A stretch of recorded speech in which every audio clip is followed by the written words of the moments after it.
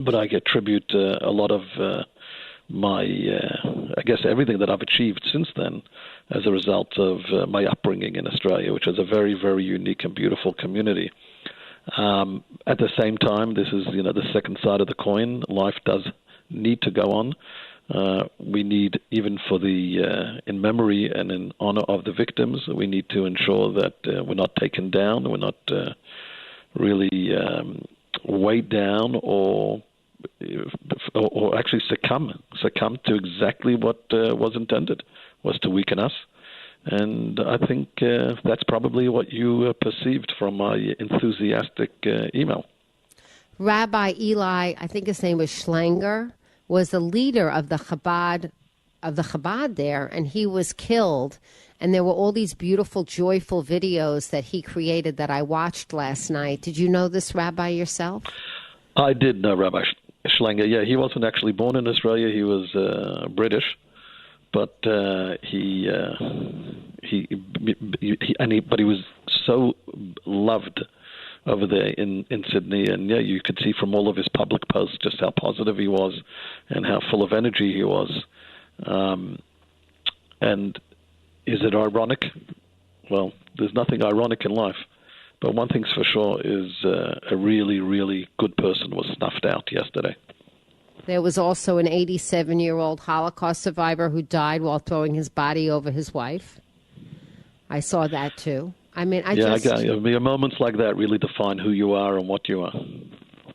So, Rabbi, you're a spiritual person, you're a learned person, but you're also very much of this world. I know you, and your feet are also in this world.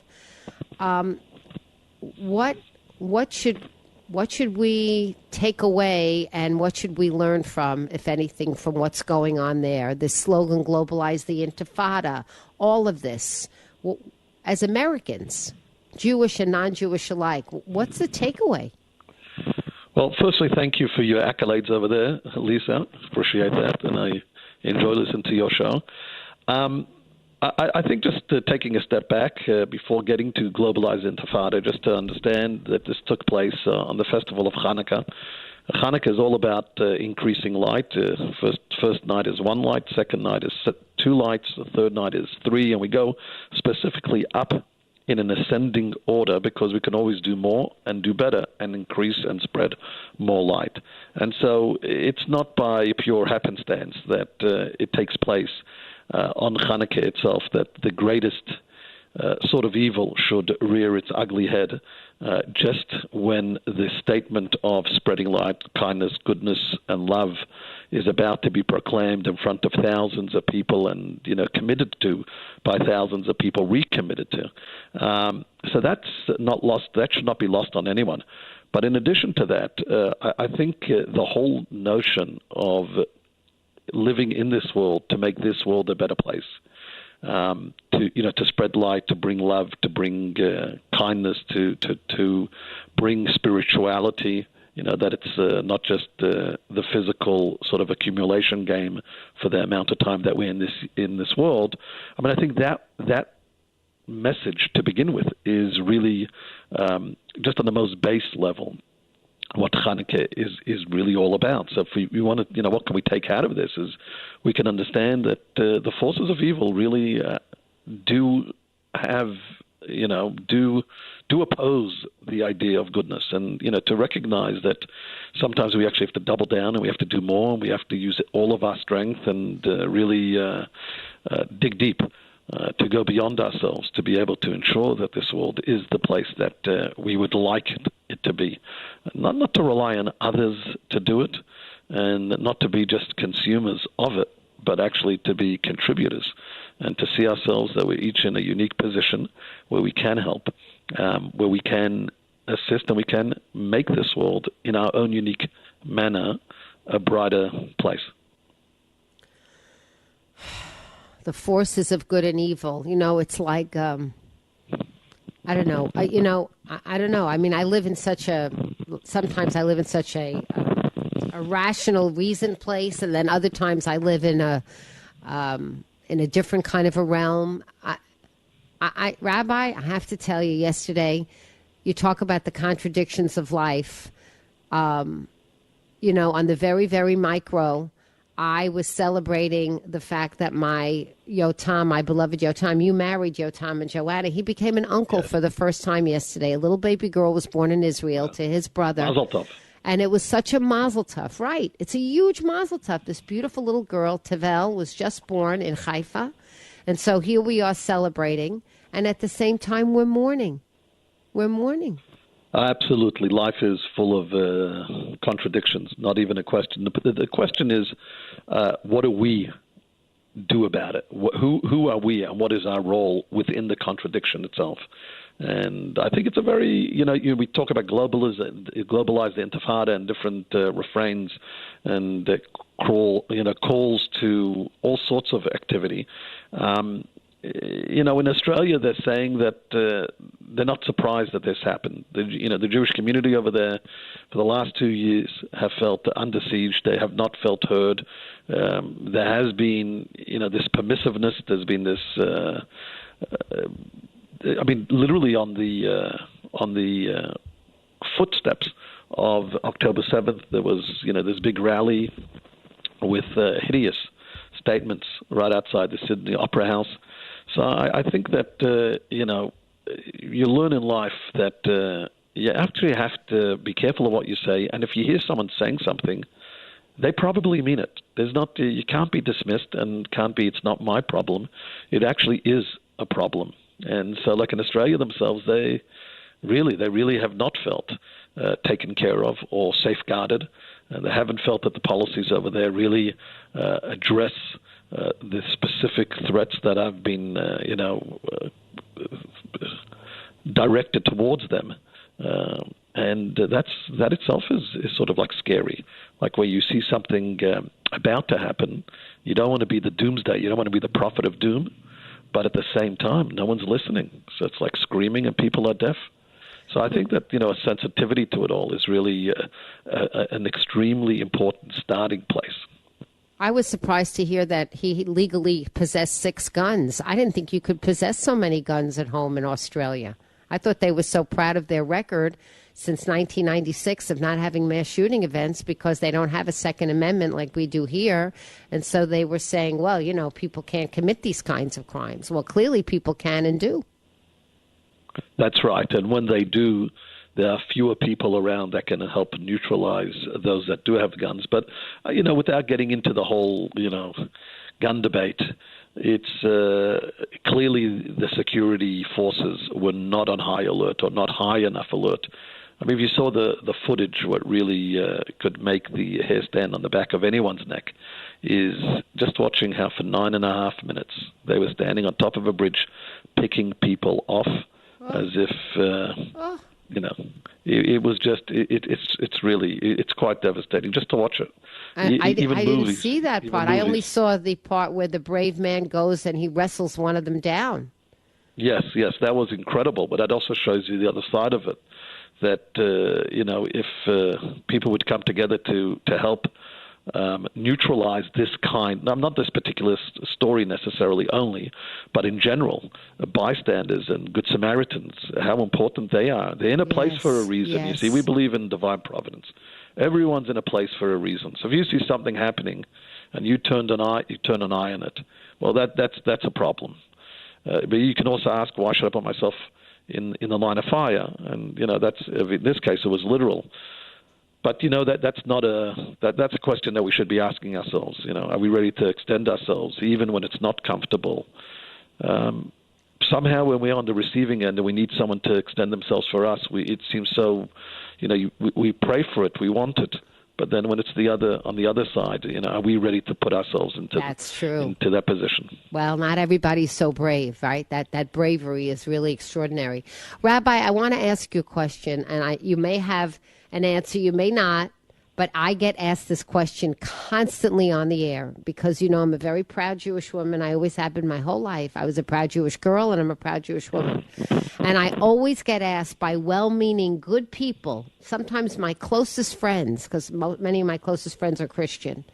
They ask me this: Why is there anti-Semitism? I don't understand it. So many good people call this show and ask me again and again, what is this about? I don't get it. Why are the Jewish people targeted? And I have to tell you, half the time I come up empty myself. I don't really understand it myself. Shucks, because I thought I had a new answer. I thought I was going to ask, I could tell them to call Lisa Wexler. No. Do you have an answer for that, Rabbi, when you're asked that question? Well, I mean, I think I do. I think the answer is, and it's maybe quasi-spiritual answer, but it is truth, and that is that the Jewish people are a nation that dates back 3,500 years, and we're predicated on a pledge to make this world a better place. And if we want to take a biblical, you can go to Abraham. I'll bless those that bless you, and all the nations of the earth will be blessed via you. And I think we take our job very seriously. I think that from an ideology and from a belief and from a philosophy, it's about making this world a better place and actually stepping into those shoes of sort of leadership. And I don't think that we're immune to also imperfection. Far from that. But I think far from that. This is not about a flag carrying sort of like self-promotion. But what it is that it is exactly this statement of forces of good to be out there to really make this world a better place, and it makes some people uncomfortable. And I will tell you that, and then there's a copycatters. So there's the philosophy of it, and then there's what becomes acceptable, which is why it needs to be rooted out. Not necessarily in the philosophy. That's you can't always ideologically change someone, but you can change a behavior, and a behavior has to be changed, and the rhetoric has to change, and what people are allowed to say, and what people can hide behind, and you just find the irony in life, because freedom of of expression, right? Freedom of speech is so often utilized in a manner that's actually to the opposite of what the intent of it is, and people which want to exploit it will exploit it and walk the fine line. But I think it isn't a question that has an easy answer.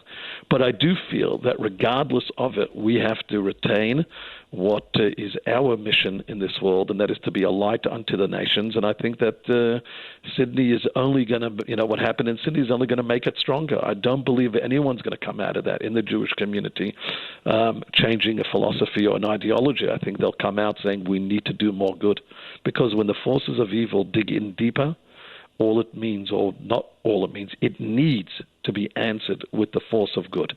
And I think also just one last, sort of like caveat on this, and that is ultimately the festival of Hanukkah is the message that good does prevail over evil. And I think we can't fall into despondency.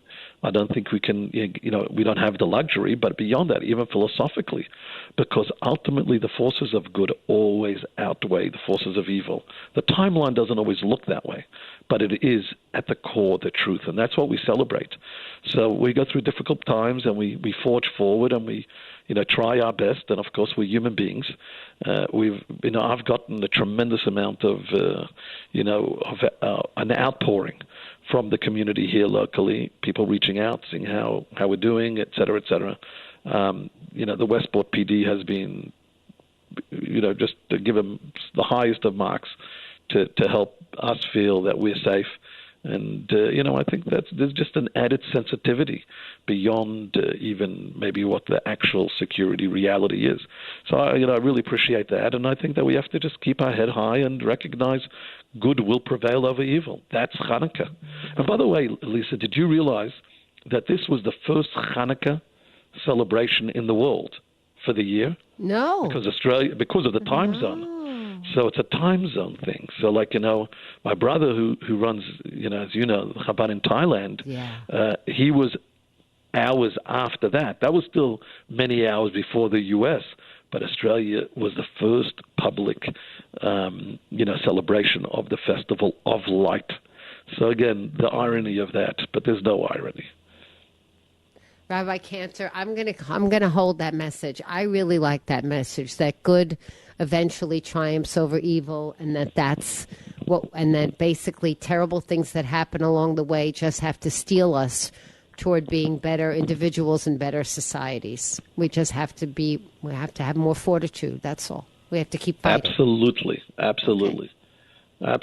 In fact, if we have any other philosophy as a result of that, it would mean that the forces of evil have made an impact. And that impact they don't have the power to make. Rabbi Yehuda Cantor of Chabad of Westport, thank you very much for joining us. Really, it's wonderful to have you. Lisa, thank you so much. And happy Hanukkah. Okay. Yeah, happy Hanukkah. Thank you. WICC 695.9, the voice of Connecticut. Weather update. Partly sunny with a few snow showers later this afternoon with a high in the upper 20s. A few scattered snow showers this evening. Clearing after midnight with a low near 20. Tomorrow sunny with a high in the low 30s. I'm meteorologist Paul Fiorek on WICC. Now, let's take a look back with Norman. Let's hear what happened today in WICC history. It's December 15th. Happy birthday to Norwalk's own Mo Vaughn, New York Mets superstar. Mo with the bases loaded. Mo Vaughn's 7th career grand slam. In 1988 in Fairfield County, the cost of a pound of bacon was $1.90. The average price of gas was 96 cents, and eggs cost 71 cents a dozen. The number one movie at the box office in 1974 featured Stanford's Gene Wilder in Young Frankenstein. Alive! It's alive! It's alive! December 15th. That was today in WICC history. Every day just before 2 on the Voice of Connecticut. WICC 695.9. WICC Bridgeport, WFOX Southport, WEBE HD2 Westport, WPLR HD2 New Haven, locally owned by Connoisseur Media. This is CBS News on the Hour, sponsored by Progressive Insurance. I'm Cammie McCormick. The 32-year-old son of director Rob Reiner has been arrested and booked with murder, according to authorities. Reiner and his wife were found dead in their home over the weekend. CBS's Anna Schechter with more. His son is in custody, and what we know is his son has struggled for a long time with substance abuse issues. The next steps will be potentially an arraignment hearing where charges will be read to Nick Reiner. He'll be asked if he understands those charges. He'll respond. We probably won't get a plea right away. We might. He is being held on $4 million bail. Federal authorities today announced the arrest of 4 people they say were part of an extremist group that was planning bombing attacks in Southern California. The FBI's Akil Davis. Today we are announcing a major victory in our collective effort to protect the American people. The FBI's Joint Terrorism Task Force intercepted a scheme by members of a violent extremist group we believe determined to detonate explosives at multiple businesses on New Year's Eve. Authorities are again searching for a suspect in the shooting at Brown University over the weekend. 2 students were killed and 9 injured. The person of interest being questioned was released late yesterday. In Australia, where a shooting happened over the weekend at a Hanukkah celebration, authorities are promising to overhaul already tough gun control laws. At least 15 people died in that attack at Bondi Beach, fueling criticism that not enough is being done to combat a surge in anti-Semitic crimes. It raised concerns here in the U.S. as well. Jonathan Greenblatt of the Anti-Defamation League. This isn't an isolated incident. It's tragic, and yet it's entirely predictable because it's a result of this normalized, escalating, hateful, anti-Jewish rhetoric. There may be compromise in the works to deal with the health care crunch and Affordable Care Act subsidies expiring. CBS's Caitlin Huey-Burns on Capitol Hill. They will leave town Friday for the rest of the year, not to come back until early January, right after the new year. So this is really crunch time. You are not likely to see any way to address these rising premiums that are set to go into effect at the beginning of next year, because Congress just won't be able to have the time to figure this out by then. A longtime star of General Hospital has died, Anthony Geary. Geary played the street-savvy Luke Spencer on the long-running show. His on-screen wedding to Laura Weber was watched by 30 million viewers, the highest-rated soap opera episode in American TV history. He was 78 years old. Stocks are lower this hour. This is CBS News. Sponsored by Progressive. See why over 43 million drivers trust Progressive to stay protected on the road. See for yourself at Progressive.com. Our country is held together by small businesses. That's a fact. It's also a fact that 9 out of 10 of those small businesses will fail. Why? Because it's hard, really, really hard to build a profitable business from the ground up today. Pure Talk knows that. They started as a small American wireless company determined to keep their customer service in this country. It worked. And today, Pure Talk is determined to help other small businesses prosper by offering them the same white glove service the big guys get. Same service, same 5G network at a truly affordable price. Pure Talk is focused on businesses that employ welders and roofers, electricians, plumbers, HVAC techs, the people who keep the lights on. If that sounds like your business, give Pure Talk Business a try and see just how much you could save. Dial pound 250, say micro, to switch to an American wireless company who understands the power of small business. Pure Talk. WICC 695.9, Voice of Connecticut Local News Update. Senator Chris Murphy spoke out Sunday against gun violence on the 13th anniversary of the deadly shooting at Sandy Hook Elementary School in Newtown. Appearing on CNN's State of the Union, Murphy said communities are forever changed by tragedies like mass shootings. What I know is that a community never, ever recovers from a shooting like this. And the trauma and the cost is not just in the lives lost. The day was observed with remembrance services to honor the victims. The event is considered one of the deadliest shootings in the country. 20 children and 6 educators were killed on that day back on December 14th of 2012. The anniversary was marked the day after a deadly mass shooting at Brown University in Providence, Rhode Island. 2 people were killed and 9 were injured Saturday when a gunman walked into a classroom at an engineering building and opened fire on students preparing to take finals. Elected officials in Connecticut have expressed condolences to the victims, survivors, and families of those students.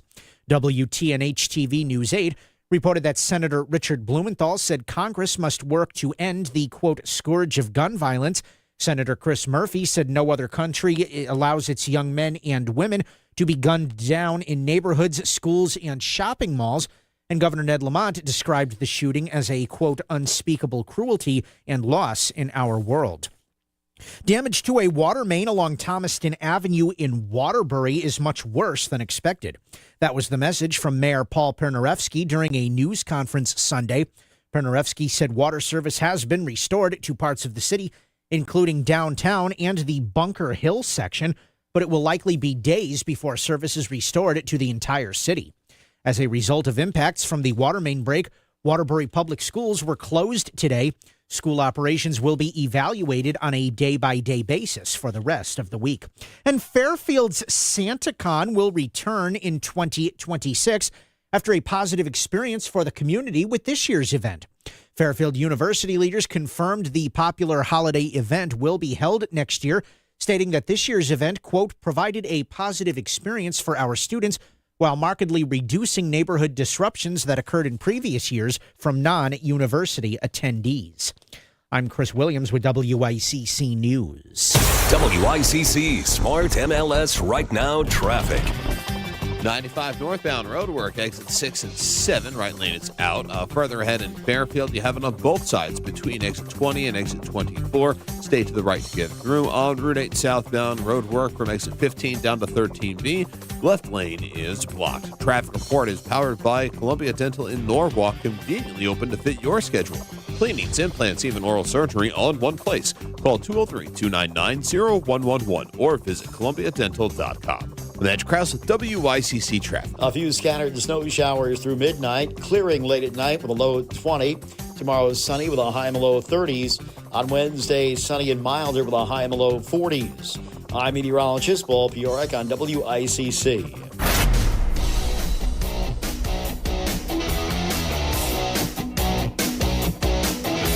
You're listening to Connecticut Today with Paul Pizzelli on WICC 695.9, the voice of Connecticut.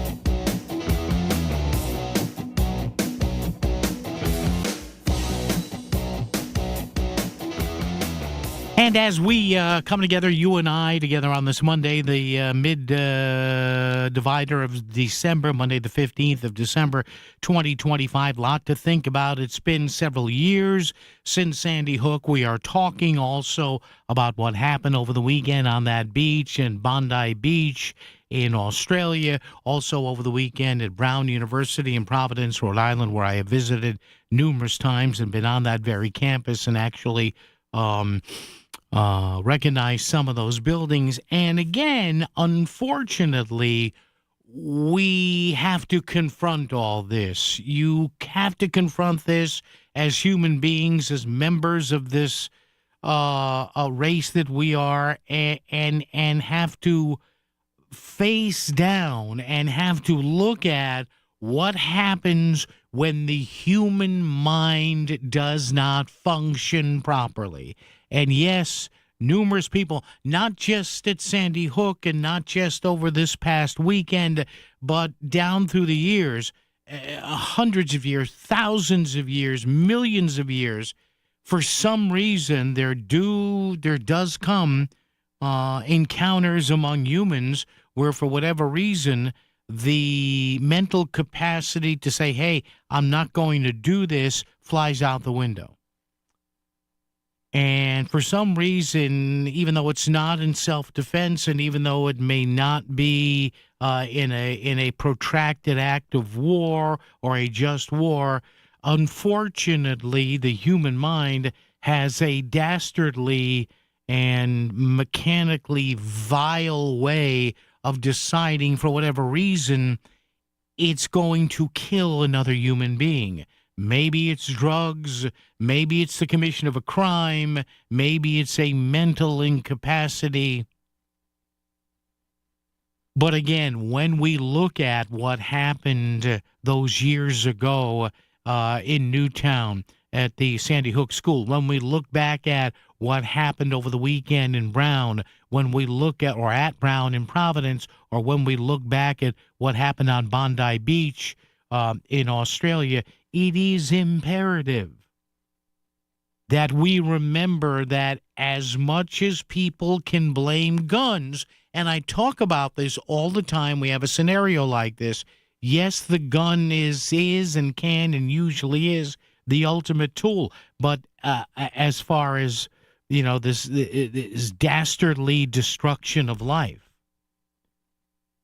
And yes, you can, with a lot of relevance and a lot of veracity, say, well, yeah, if we all had knives and didn't have guns, there probably wouldn't be mass shootings. Well, yeah, you're probably right. Now, other societies have stabbing attacks, slashing attacks. We see that all the time. But the bottom line is guns, in fact, at least in one case, these were modified guns, I think, of some sort. I was reading over the weekend in Providence. But a firearm does make it a heck of a lot easier for mass carnage. But what is the origin of that desire for mass carnage? It comes from a deranged human mind. And already we're seeing the political finger pointing, and I've got something, and Chris had something in the news there from Chris Murphy. Well, I've got something else from Chris Murphy that just coming up later on, I'll play it for you. In that same CNN interview, you had Chris Murphy saying certain things to which a lot of us who heard that over the weekend and who saw that, I'm sitting here going, really? You had to go there? Because there are some people in our political process, the moment they see an unfortunate loss of life with a gun, they don't think this person was mentally deranged. How can I register a political point? And sadly, we heard that from Mr. Murphy over the weekend. He is so struggling to be relevant. He is becoming a caricature of himself right now. But I digress. We'll get to that momentarily. But again, looking back at all these instances, and yes, it has been many years since Sandy Hook and Newtown, and we're still trying to piece together what happened in Providence and Brown. We saw, as you heard Lisa's discussion earlier today on her show, we saw the results of ugly anti-Semitism over the weekend in Australia, where, let's face it, they probably have not been as tough on blatant anti-Semitism as they should have. Now, would that have prevented what happened over the weekend on Bondi Beach? I don't know. Nobody really knows that. You can guess, and you would have hoped it did, but it didn't. So, yes, when these shootings happen, you can easily, and with a lazy mind and a lazy way of thinking, point to the gun. Yes, the gun can be the ultimate arbiter of death. I get that. I understand that. I'm not going to waste my time arguing that with you here. But do we have a lack of fortitude to actually say what the problem here is? I mean, come on. When we find out who the gunman or gun person is, I guess they released a person of interest in the Rhode Island case. When we find out, and I have no doubt eventually the correct person will be found, you don't think there's going to be some sort of mental incapacity there? You don't think the ugly mental incapacity of anti-Semitism was present in Australia? You don't think, looking back at Sandy Hook, that there was a degree of mental incapacity there by several people involved there? Of course it is. Of course it was. But again, we seem to have either the incapacity or the lack of will to actually do things. And I don't know what that is. And this leads to my first question of the day. Even though we tend to know this, we tend to know that it's not normal except to protect one's family or to protect one's self or to take part in a just war. We know that it's not normal to kill someone. So I ask, as we begin on this Monday, the 15th of December, is there anything that can be done to avoid mass shootings, or are they impossible to predict and act on before it's too late? The guns aren't going anywhere. Do you understand that? The guns are not going anywhere. So get that out of your mind. There are 400 million guns in this country. Would it be wonderful to snap your finger and say, no more firearms? I guess it would be. It ain't happening. So you tell me what can be done in light of the fact that we don't really know all the details or have any idea who the shooter or the killer is of the Brown University shootings. So you tell me. 203-333-9422, 333-WICC. For those who struggle in Fairfield County, winter is especially hard, with a challenge to just keep warm. But you can help. The Voice of Connecticut First County Bank Warmth Drive is happening right now. Donate new or gently worn coats, gloves, hats, and scarves to any First County Bank location now through December 18th. Everything collected goes directly to Bridgeport Rescue Mission. Let's all do our part to help keep our neighbors in Fairfield County warm through the winter. Experience unparalleled customer satisfaction at Sono Collision, where our excellence in service meets top-notch repair to restore your beloved vehicles. When you choose us, you're choosing supreme expertise that ensures flawless results. Be it minor dent or major damage, our skilled team breathes life back into your car. Visit us today at sonocollision.com. That's sonocollision.com. Your car will thank you. A cancer diagnosis comes with so many questions. Should you get a second opinion? What's the right treatment? How do you tell your kids? You don't need more questions in your life. You need world-class cancer care here in Fairfield County. That's why Stamford Health collaborates with Dana-Farber Brigham Cancer Center, ranked number 3 nationally for cancer care. Your search for answers stops when our care for you starts. Stamford Health. Want to know how business gets made in Connecticut? Check out the Made podcast at voiceofct.com. It's the official companion to the Made Leadership Series. Want to stay ahead of the curve and learn from top minds? Check out Connecticut-made.com and get made. In the real estate ecosystem, trust and transparency create harmony. But one elusive species disrupts this balance: the rogue agent.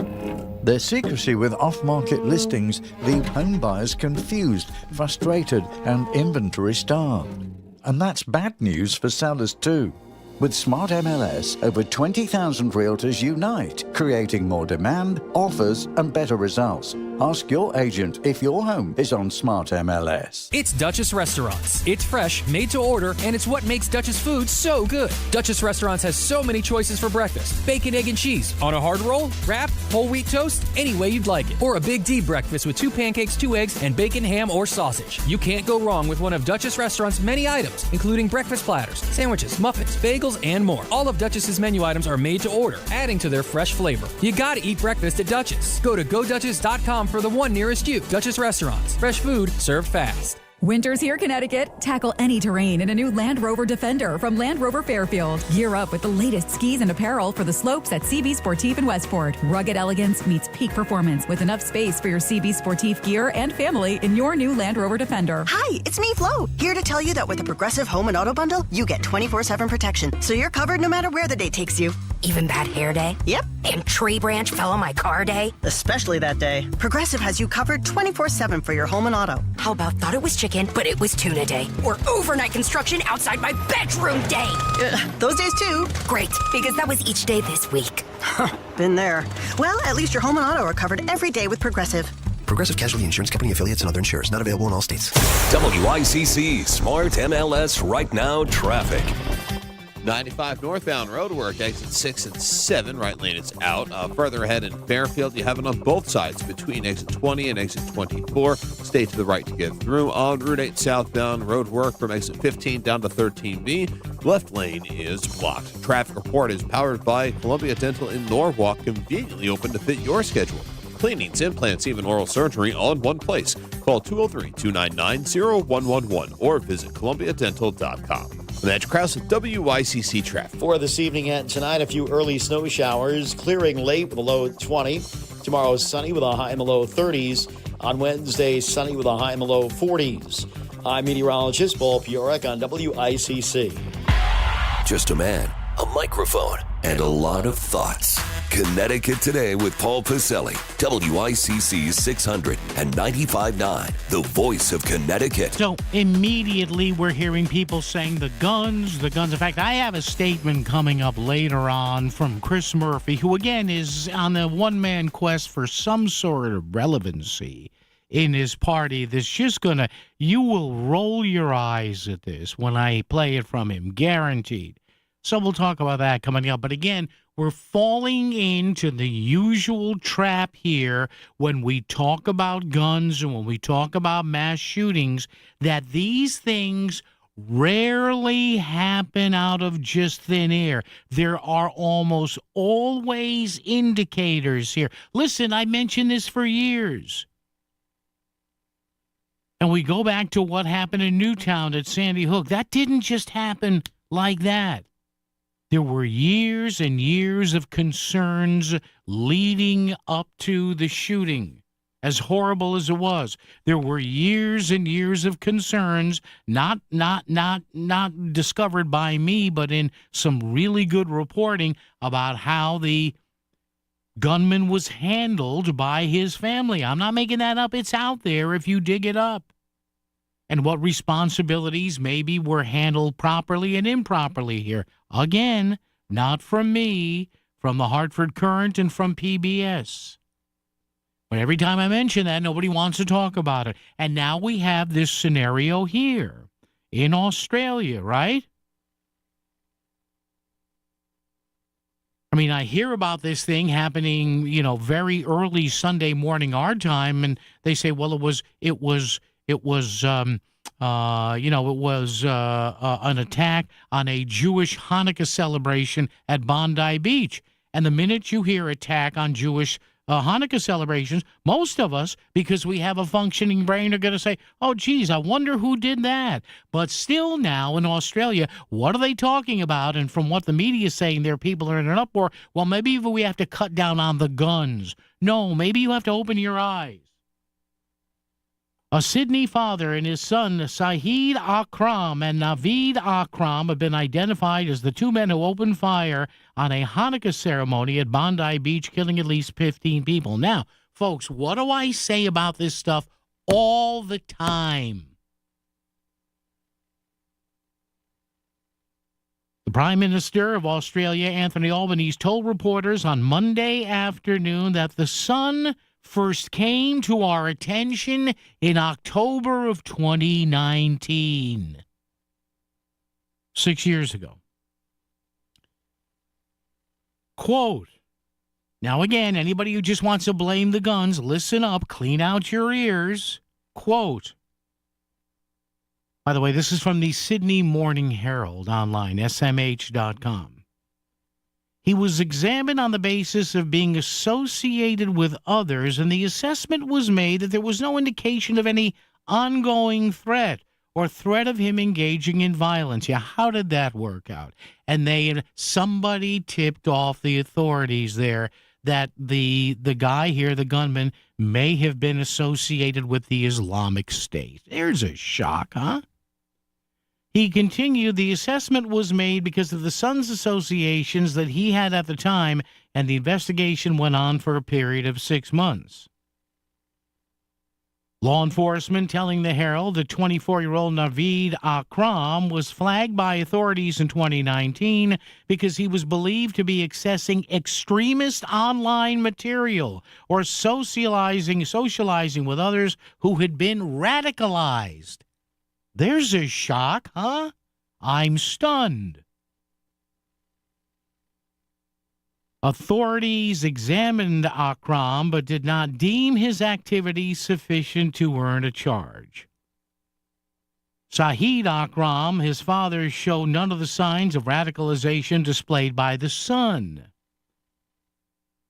They are probing now the possibility that the son may have radicalized his father.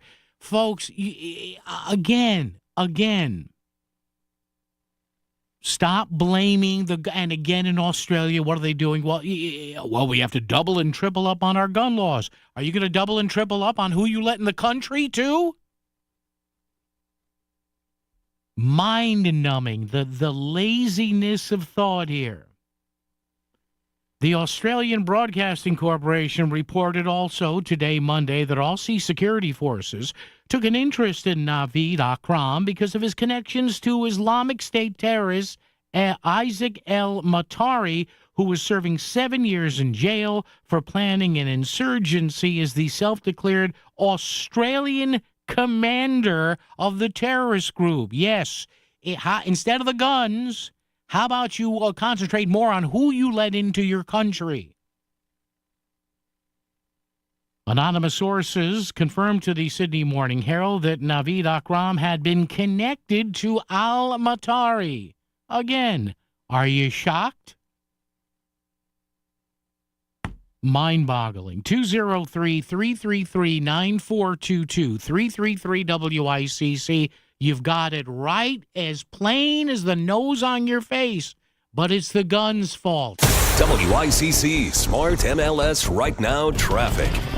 95 northbound roadwork, exit 6 and 7, right lane is out. Further ahead in Fairfield, you have it on both sides between exit 20 and exit 24. Stay to the right to get through. On Route 8 southbound roadwork from exit 15 down to 13B, left lane is blocked. Traffic report is powered by Columbia Dental in Norwalk, conveniently open to fit your schedule. Cleanings, implants, even oral surgery on one place. Call 203-299-0111 or visit columbiadental.com. That's Krause with WICC traffic. A few scattered snow showers through midnight, clearing late at night with a low of 20. Tomorrow is sunny with a high and a low of 30s. On Wednesday, sunny and milder with a high and a low of 40s. I'm meteorologist Paul Fiorek on WICC. Hello, my name is Bob Cinto, and I would like to rent you office space. The reason we've done so well is that we put our tenants in front of everything else we do. Your growth is my growth. Your success is my success. And I would love to show you some beautiful properties if you should need space. Thank you. Start online, SCINTO.com.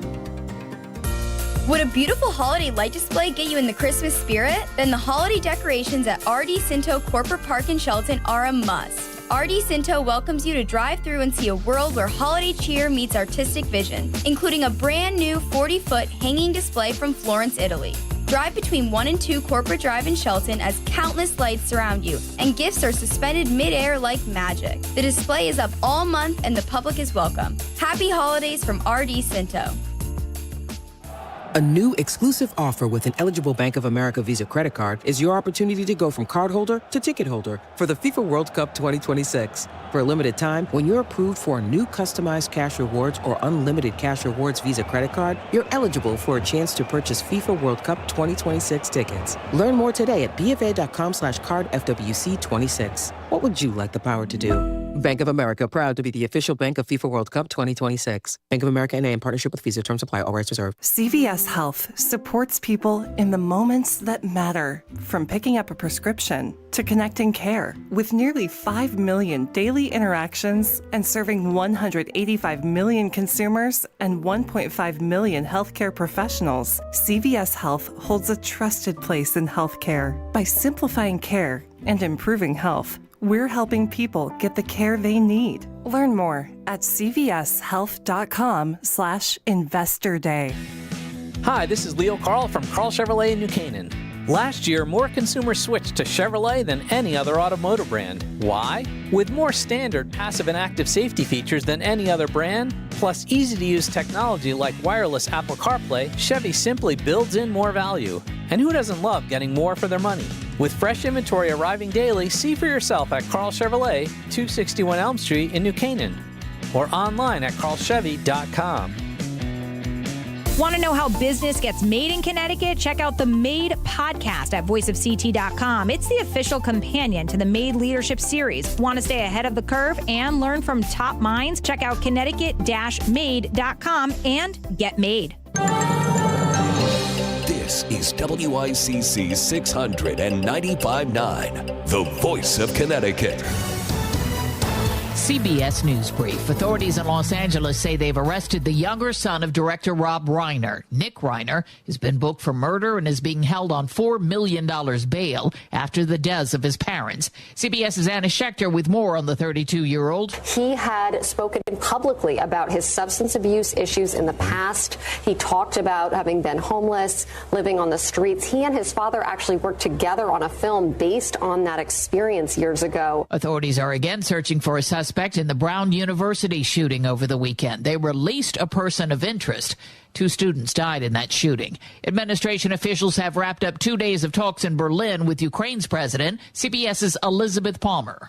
There are certainly no breakthroughs, but the mood music's been encouraging. U.S. officials say there is consensus on 90% of the issues. On Wall Street today, stocks are lower. CBS News Brief, I'm Cammie McCormick. WICC 695.9, Voice of Connecticut Local News Update. 2 people are dead after suspected exposure to the elements in Stamford. Police say both victims were found in separate locations on Saturday morning. The first victim, who has been identified as 50-year-old Joanna Beatriz Naves Gonzalez, was discovered at a bus stop along the 800 block of East Main Street. The second victim, who has been identified as 52-year-old Francisco Diaz Aquino, was found near the softball fields at Cummings Park. Autopsies are planned for both victims to determine an exact cause of death. Governor Ned Lamont has activated Connecticut's severe cold weather protocol. The protocol has been in effect since noon Sunday and is continuing into today due to a blast of Arctic air currently impacting the state, including wind chill temperatures during the overnight hours that were at or below zero. The purpose of the protocol is to ensure that the most vulnerable populations receive protection from severe cold. While enacted, a system is set up for state agencies and municipalities to coordinate with United Way 211 and Connecticut's network of shelters to make sure anyone in need can receive shelter from the outdoors, including transportation. A 27-year-old woman is dead after her car hit a tree in Stratford Sunday morning. Police responded to the scene on Main Street around 7:30 a.m. The woman later died at a hospital. The cause is under investigation, and anyone with information is asked to contact Stratford Police. The victim's name was not released. Flu cases are on the rise as several states move up the CDC tiers for flu activity levels. According to data released on Friday, there's an 8% spike in people testing positive for the virus last week. The latest available national data showed New York and New Jersey are experiencing high transmission of the virus, while the number of cases in Connecticut is in the moderate tier. So far, an estimated 2.9 million people have gotten sick this season, and about 1,200 people have died. No injuries are reported following a fire in New Haven. The blaze broke out early Sunday morning near 190 Chapel Street. The building was vacant, and crews were briefly pulled from the building while the roof collapsed. The cause of the fire is under investigation. A retail theft ring involving Home Depot stores across multiple states is tied to Connecticut. Authorities say more than 300 thefts took place at nearly 130 stores over a 13-month period, including 14 Home Depot locations in Connecticut. 13 defendants have been indicted in the thefts, which totaled $2.2 million. Connecticut State Police want to put drone detection sites on 2 New Haven schools. State Police have requested that the city install dead drone detection equipment on top of Sound Schools and New Haven Academy's rooftops. Connecticut State Police also want Yale University to be the 3rd new drone detection site in the city. Governor Ned Lamont was joined by 3rd District Democratic Congresswoman Rosa DeLauro this morning at a news conference in New Haven to discuss the impact that the delays and cuts in federal funding from the Trump administration will have on homelessness services in Connecticut. Additionally, Governor Lamont announced his plan to use funding from the recently created Emergency State Response Reserve to fill in some of these funding gaps. And today is the last day of open enrollment. If you want health care in a new or renewed plan to begin January 1st, you must enroll by the end of today. After today, the start date for your new plan will be February 1st. Be sure to check Access Health CT or work with your health insurance broker immediately. Also, if you have qualified in the past for federal subsidies, be aware that those subsidies did not get extended by Congress. However, Governor Ned Lamont has pledged to use state funds to offer assistance to residents who relied on those subsidies and are currently making less than $56,000 a year. I can pretty well assure you that there'll be very little change in what you have to pay out of pocket, but you're going to have to go to the AccessHealthCT.com website and look at the alternatives, for example, the Anthem alternative, where you'll find that there can be some potential savings to you. I'm Chris Williams with WICC News. WICC Smart MLS Right Now Traffic. 95 northbound roadwork, exit 6 and 7, right lane is out. Further ahead in Fairfield, you have it on both sides between exit 20 and exit 24. Stay to the right to get through. On Route 8 southbound roadwork from exit 15 down to 13B, left lane is blocked. Traffic report is powered by Columbia Dental in Norwalk, conveniently open to fit your schedule. Cleanings, implants, even oral surgery all in one place. Call 203-299-0111 or visit columbiadental.com. That's Krause with WICC Traffic. For this evening and tonight, a few early snow showers, clearing late with a low at 20. Tomorrow is sunny with a high in the low 30s. On Wednesday, sunny with a high in the low 40s. I'm meteorologist Paul Piorek on WICC. If Stamford is talking about it, so is Paul. Connecticut Today with Paul Piselli on WICC 600 and 95.9, the voice of Connecticut.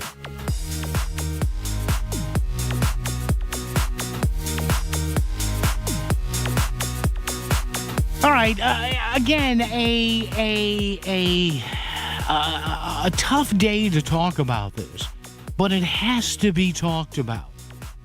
And we don't know what's going to happen once they find, whoever is the culprit here in the shooting, the mass shooting. 2 students killed, 9 others wounded at Brown University in Providence. We don't know who that's going to be, but it's not going to be a rational person.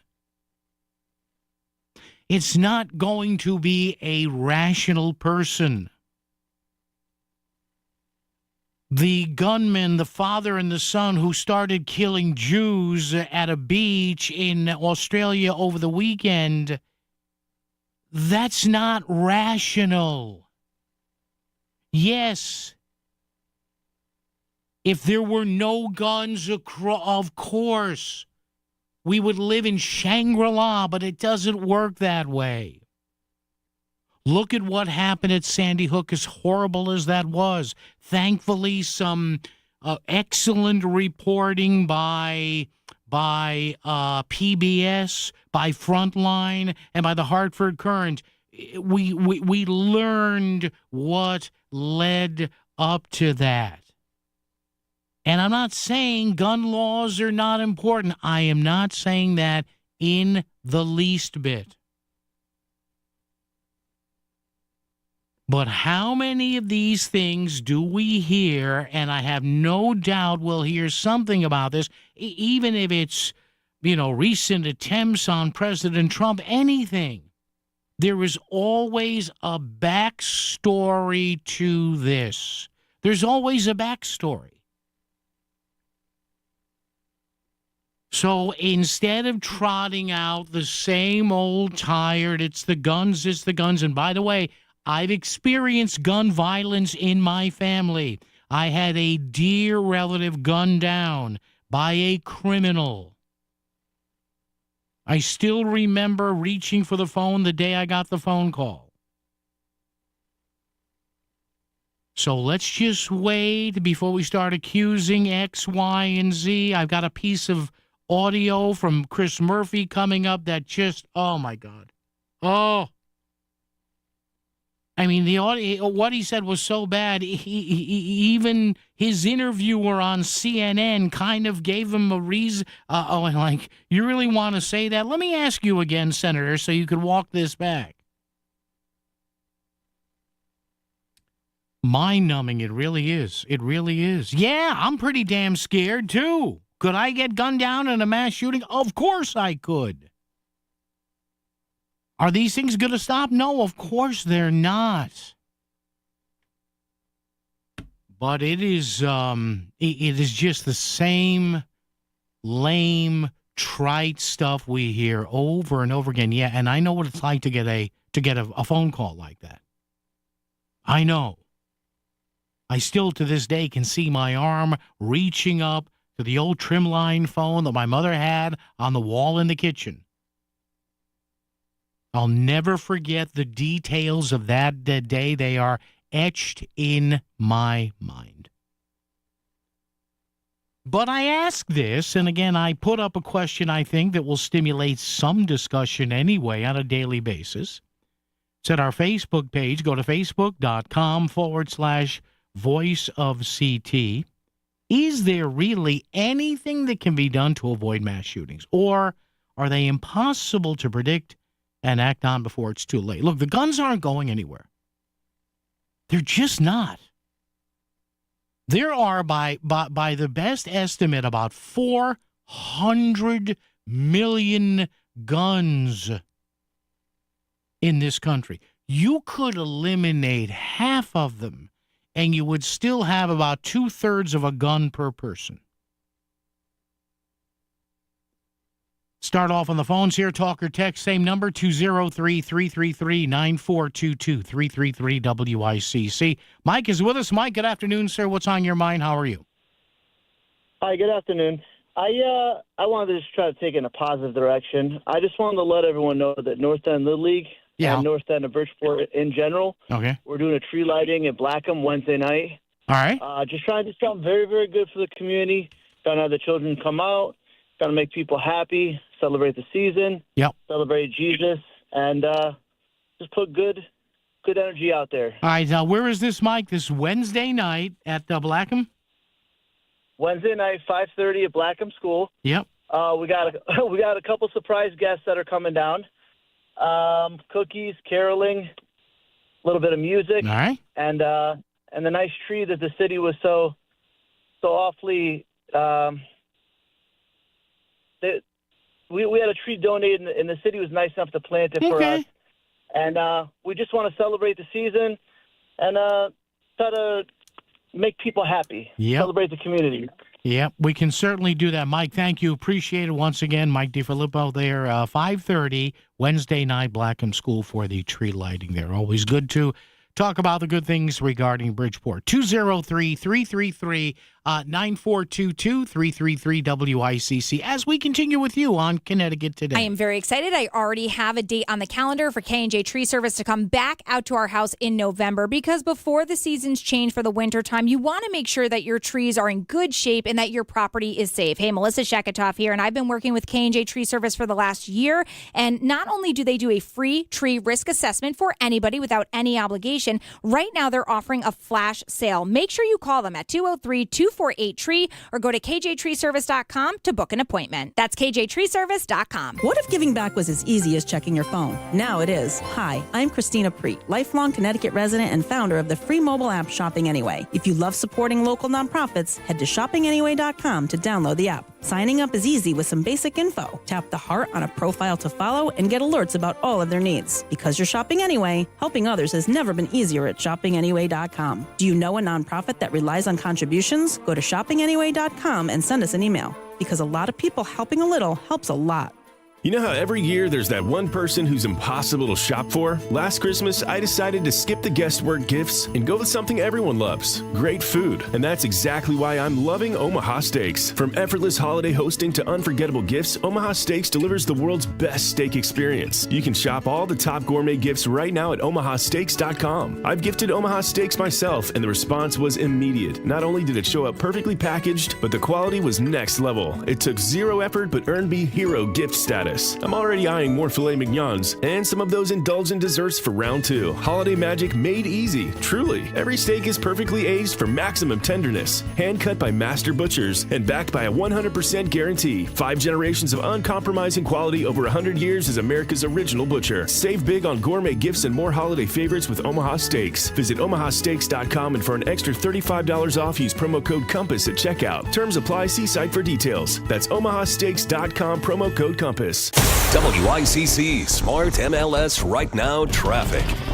95 northbound roadwork, exit 6 and 7. Right lane is blocked. Further ahead on 95, construction between exit 20 and exit 24. Stay to the right to get through.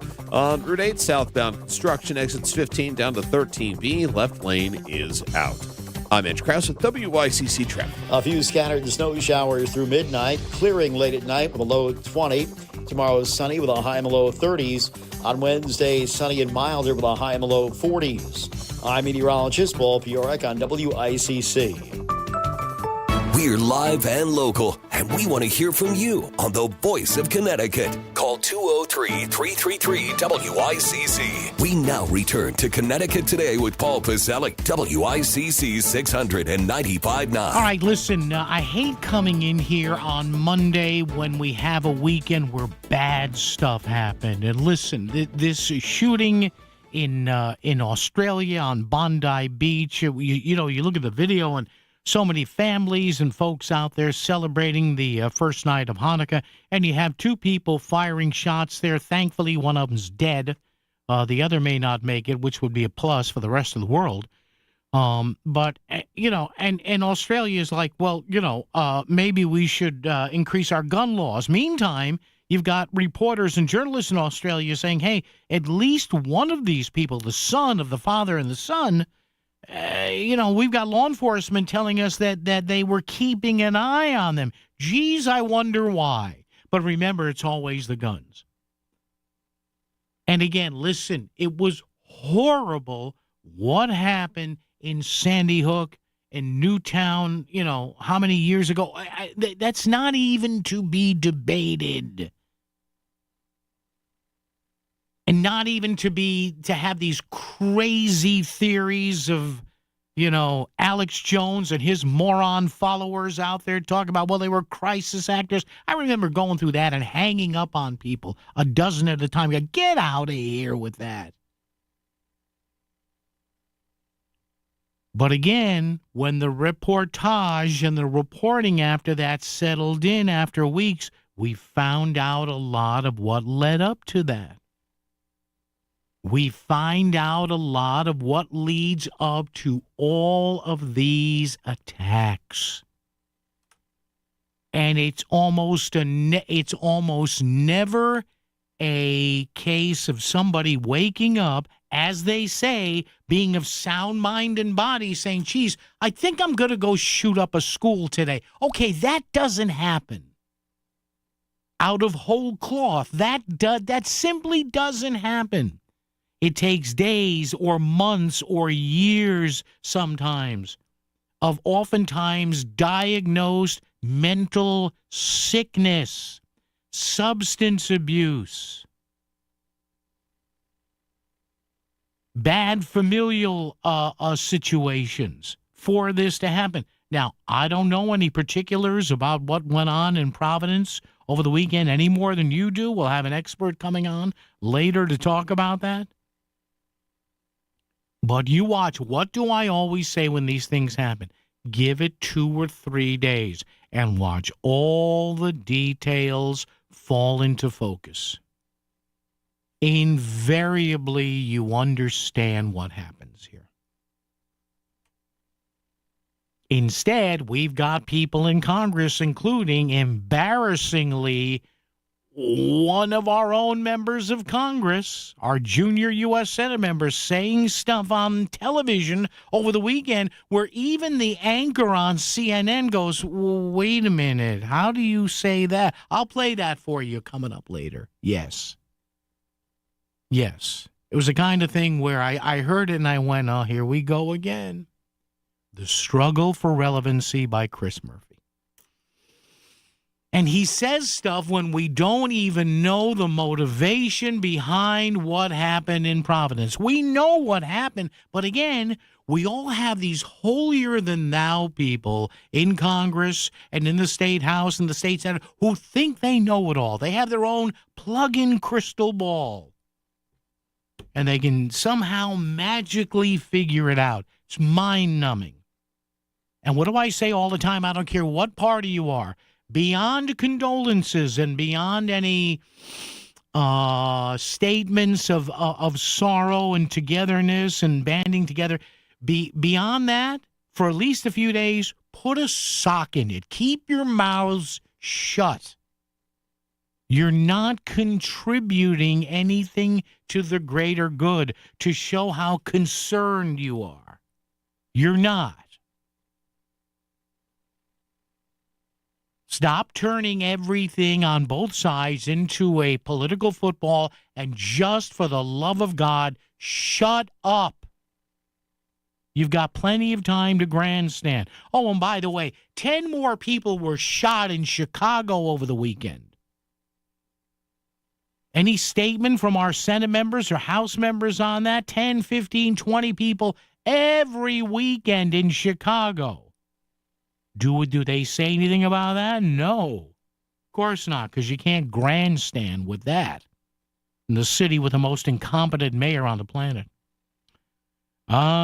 Jeff in Westport. Jeff, how are you? What's up? Hey, Paul. Yeah. Hey, that's why it's so important to have a concealed weapons permit. I know people are like, oh, too many people are carrying guns anyhow.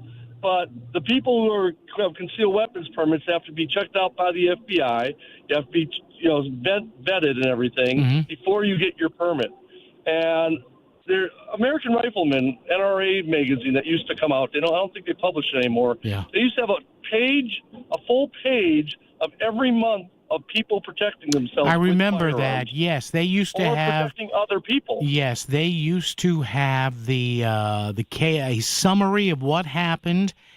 Which police department had the summary and the case number? Yes, they did. Right. Yep.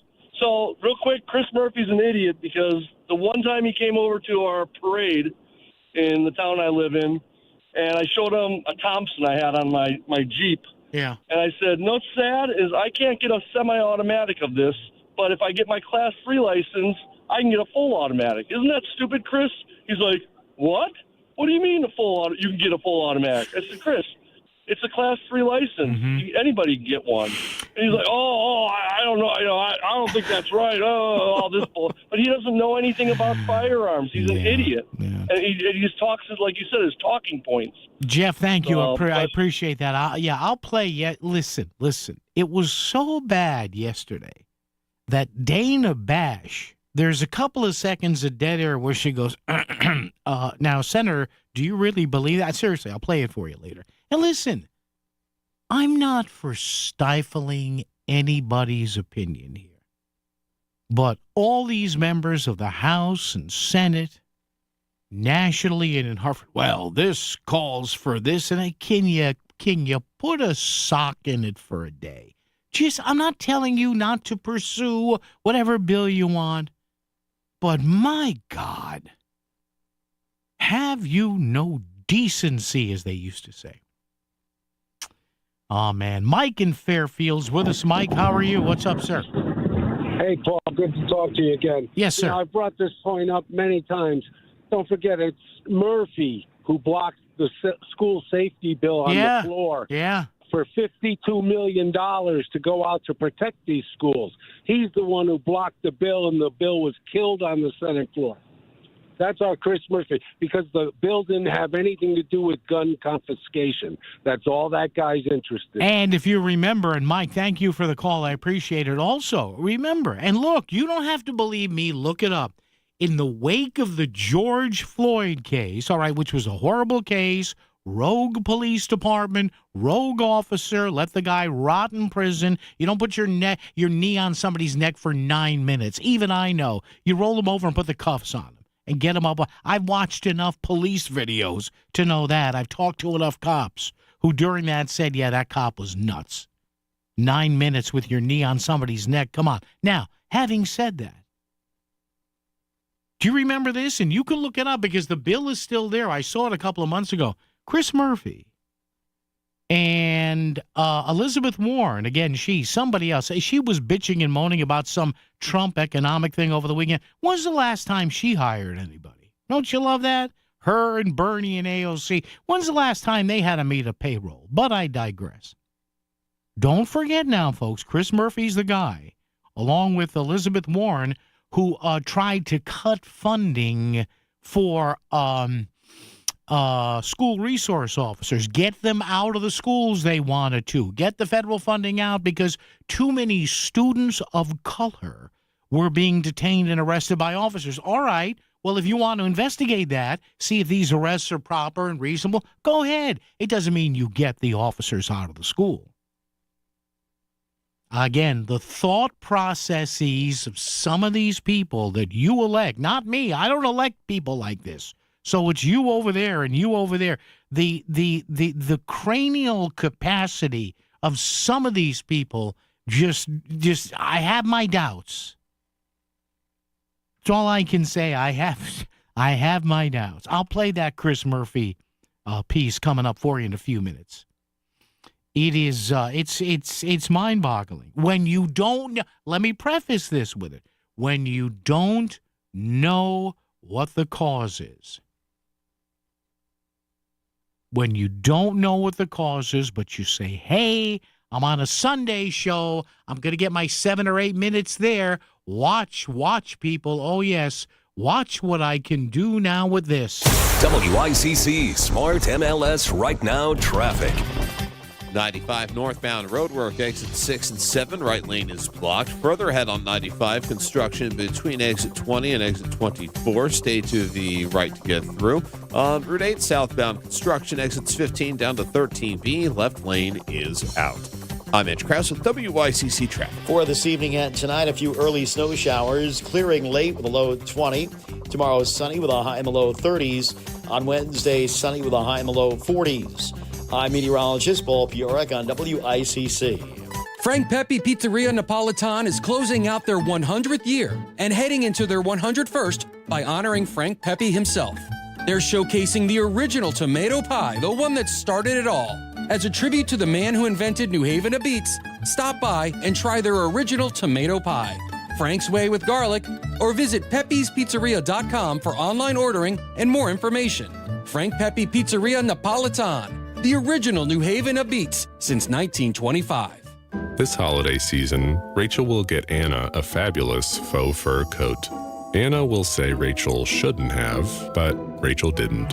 Because Rachel will only have to spend $75 on a coat Anna thinks costs $200. But then again, it's what she thought that counts. Yes, JCPenney. Higher price $200 reflects comparable national brand. $75 Anna faux fur jacket reg $108. Valid through 12/24. See store or jcp.com for details. Back to the news and talk. Thanks to Smart MLS. Smart sellers ask, is my home on Smart MLS? The voice of Connecticut. WICC 695.9. It's Connecticut Today with Paul Pacelli. All right, if you want to talk or text, the same number, talk or text 203-333-9422, 333-WICC. Get you through here to the phones or also the text screen. You can send there and I can read it right here just between you and I. A lot of people like text because sometimes they don't want to come on the radio, but they want to say, hey, get a load of this, right? Hey, coming up later in the show, we'll have expert analysis on what law enforcement is doing, both in Australia and also in Rhode Island. FBI involved, too, in that Brown University shooting investigation. Also, our pal Rob Sampson joins us, Republican, Connecticut State Senate. So how do we move forward here? As you heard the other day, Matt Blumenthal from the General Assembly, State Rep Matt Blumenthal saying he is all set, or the Democrats are all set with their ideas on how to implement no excuse absentee balloting here in the state, which in effect in the coming years is going to be mail-in voting. Okay, what's the security level of this? And if the GOP wants a little more security on this, is the Democratic Party going to, pull out the D word, disenfranchise, if the Republicans want that? WICC Bridgeport, WFOX Southport, WEBE HD2 Westport, WPLR HD2 New Haven, locally owned by Connoisseur Media.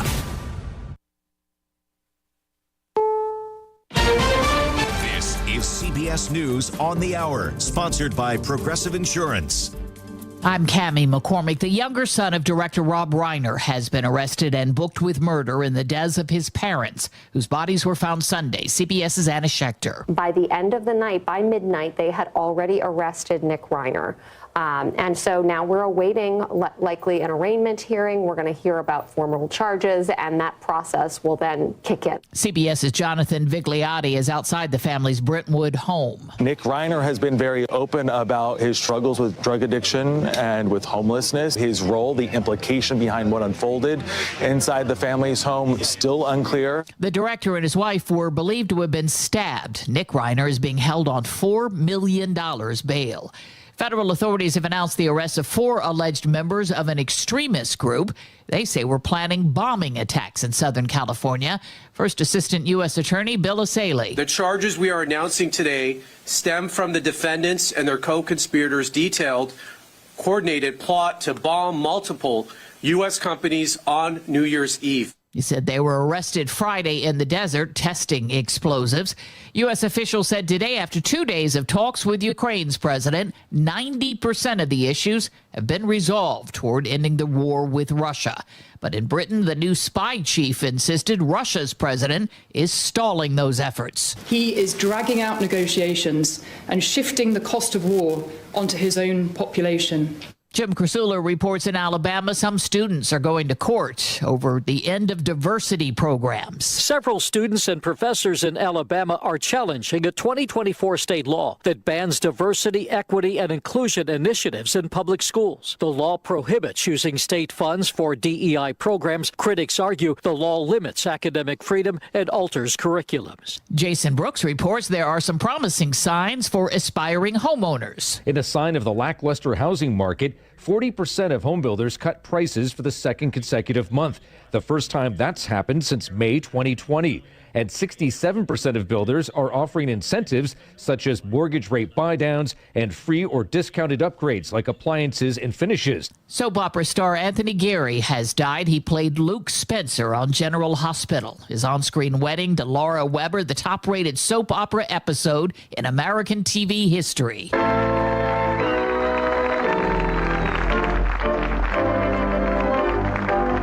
Gary was 78 years old. On Wall Street at this hour, stocks are lower. This is CBS News. Sponsored by Progressive Insurance. Take the next step forward in your career with great benefits and an award-winning workplace. Apply at careers.progressive.com. Our country is held together by small businesses. That's a fact. It's also a fact that 9 out of 10 of those small businesses will fail. Why? Because it's hard. Really, really hard to build a profitable business from the ground up today. Pure Talk knows that. They started as a small American wireless company determined to keep their customer service in this country. It worked. And today, Pure Talk is determined to help other small businesses prosper by offering them the same white glove service the big guys get. Same service, same 5G network at a truly affordable price.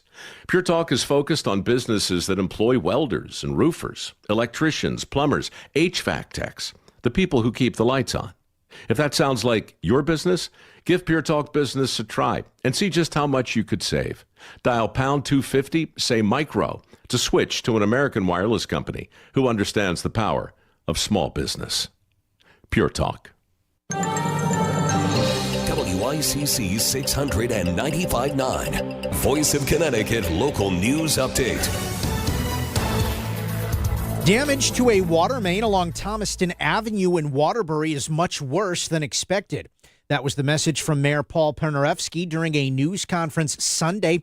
Pernarevsky said water service has been restored to parts of the city, including downtown and the Bunker Hill section, but it will likely be days before service is restored to the entire city. As a result of impacts from the water main break, Waterbury Public Schools were closed today. School operations will be evaluated on a day-by-day basis for the rest of the week. Governor Ned Lamont has activated Connecticut's severe cold weather protocol. The protocol has been in effect since noon Sunday and is continuing into today due to a blast of Arctic air currently impacting the state, including wind chill temperatures during the overnight hours that were at or below zero. The purpose of the protocol is to ensure that the most vulnerable populations receive protection from severe cold. While enacted, a system is set up for state agencies and municipalities to coordinate with United Way 211 and Connecticut's network of shelters to make sure anyone in need can receive shelter from the outdoors, including transportation. Flu cases are on the rise as several states move up the CDC tiers for flu activity levels. According to data released on Friday, there's an 8% spike in people testing positive for the virus last week. The latest available national data showed New York and New Jersey are experiencing high transmission of the virus, while the number of cases in Connecticut is in the moderate tier. So far, an estimated 2.9 million people have gotten sick this season, and about 1,200 people have died.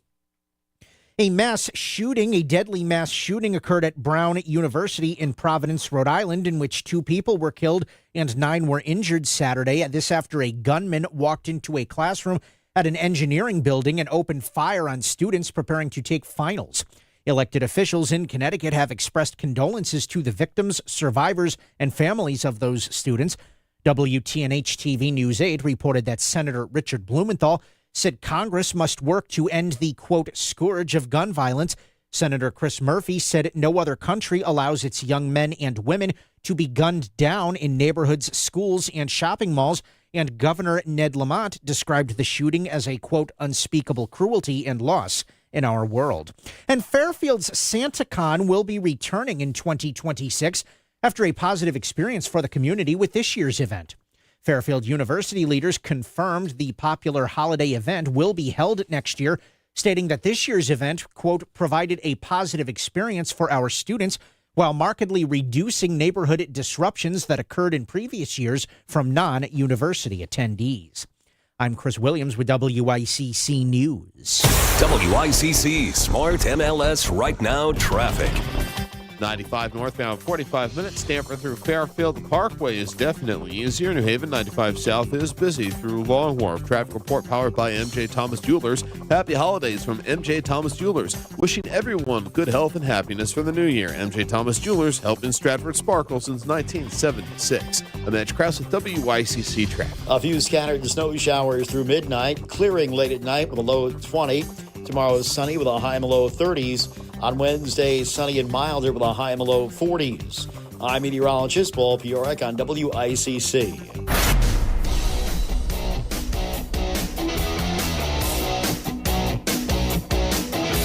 You're listening to Connecticut Today with Paul Piselli on WICC 600 and 95.9, the voice of Connecticut. All right, hour number 2 of our 4-hour radio get-together, 203-333-9422, 333-WICC. I know I play his stuff all the time, but how can you not? Because I saw this story popped into my feeds yesterday. I'm like, here he goes again. And look, I'm okay with any member of Congress from Connecticut or anywhere else or from the Senate or House, Democrat, Republican, Independent, Democratic, Socialist. I couldn't care less. What do you say? If you have the veracity to back that up with some sort of facts.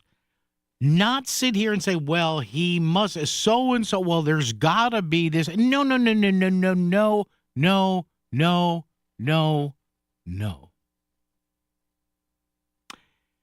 CNN yesterday, CNN State of the Union Sunday morning program with Dana Bash on it. Dana Bash welcoming Connecticut Junior U.S. Senator Chris Murphy. She threw him a couple of softballs at the beginning, and then they talked about, and there's nothing wrong with talking about what went on at Brown University. We have to talk about that. I would prefer the discussion wait until we have more facts. I would prefer that things not be said by either party until we know what caused this, what didn't cause this, what may have caused this, or whatever. But sure enough, as he continues to struggle for relevance, and again, this is nothing personal against Senator Murphy. I've never met the guy. I think I've talked to him once on the phone, I think years ago, whatever. But sometimes you listen to him, you just do, and you say, really? How do you know this? What am I talking about? Well, Dana Bash asked him about the shooting and one of Chris Murphy's pet issues that he likes to work with. Nothing wrong with reducing gun violence. But if you're going to say something, try not to be in campaign mode when you say it over and over again. This is not shocking because over the last year, President Trump has been engaged in a dizzying campaign to increase violence in this country. Wait. You said what? President Trump has been involved in a... Now, you don't have to love Donald Trump or hate him to listen to Chris Murphy say this and say, when we don't know the motive of the shooter, we don't know, at least none of regular Joe and Mary Americans know.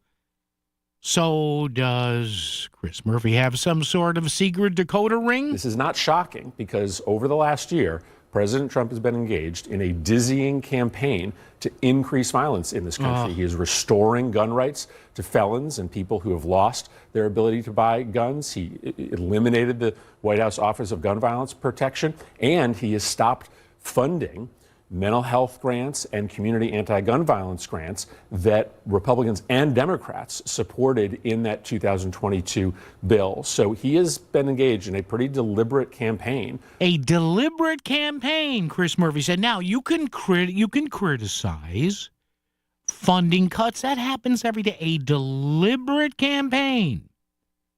So according to Senator Murphy, again, without knowing at least facts that the American public would know, the motivation of any shooter here? Was this guy or gal enrolled in any non-violent program that was cut by the Trump White House? None of us know that. Does he know that? No. But again, he's not polling well. To try to make violence more likely in this country. And I think you're unfortunately going to see the results of that on the streets of America. Now, here comes Dana Bash, because Dana Bash now is the anchor on CNN. She's like, whoa, I've got to make sure that I follow up on this to save my own journalistic keister here, my own arse nestled in the obviously expensive chair at CNN. So Dana Bash heard him just say that President Trump, for whatever reason, is deliberately trying to increase gun violence. To which Dana Bash goes, That's a pretty big statement. He's in a campaign to make violence more likely? Of course. I mean, he's knowingly restoring gun rights to dangerous people. Now, by the way, that has been a legal discussion for years. The stripping of gun rights from certain convicted criminals. I remember this thing being in court battles for years, well before Donald Trump. I don't know what Chris Murphy is thinking about this, but there you go. He is cutting off grants that have bipartisan support to try to interrupt violence in our cities or to try to get necessary mental health resources to families and children in need. The evidence tells you that when you... By the way, the evidence tells you. That means I really don't know this for a fact, but I'm just putting it out here and trying to run for the White House. So when you get the evidence tells you, how dare you question me on it, Dana? Don't you believe in the evidence? You stop funding mental health, when you stop funding community anti-gun violence programs, when you give gun rights back to dangerous people, you are going to have an increase in violence that is knowable and that is foreseeable. Yet we have now, Senator Murphy may be right. I don't know, and if he is, I will easily say he was right and I wasn't. But he's making, well, of course he's going to make statements like this. He's running for the White House, not officially, but he is.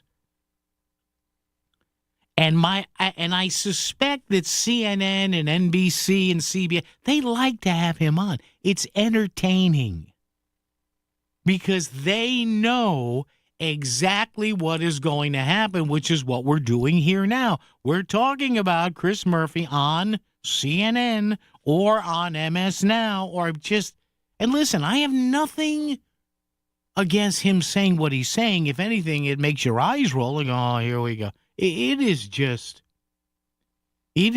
mind-numbing. Now, again,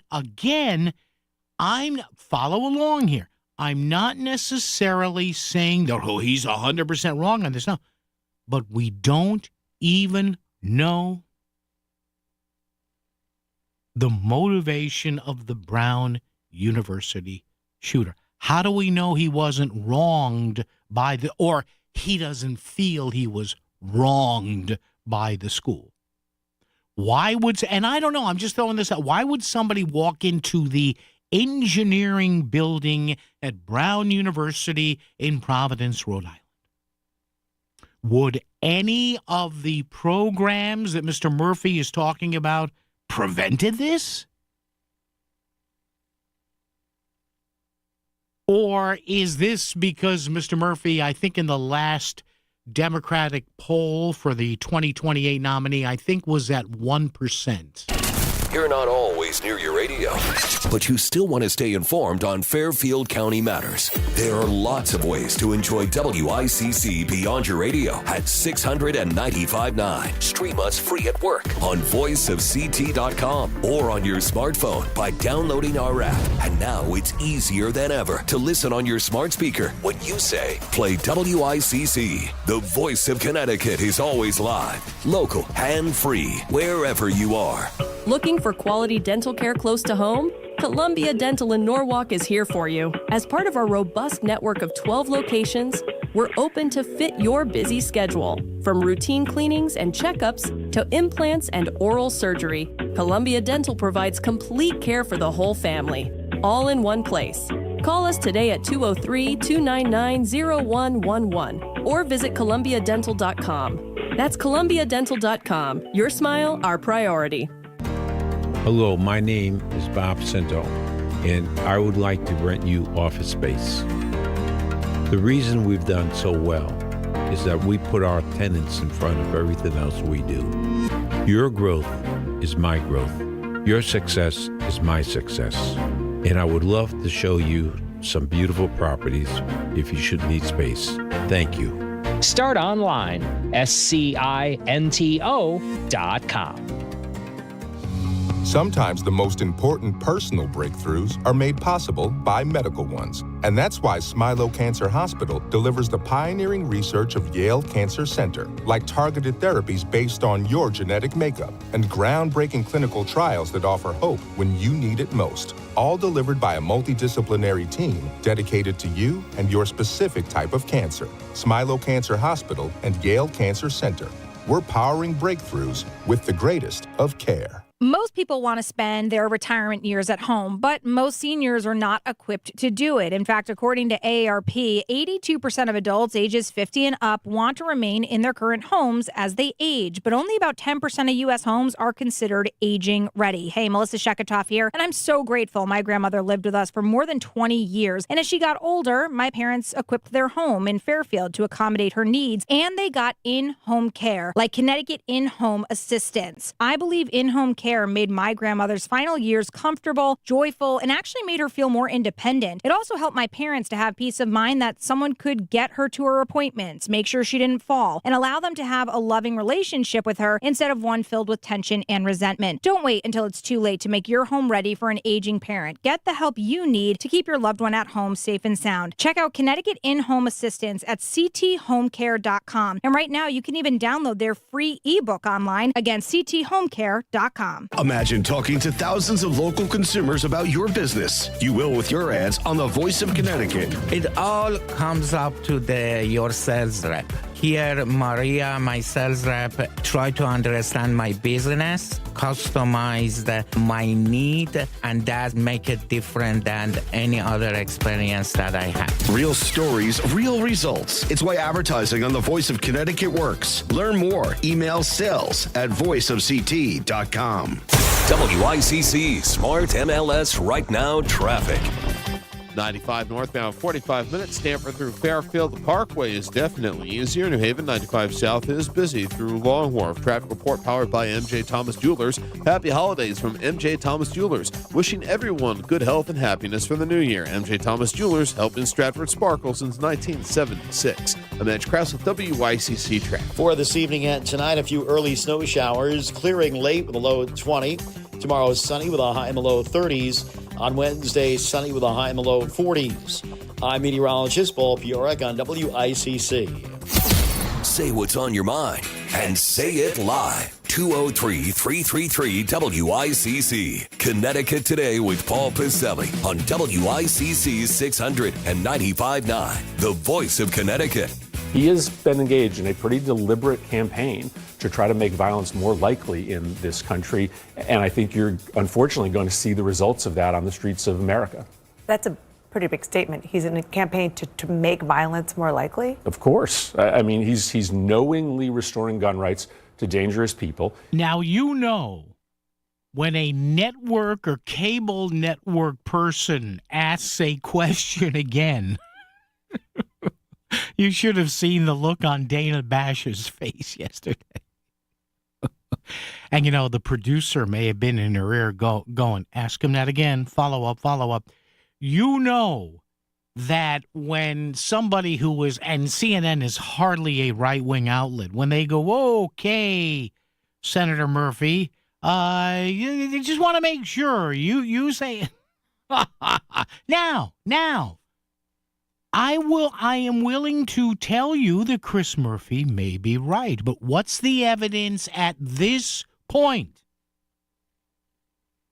Now, from a political point of view, does he have a consultant saying, hey, get your licks in on the guns now, because we may find out that, the gunman here in Providence he or she may be an 8-cylinder sicko who got expelled from the engineering school. We don't know.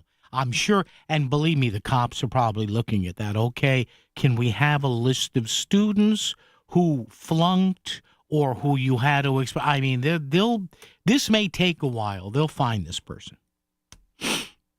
But there you go. All right, we have a lot of folks that oddly enough, want to talk about this. We'll get to you as soon as we can.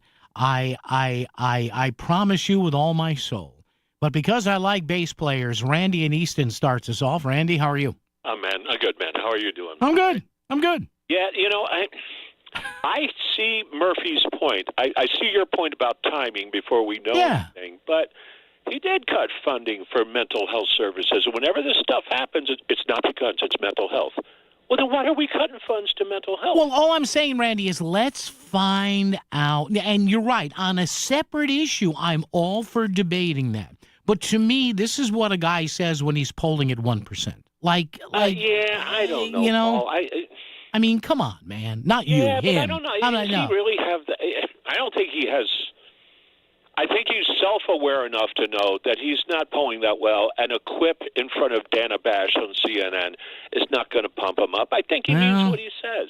Oh, I don't doubt it. When a guy pardons, full, free, and unconditional pardons, to guys who shot bear spray in the eyes of law enforcement, who stabbed them with a Trump flag of all things. And I agree with you. Who beat a guy within an inch of his life while calling him the N-word. These were law enforcement officers. And Randy, I agree with you 100%. But that signals to a lot of people, hey, man, don't worry about it.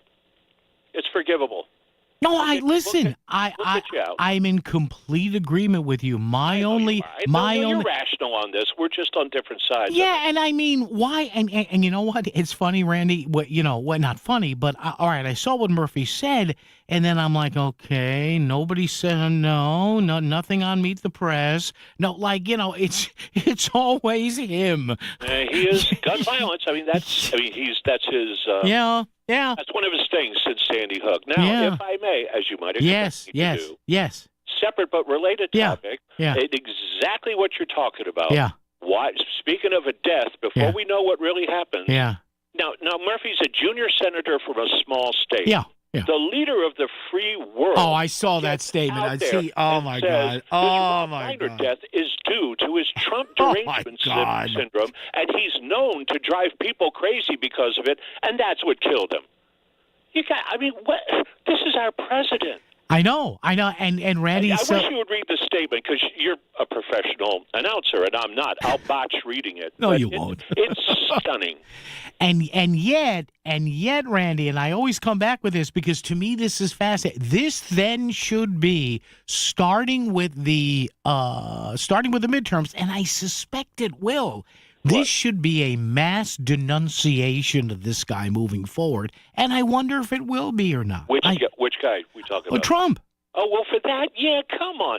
And it really, frankly, shows, I won't say mental illness, but an emotional fragility. Good point. This guy has paper tissue, thin skin. Yeah, I don't get it. Why do you have to make the stabbing, which now we know is a stabbing, and it was by the guy's son, so I think we can clearly call this a case of mental illness. Sure. Right? Yeah, why do you have to make this about you, I Donald don't know. Trump? Why do you have to bring up down the Trump-centric universe? Say nothing. I don't know. There's a world full of problems. We have a nation full of problems. This is what you're staying up at 1 a.m. to type about? I mean, I am constantly, Randy, amazed at how thin his skin is. Dude, you're in the big office. There is no office bigger you won. And after January 6th, which I would have thought anybody with, I know. Lots of people would have thought would be completely disqualifying. We'll never hear from him again. He got back in. Dude, be proud. I know. I don't like it, but what else do you need to massage your ego? I know. Maybe Randy and Oliver and Tim, hang on, we'll get to you.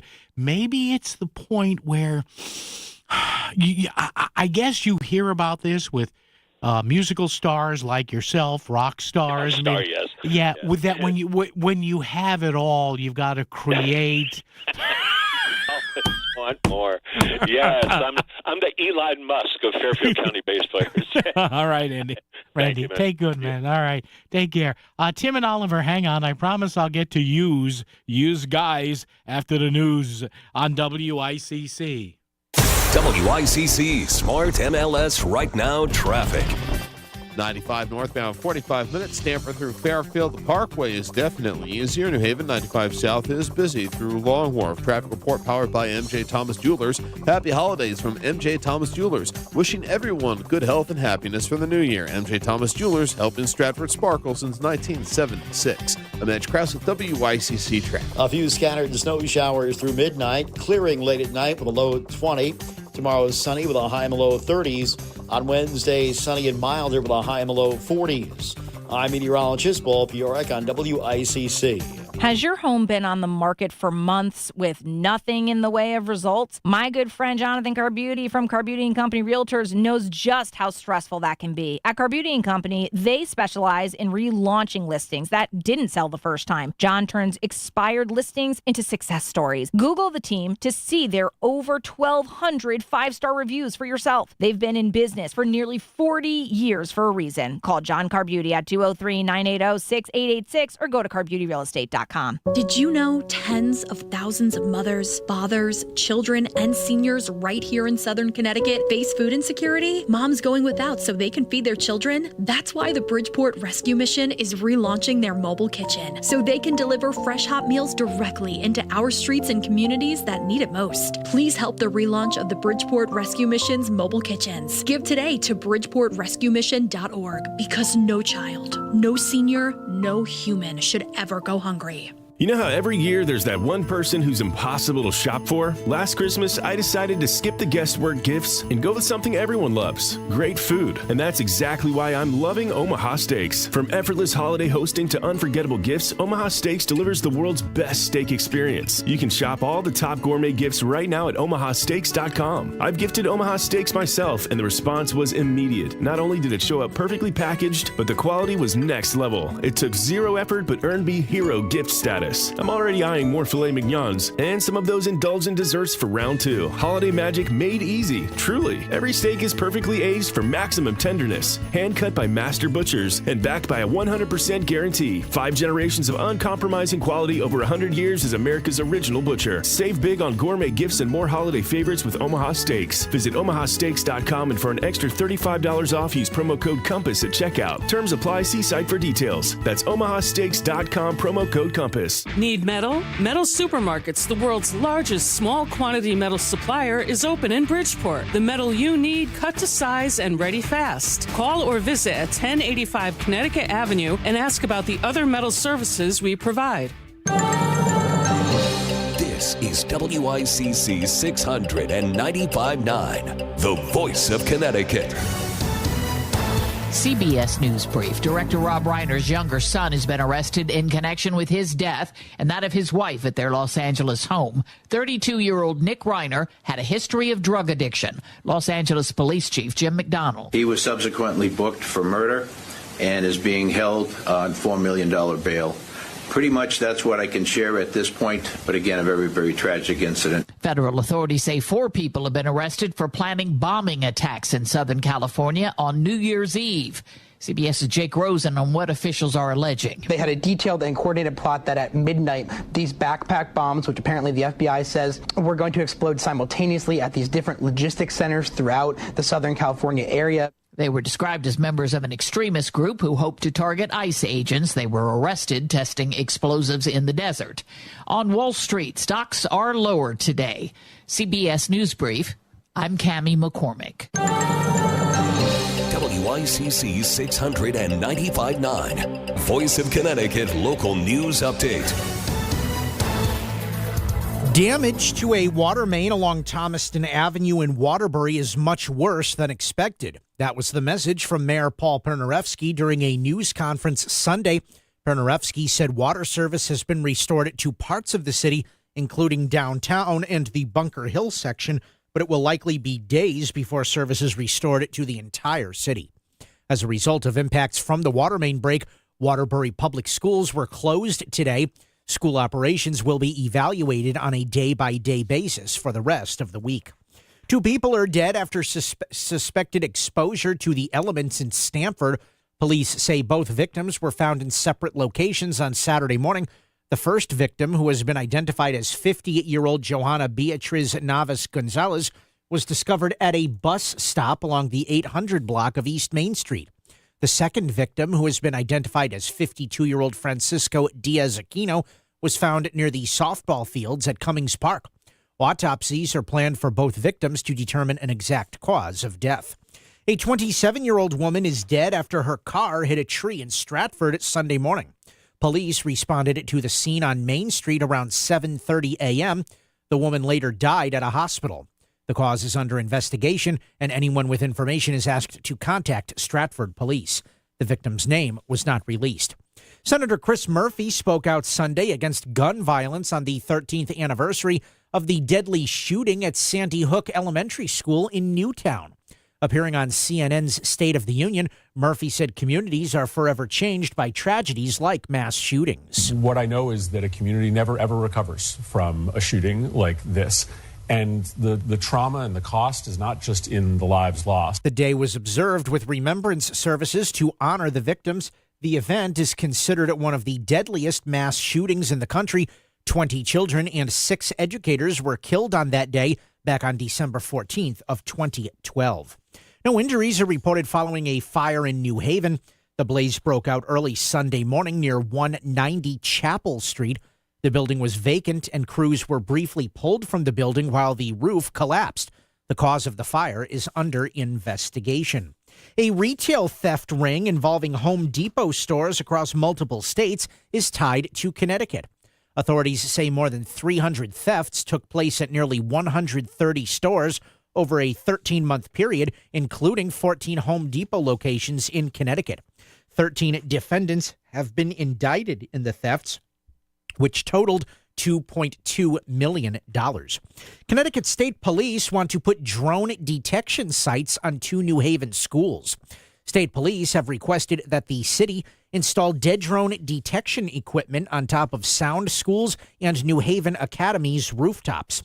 Connecticut State Police also want Yale University to be the 3rd new drone detection site in the city. Governor Ned Lamont was joined by 3rd District Democratic Congresswoman Rosa DeLauro this morning at a news conference in New Haven to discuss the impact that the delays and cuts in federal funding from the Trump administration will have on homelessness services in Connecticut. Additionally, Governor Lamont announced his plans to use funding from the recently created Emergency State Response Reserve to fill in some of these funding gaps. And today is the last day of open enrollment. If you want health care in a new or renewed plan to begin January 1st, you must enroll by the end of today. After today, the start date for your new plan will be February 1st. Be sure to check Access Health CT or work with your health insurance broker immediately. Also, if you have qualified in the past for federal subsidies, be aware that those subsidies did not get extended by Congress. However, Governor Ned Lamont has pledged to use state funds to offer assistance to residents who relied on those subsidies and are currently making less than $56,000 a year. I can pretty well assure you that there'll be very little change in what you have to pay out of pocket, but you're going to have to go to the Access Health CT.com website and look at the alternatives, for example, the Anthem alternative, where you'll find that there can be some potential savings to you. I'm Chris Williams with WICC News. WICC Smart MLS Right Now Traffic. 95 northbound, 45 minutes. Stamford through Fairfield. The Parkway is definitely easier. New Haven 95 south is busy through Long Wharf. Traffic report powered by MJ Thomas Jewelers. Happy holidays from MJ Thomas Jewelers. Wishing everyone good health and happiness for the new year. MJ Thomas Jewelers helped Stratford sparkle since 1976. I'm Edge Krause with WICC Traffic. For this evening and tonight, a few early snow showers, clearing late with a low 20. Tomorrow, sunny with a high in the low 30s. On Wednesday, sunny with a high in the low 40s. I'm meteorologist Paul Piorek on WICC.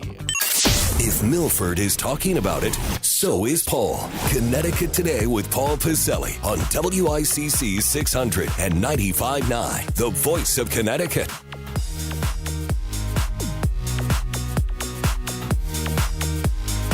He has been engaged in a pretty deliberate campaign to try to make violence more likely in this country.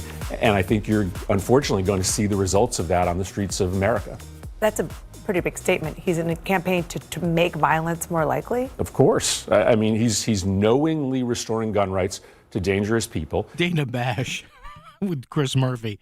I'm going to give you an opportunity here. Let me, Senator, did you really say what I thought you said? Anyway, but listen, one thing about Chris Murphy, he keeps us Connecticut-based talk show hosts in mind, whether it's me in Bridgeport or my friends in Hartford and New Haven and Danbury, out on the East Shore. It's always good fun. Tim in Hamden's here. Tim, I was thinking of you last night. Believe it or not, I was. What in?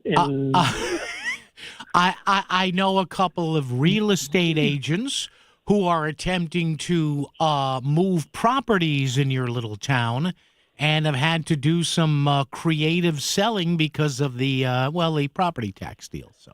Oh, yes, well, that's true. That's yeah. It's just starting. Well, yeah, that's what they told me. So they figured out a couple. Let's put it this way: a couple of sales did go through, so everybody was happy. So. And you want to run for mayor? Why the hell? What? Anyway. Anyway. Okay. First Yeah. off, I mean, I lived in Providence. That's right.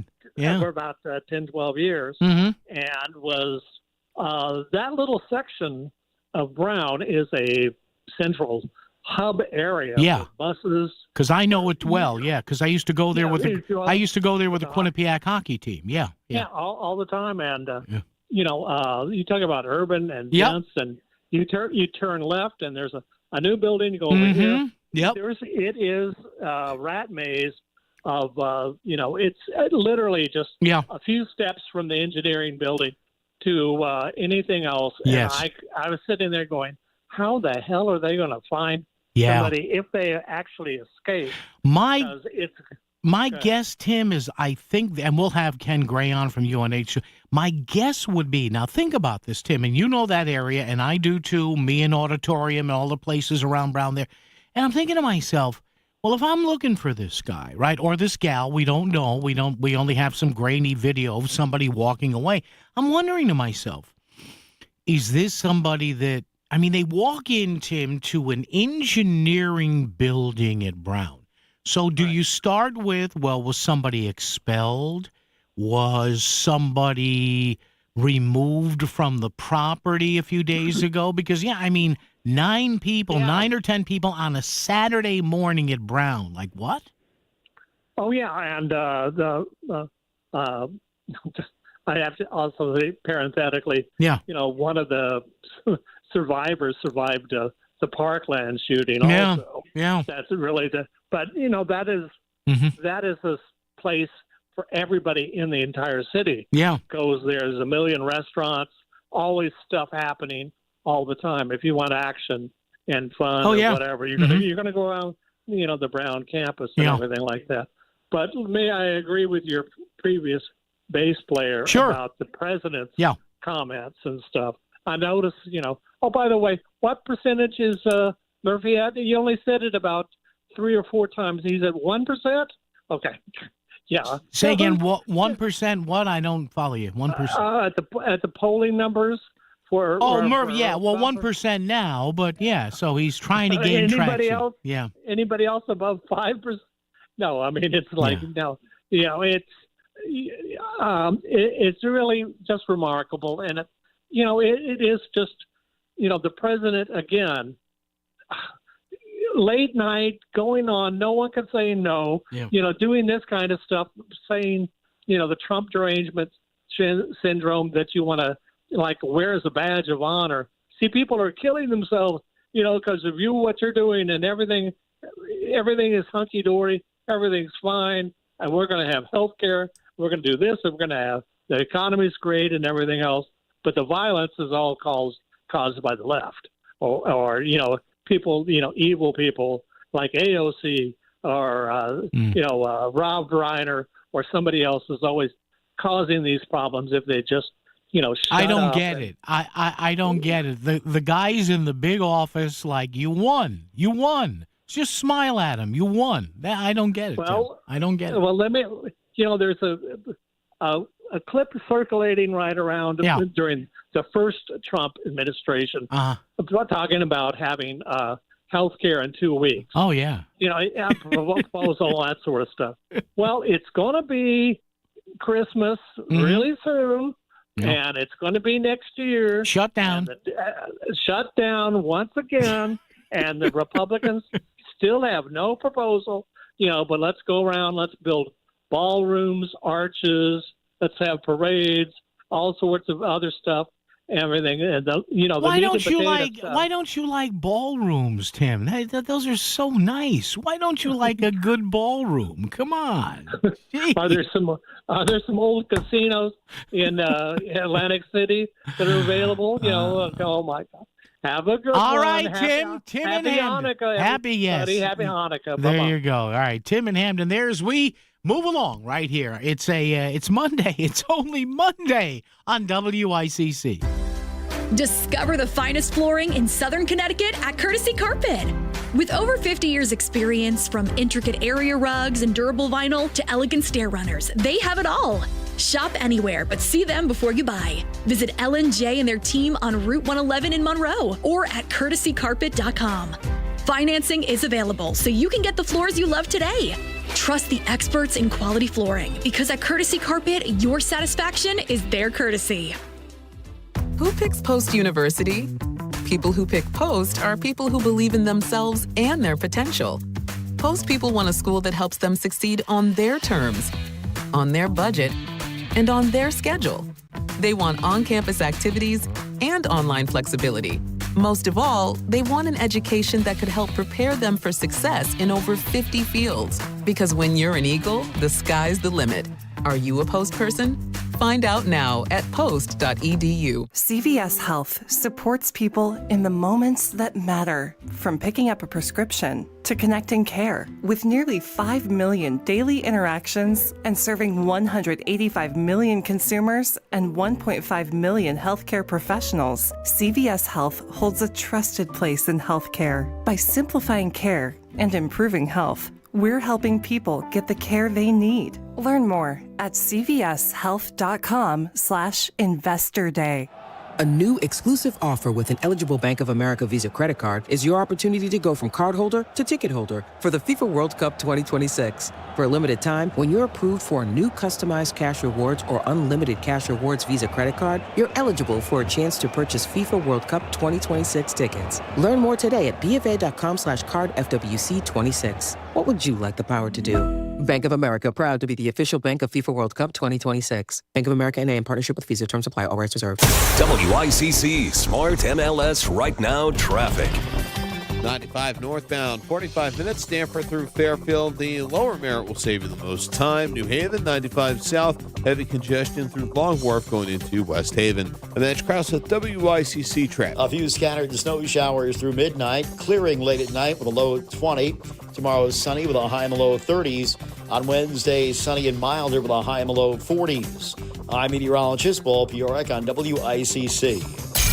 Fairfield County news and talk every afternoon. Back to Connecticut Today with Paul Piselli on the Voice of Connecticut, WICC 600 and 95.9.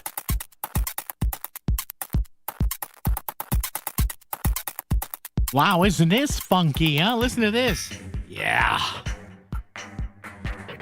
It's me on lead garbage can there. 203-333-9422. 333 WICC.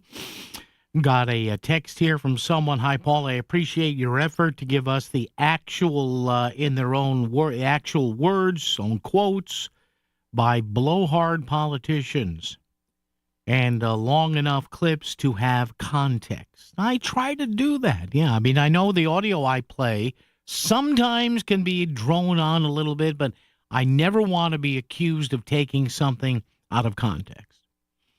We listeners cannot get over the actual idiocy of their points by repeating their words from print or the news. All right, so there you go. Thank you. And again, the Chris Murphy thing with Dana Bash was a far longer interview. They talked for 8 minutes, 9 minutes about a bunch of things. So if you have, this stuff is out there. And thank you for the compliment. I do understand what you mean. Because a lot of people would rather not. Oh, where do I go to find this? But all you need to do is put in Chris Murphy and CNN and click video, and it'll come up. It'll be there. Remember, this is not like the early days of the mass acceptance of the internet in the early 90s where, if somebody had I remember the time in the early part of the internet where if somebody had put up a video clip of a politician from, CNN or Fox didn't exist yet, even MSNBC didn't exist yet, but CNN or CBS, NBC, or ABC, they'd pull it down. You're violating our copyright until somebody said, hey, wait a minute, Ace. The more stuff you put out there, the more clicks we get. So, it took a few years, but they finally figured out, well, who cares if they watch it live versus the next day? In fact, the notion that, somebody is still watching something 2 and 3 days later, that only helps the advertisers and whatever from all these networks. So, yeah, you can go home tonight and put in Chris Murphy and CNN in your search bar and click video. And you can, if you think, for example, I'm giving a minute and change out of context, then that's fine. Challenge me on it. Watch the whole thing.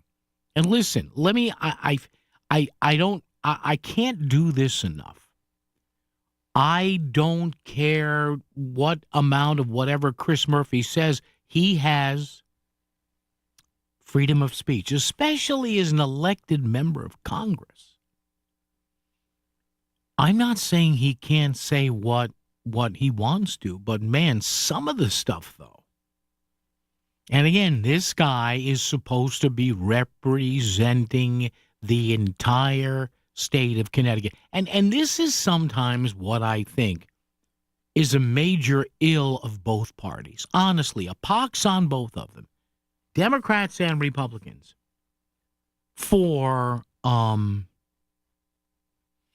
forgetting that they represent the entirety of the state, not just the 52 or 53 or 60% of people that vote for them. And the one thing I'm wondering about here, honestly, how do both parties reconstitute themselves, conduct themselves, go to battle for each other once Trump is gone? Now, there are people who are already saying that he might actually be a lame duck. He might be, I don't know. You know what? I'm still reading a lot of projections for the midterms coming up in, only 11 months now, right? We're halfway in December already. Midterms coming up next November. So, you look at this and you say to yourselves, or ask yourselves, is he a lame duck already? Could be. You don't know. But again, all the stuff I'm reading is, it looks like the Democrats could steamroll the Republicans in the House, but the Republicans are largely predicted to hold on to the Senate simply because of which Senate seats are up for re-election. And you know how the Senate works. It's 1/3 of the Senate is up every 2 years. So it's usually 33, 33, and 34. Or 33, 34, and 33. Because that adds up to 100. So, I don't know how this shakes out next year. But how are the Democrats going to reconstitute themselves when they don't have, when the president is not the boogeyman anymore? Now, he still is. He's still out there.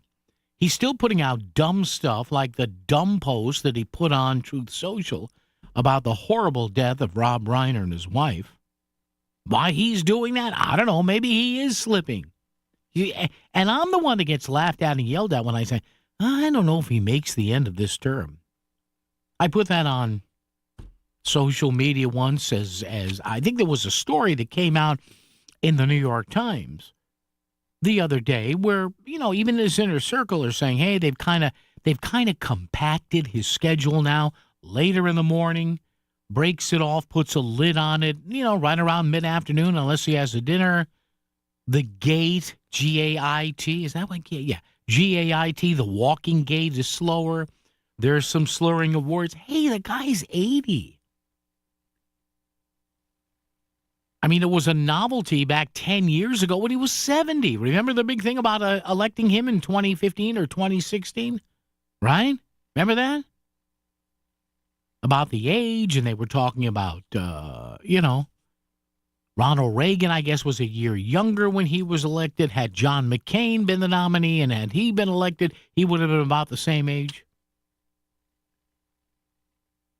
203-333-9422, 333-WICC. 5 o'clock hour, our pal Rob Sampson, Republican State Senate member. Now, we're talking to Rob in the context of statements that State Rep Matt Blumenthal had made the other day saying, hey, the Democratic caucus, once we get back in session here in January or February, we're going to get right to setting up the rules for the no-excuse absentee ballots. And apparently, nobody on the Republican side has seen those rules yet. So we will talk to Rob Sampson about that. And our buddy Ken Gray, retired FBI agent, he was on very early this morning with Melissa. We'll get an update from him as to what he may have learned from maybe his sources and law enforcement and the FBI coming up regarding the search. Also, for this Brown University gunman, how do you find one person? And usually they do. Now, it may not be on the schedule that the media likes and everything, but think about that. It's one person. You're looking for one person. In a country of assuming that person, how do you know this person hasn't flown out? Do they have a name? Have they alerted somebody? Because if, somebody gets out of the U.S., that could take years to get them back here. But it's an odd case.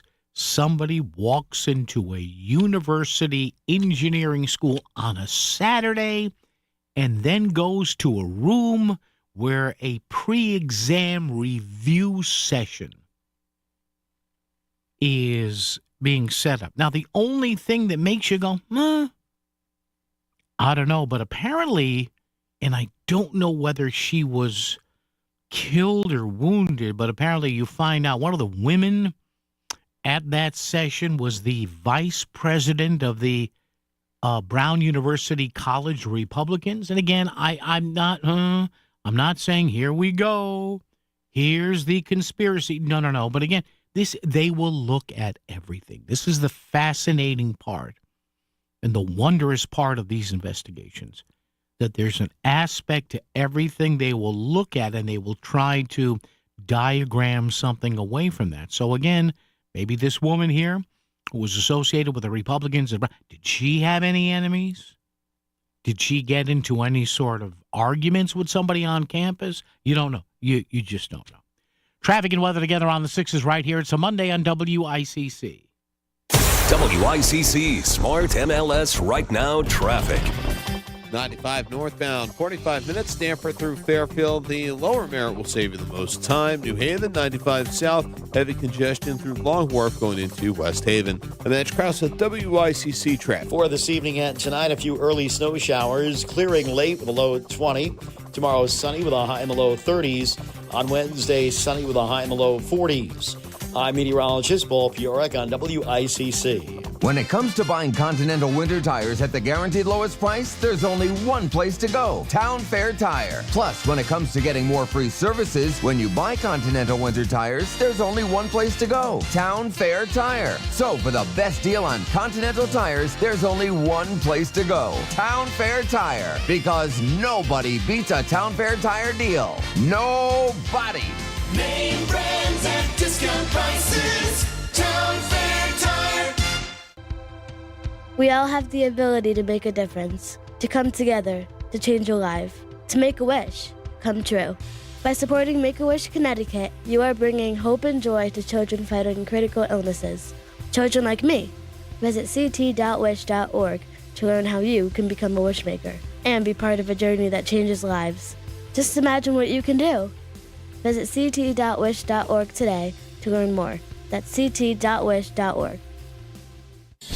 Back to the news and talk. Thanks to Smart MLS. Smart sellers ask, is my home on Smart MLS? The voice of Connecticut. WICC 695.9. It's Connecticut Today with Paul Pacelli.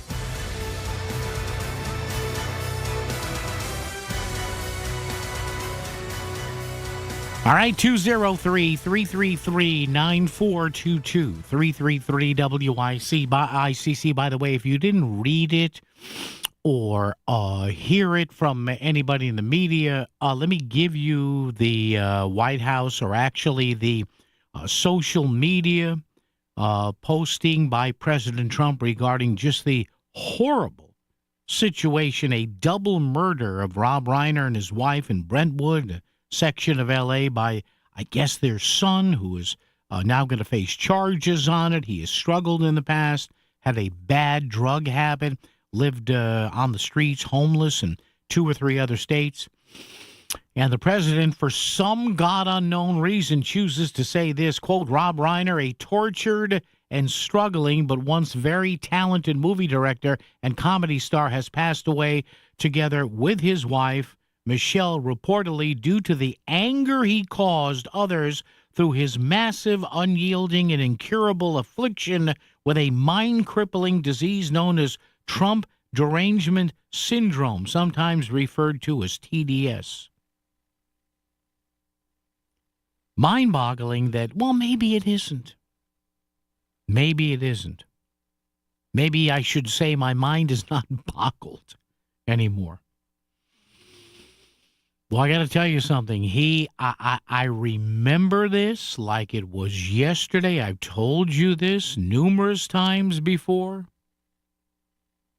I remember reading that story back in 2015 or 2016. It was about a writer who had covered Mr. Trump for years and said, listen, he basically warned D.C., and I'm not, this doesn't apologize for a dumb statement like that.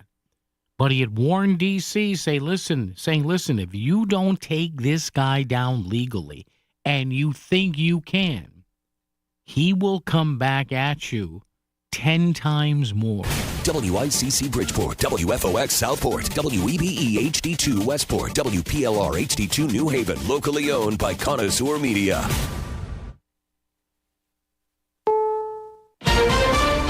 This is CBS News on the Hour, sponsored by Steel. I'm Cammie McCormick. The younger son of director Rob Reiner has been arrested in connection with the deaths of his parents. Their bodies found in their Brentwood home Sunday. Tina Patel has the latest from Los Angeles. Investigators still have not said how Rob and Michelle Reiner were killed. The medical examiner came overnight and took the bodies of the couple, so they should be able to provide more information at some point. Now, police are not saying any information about the possible motive for the homicides, but we have learned that Nick Reiner struggled with addiction and homelessness. He's being held on $4 million bail. Scott McFarland reports on the arrest of a group of suspects that authorities claim were planning bombings throughout Southern California. Federal prosecutors say the 4 people they've arrested are part of an anti-government extremist group called the Turtle Island Liberation Front. They allege they busted the group while they were testing bomb-making equipment, or would-be bombs, in the Mojave Desert on Friday. And according to the investigators, the group was plotting New Year's Eve bombings near major commercial distribution centers in California. Evacuations have been ordered for some suburbs in Seattle after a levee failed from days of heavy rain. President Trump indicated today a deal to end the war in Ukraine may be possible. We're getting closer. We're having tremendous support from European leaders that want to get it ended also. And at this moment, Russia wants to get it ended. The problem is they'll want to get it ended, and then all of a sudden they won't. And Ukraine will want to get it ended, and all of a sudden they won't. Stacey Lynn has more on the details hammered out with Ukraine in Berlin over the past 2 days. The latest iteration of the deal has what U.S. officials call very, very strong security guarantees, which would also include strong military deterrence, oversight, and deconfliction. They say Special Envoy Steve Witkoff and Jared Kushner are willing to go to Russia or Ukraine if needed, as they've been instructed to do whatever is necessary to get a peace deal. Jim Krasula reports a trial is underway for a Wisconsin judge accused of helping an immigrant evade federal authorities. Hannah Dugan finds herself sitting in a most unusual spot, the defense table in a federal courtroom. The Milwaukee County Circuit Judge is accused of helping an immigrant to flee the courthouse after she learned federal ICE agents were in the building looking to arrest that man. Dugan faces up to 6 years in prison if she's convicted of obstruction and concealment charges. Her lawyers argue she was following courthouse protocols on immigration arrests. On Wall Street today, stocks finished flat. The Dow Jones Industrials off 41 points, the Nasdaq lower by 137. This is CBS News. Check off the wish list with instant savings and free battery offers on select Steel tools. Shop online at steelusa.com or in store. Nugget Bells, nuggets all the way. Hi, I'm Kylie. I'm John. And I'm Garrison. And a little thing we love about the 30-count Chick-fil-A nuggets is sharing them when we cut down the Christmas tree. We will pack the car with gifts. And of course, we go and pick up our family's favorite nuggets. Every nugget is tasty times quadrillion. And we get all the sides. Yeah, the ooey gooey mac and cheese is a big hit. Share the nuggets, share the joy. Order the 30-count Chick-fil-A nuggets on the Chick-fil-A app. Real guests paid for their testimonials. Hey, Ryan Reynolds here for Mint Mobile. You know, one of the perks about having 4 kids that you know about is actually getting a direct line to the big man up north. And this year, he wants you to know the best gift that you can give someone is the gift of Mint Mobile's unlimited wireless for $15 a month. Now, you don't even need to wrap it. Visit mintmobile.com/radio. Upfront payment of $45 for 3-month plan equivalent to $15 per month required. New customer offer for first 3 months only. Speed slow after 35 gigabytes if network's busy. Taxes and fees extra. See mintmobile.com. WICC 695.9, Voice of Connecticut Local News Update. Damage to a water main along Thomaston Avenue in Waterbury is much worse than expected. That was the message from Mayor Paul Pernarevsky during a news conference Sunday. Pernarevsky said water service has been restored to parts of the city, including downtown and the Bunker Hill section, but it will likely be days before service is restored to the entire city. As a result of impacts from the water main break, Waterbury Public Schools were closed today. School operations will be evaluated on a day-by-day basis for the rest of the week. 2 people are dead after suspected exposure to the elements in Stamford. Police say both victims were found in separate locations on Saturday morning. The first victim, who has been identified as 50-year-old Johanna Beatriz Naves Gonzalez, was discovered at a bus stop along the 800 block of East Main Street. The second victim, who has been identified as 52-year-old Francisco Diaz Aquino, was found near the softball fields at Cummings Park. Autopsies are planned for both victims to determine an exact cause of death. Governor Ned Lamont has activated Connecticut's severe cold weather protocol. The protocol has been in effect since noon Sunday and is continuing into today due to a blast of Arctic air currently impacting the state, including wind chill temperatures during the overnight hours that were at or below zero. The purpose of the protocol is to ensure that the most vulnerable populations receive protection from severe cold.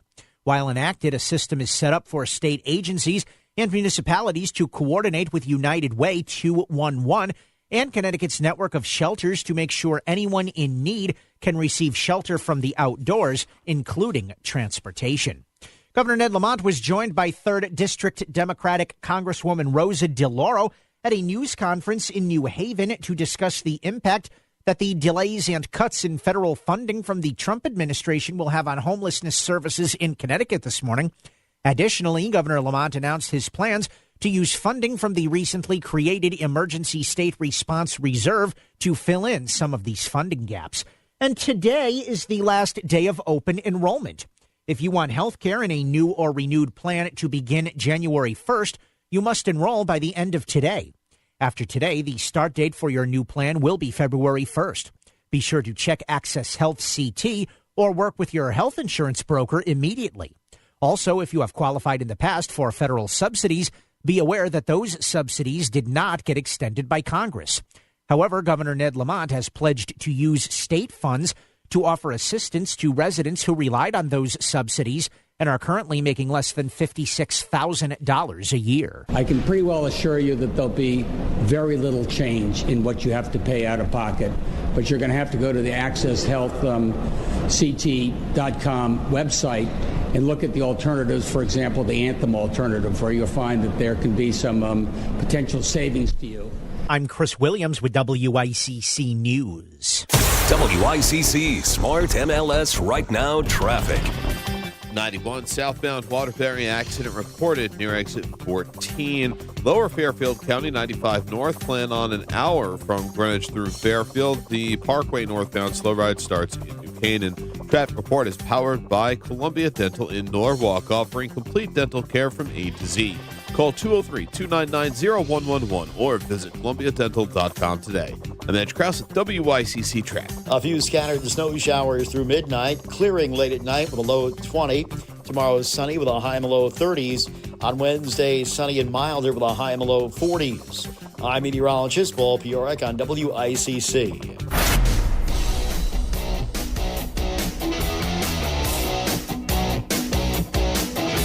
You're listening to Connecticut Today with Paul Pizzelli on WICC 600 and 95.9, the voice of Connecticut. All right, 2 hours down, 2 to go, right here at 203-333-9422, 333-WICC. Horrible weekend.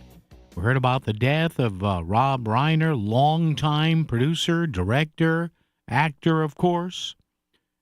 Burst onto the scene in, 1972 or 73 with the debut of All in the Family, playing Archie's very liberal, very progressive son-in-law, Mike Stivic.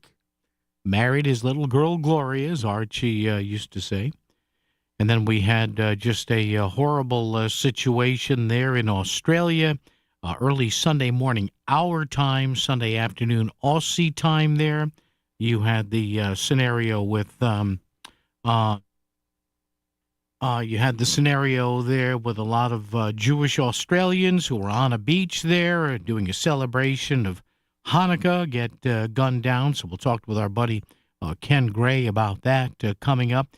And then this bizarre situation, tragic, bizarre situation on Saturday where somebody walks into a finals prep session at Brown University in Providence, Rhode Island, that I've been to numerous times. I got to go there when I was doing radio for the Quinnipiac men's hockey team. And as Tim said, it's a very compact area. The Brown, it's kind of like Yale is in New Haven, similar to Yale being in New Haven or Brown being in Providence.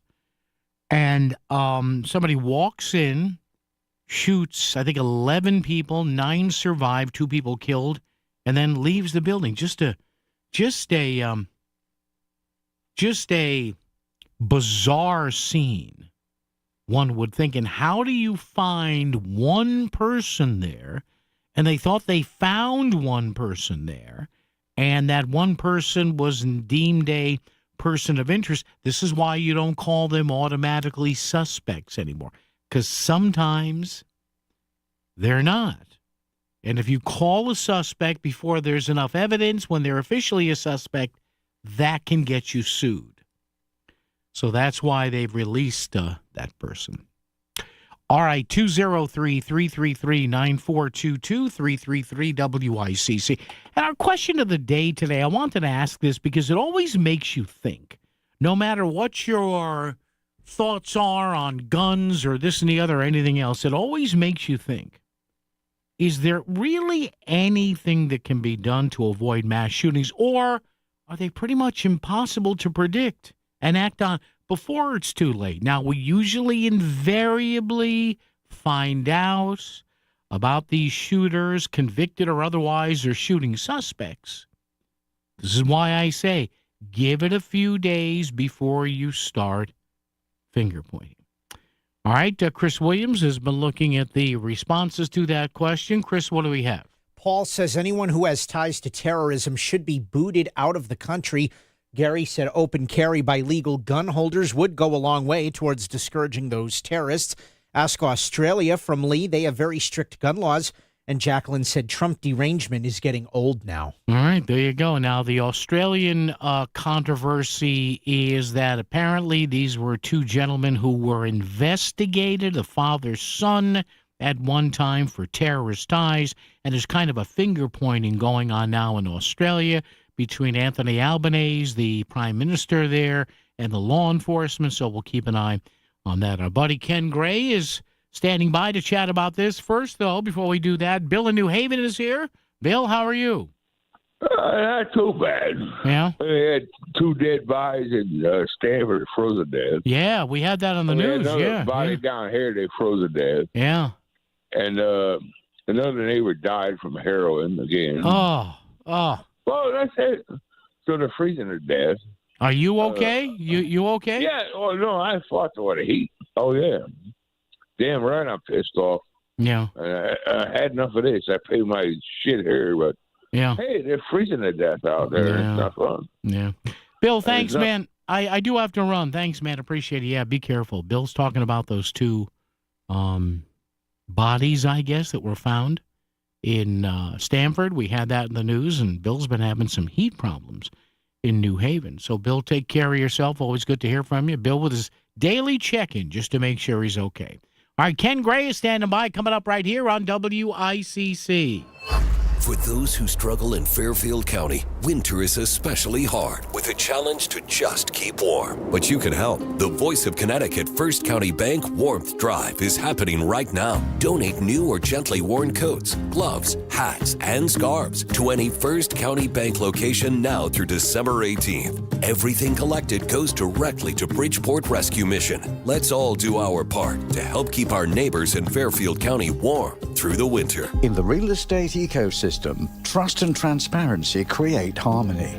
But one elusive species disrupts this balance: the rogue agent. Their secrecy with off-market listings leave home buyers confused, frustrated, and inventory starved. And that's bad news for sellers too. With Smart MLS, over 20,000 realtors unite, creating more demand, offers, and better results. Ask your agent if your home is on Smart MLS. The holiday season is in full effect at Riverview Bistro, the area's festive destination to gather with family and friends. Whether you're in the mood for a light bite or a hearty meal, the menu at RVB offers something for everyone, and our chef's seasonal specials are not to be missed. And this year, by popular demand, Riverview Bistro is offering a special Christmas dinner to go, the perfect accompaniment to your at-home festivities. Visit riverviewstratford.com for more info. We look forward to celebrating with you. And wish you a very happy and healthy holiday season.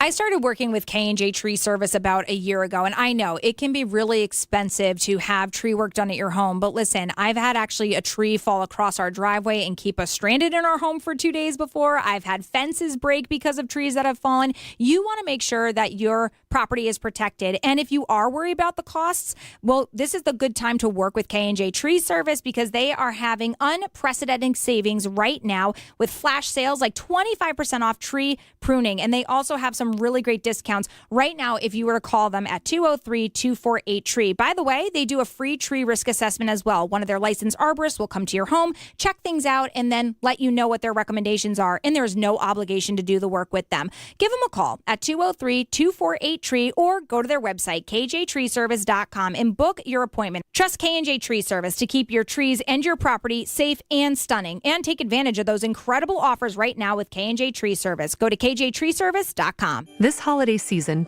turn your moments together into memories to last a lifetime. See Santa dive with sharks, watch snow fall inside the aquarium, or unwrap the secrets of the ocean. Visit maritimeaquarium.org to plan your visit today. Elevate your driving experience this holiday season at Cadillac of Greenwich. Come see our best-selling and highly awarded luxury EV lineup of dual-motor all-wheel drive Lyriq, Optic, Vistic, and Escalade IQ at CadillacofGreenwich.com. Our season's best offer delivers exceptionalism and safety for your iconic arrivals. From all of us at Cadillac of Greenwich, we wish you and your family all the very best during the season of joy. This holiday, let's take the Cadillac. Sweet Deals saves you money on restaurant gift cards. Save even more with the end-of-year sale. Buy $25 gift cards for $6.25. $50 gift cards are $12.50. Don't wait. Go to voiceofct.com, click Sweet Deals. WICC Smart MLS Right Now Traffic. 91 southbound Waterbury accident reported near exit 14. Lower Fairfield County 95 north, plan on an hour from Greenwich through Fairfield. The Parkway northbound slow ride starts in New Canaan. Traffic report is powered by Columbia Dental in Norwalk, offering complete dental care from A to Z. Call 203-299-0111 or visit columbiadental.com today.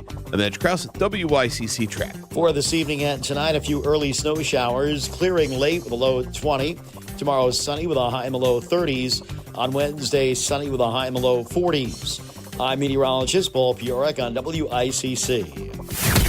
He's got a lot to say, and he's gonna say it. It's Connecticut Today with Paul Pacelli on WICC 600 and 95.9, the voice of Connecticut. All right, one of our go-to guys and gals for stuff like this when we have shootings, major crime investigations is our buddy University of New Haven senior criminal justice lecturer Ken Gray, retired FBI agent. He was on earlier today with Melissa. Want to bring him back this afternoon. He's an authority on this sort of stuff. Ken, good afternoon. Good to chat with you, although it's sad we have to bring you on stuff like this, but thanks for joining us. We appreciate it. Hi, Paul. Glad to be with you again. Ken, let's look at now we have three major stories here. I think two of them seem to be, Ken, it's somewhat cut and dry. You have, sadly, Rob Reiner's, one of his kids, the cops jumped on him pretty quickly. The alleged throat-slashing deaths of him and his wife. And I guess, Ken, in one situation, I guess one of his kids or a relative said, go look at the son. And I guess that's the first thing law enforcement does is look at family members, correct? Yes. In this particular case, Rob and his wife and their son, Nick, had been at a party the night before at Conan O'Brien's. Yeah. And they had a knockdown, drag-out fight there. Wow. Rob and his wife left that party. And then the next day, when he failed to answer the door, when he had a massage scheduled, his daughter came across and found the two of them dead in their home. Ooh. And she told police to look at her brother, that her brother was dangerous. He had a history of being in and out of rehab over the years, and apparently he had been having a fight with his parents, and it resulted in their death. The Australia mass shooting, Ken, just horrible. A large contingent of Australian Jews on the beach there, celebrating the first day and night of Hanukkah on Sunday into Sunday night, happened early Sunday morning our time. Ken, there's a lot of video of this. Apparently a father and the son, one of them's dead. Thank God for this other gentleman you see who hunkers down behind a car and then is able to restrain one of the gunmen here. And I guess now, Ken, the finger pointing in Australia is, again, as I always say, and as you always point out, usually they find something out previously that may have raised a red flag here. And I know there's finger pointing about that now. Absolutely. But, here's the thing is that you can suspect a person of being a supporter of terrorism or possibly of thinking about doing terrorism. Yeah. But until they actually take some substantive step, you can't really arrest them. And so in this particular case, the father-son had come to the attention of law enforcement beforehand. But again, without them actually doing anything or preparing to do something, they could not do anything until they actually acted. In this particular case, their action led to multiple deaths and multiple injuries. And as you say, if it were not for the action of that one brave citizen to go and tackle one of the two shooters from behind, the body count could be even greater. Ken, let's go to this Providence, Rhode Island case, Brown University. I've been to that area several times, having done road radio hockey games there. Very tight area, much the way the Yale campus is packed into a lot of New Haven. So, Ken, this is an odd case, isn't it? At least on the surface here, somebody walks into a college campus on a Saturday morning into an engineering school. They go up to where there's a review session on a weekend for an upcoming final exam, not unusual. They shoot 11 people, killing 2 of them, 9 others hurt, and they exit the building. They thought they had somebody, person of interest. They release that man. So now what is going on, Ken, as far as FBI, local police, state police? Walk us through what they're probably doing. Are they let me ask this, because I brought this up earlier. Are they maybe looking for somebody who may have had a beef with the school? So that's one of the possible routes that is being explored. Is there somebody who flunked out of Brown? Is there somebody who applied to Brown and was turned down, or somebody who used to work for Brown and was fired? Those are all possible investigative lead areas to work on. The other possibility, of course, is that random person walking into campus and choosing to pick that classroom to start shooting. But this is a building, as you say, just like Yale. They have streets from the city all intersecting with the campus. The person could have walked in there without being associated with Brown, but I doubt that very seriously. I think there must be some connection with Brown University, and that those are investigative avenues that have to be pursued. I just got finished seeing news footage where the Bureau was searching through bushes nearby the campus there, looking for maybe the murder weapon that was maybe tossed while the person was walking away. But there's 800 cameras around the university there, and all you have is this visual of the person walking away from the camera. That's pretty hard to believe. I also saw additional footage today showing a further scene of the person continuing down the street. But again, no facial identification, no information to even show the race of the person. Possible head fake, Ken? Do they maybe have other footage? You would think the building itself had numerous cameras. Could this, Ken Gray, be a little bit of a head fake to say, all right, we're coming after you, but we don't want to let you know we know who you are, or not? No, I don't think so. I think that if they had an identification of this person, they would be arrested already if they were located.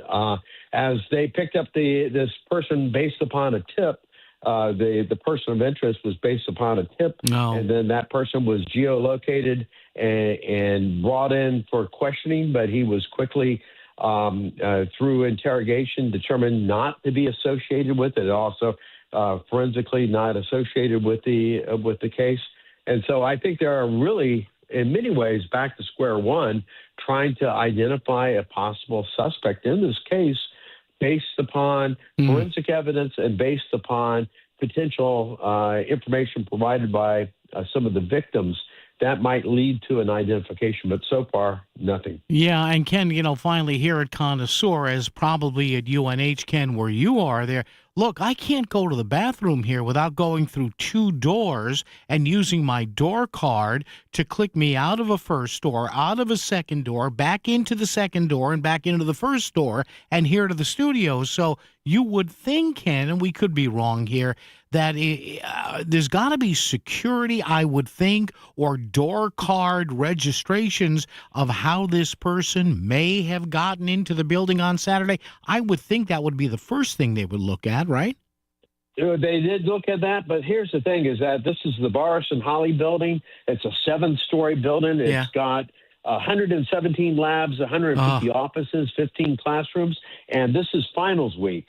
so as to facilitate people to take their finals, the entrances did not require being keyed into it. And so this person gained entry without having to go through any type of security check and exited the building on Holly Street and departed the area, according to the police thought on it right at the moment. So, they, like I said, they are working with limited amount of information and trying to develop that information.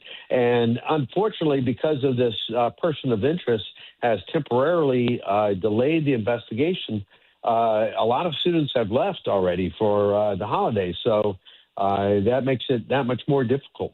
Retired FBI lecturer Ken Gray, retired agent currently University of New Haven senior criminal justice lecturer. Ken, as always, we appreciate your expertise. Thank you, sir. Appreciate it. Thank you. Bye-bye. All right, thanks, Ken. Wow. So so according to what Ken read, they apparently eliminated or scaled back because it was exam week, the entry card requirements. Wow. Just, oh, man. Could you see a lawsuit coming for that by some of the people who were shot? Good God. All right, traffic and weather together and more coming up right here on WICC. WICC Smart MLS Right Now traffic. 91 southbound Waterbury accident reported near exit 14. Lower Fairfield County 95 north. Plan on an hour from Greenwich through Fairfield. The Parkway northbound slow ride starts in New Canaan. Traffic report is powered by Columbia Dental in Norwalk, offering complete dental care from A to Z. Call 203-299-0111 or visit columbiadental.com today. I'm Edge Krause at WICC Traffic. A few scattered snow showers through midnight, clearing late at night with a low of 20. Tomorrow is sunny with a high and a low of 30s. On Wednesday, sunny and milder with a high and a low of 40s. I'm meteorologist Paul Piorek on WICC. What if giving back was as easy as checking your phone? Now it is. Hi, I'm Christina Preet, lifelong Connecticut resident and founder of the free mobile app Shopping Anyway. If you love supporting local nonprofits, head to shoppinganyway.com to download the app. Signing up is easy with some basic info. Tap the heart on a profile to follow and get alerts about all of their needs. Because you're shopping anyway, helping others has never been easier at shoppinganyway.com. Do you know a nonprofit that relies on contributions? Go to shoppinganyway.com and send us an email. Because a lot of people helping a little helps a lot. A personal finance columnist came up with a list of regrets she hears from retirees. Guess what was on the top of the list? Wishing they'd had a plan for their retirement. And that's the kind of thing that David Gagnon talks about every week on his show, Mastering Your Wealth.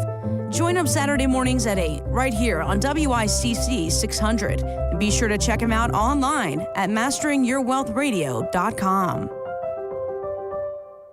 You know how every year there's that one person who's impossible to shop for? Last Christmas, I decided to skip the guesswork gifts and go with something everyone loves, great food. And that's exactly why I'm loving Omaha Steaks. From effortless holiday hosting to unforgettable gifts, Omaha Steaks delivers the world's best steak experience. You can shop all the top gourmet gifts right now at omahasteaks.com. I've gifted Omaha Steaks myself, and the response was immediate. Not only did it show up perfectly packaged, but the quality was next level. It took zero effort, but earned me hero gift status. I'm already eyeing more filet mignons and some of those indulgent desserts for round 2. Holiday magic made easy, truly. Every steak is perfectly aged for maximum tenderness, hand cut by master butchers, and backed by a 100% guarantee. 5 generations of uncompromising quality over 100 years as America's original butcher. Save big on gourmet gifts and more holiday favorites with Omaha Steaks. Visit omahasteaks.com and for an extra $35 off, use promo code COMPASS at checkout. Terms apply. See site for details. That's omahasteaks.com, promo code COMPASS. Want to know how business gets made in Connecticut? Check out the MADE podcast at voiceofct.com. It's the official companion to the MADE Leadership Series. Want to stay ahead of the curve and learn from top minds? Check out connecticut-made.com and get made.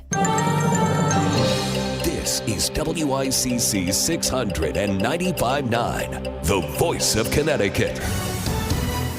CBS News Brief. The younger son of director Rob Reiner has been arrested in connection with the deaths of his parents. CBS's Anna Schechter on what investigators will be trying to determine. Looking at tension between them. Was there a fight? They're trying to drill down and determine exactly what happened. Nick Reiner, who is 32, has a history of drug addiction. He's being held on $4 million bail. Federal authorities say they've arrested 4 members of what they call an extremist group that was planning bombings in Southern California. First Assistant U.S. Attorney Bill Asaley. The individuals were arrested on Friday, December 12th, when the group attempted to construct and detonate IEDs out in the desert. Authorities are still looking for a suspect in the shooting at Brown University over the weekend that killed 2 students. A person detained earlier was released late yesterday. 9 students were injured by the gunman who fired more than 40 rounds. CBS News Brief, I'm Cammie McCormick. WICC 695.9, Voice of Connecticut Local News Update. Damage to a water main along Thomaston Avenue in Waterbury is much worse than expected. That was the message from Mayor Paul Pernarevsky during a news conference Sunday. Pernarevsky said water service has been restored to parts of the city, including downtown and the Bunker Hill section, but it will likely be days before service is restored to the entire city. As a result of impacts from the water main break, Waterbury Public Schools were closed today. School operations will be evaluated on a day-by-day basis for the rest of the week. Flu cases are on the rise as several states move up the CDC tiers for flu activity levels. According to data released on Friday, there's an 8% spike in people testing positive for the virus last week. The latest available national data showed New York and New Jersey are experiencing high transmission of the virus, while the number of cases in Connecticut is in the moderate tier. So far, an estimated 2.9 million people have gotten sick this season, and about 1,200 people have died.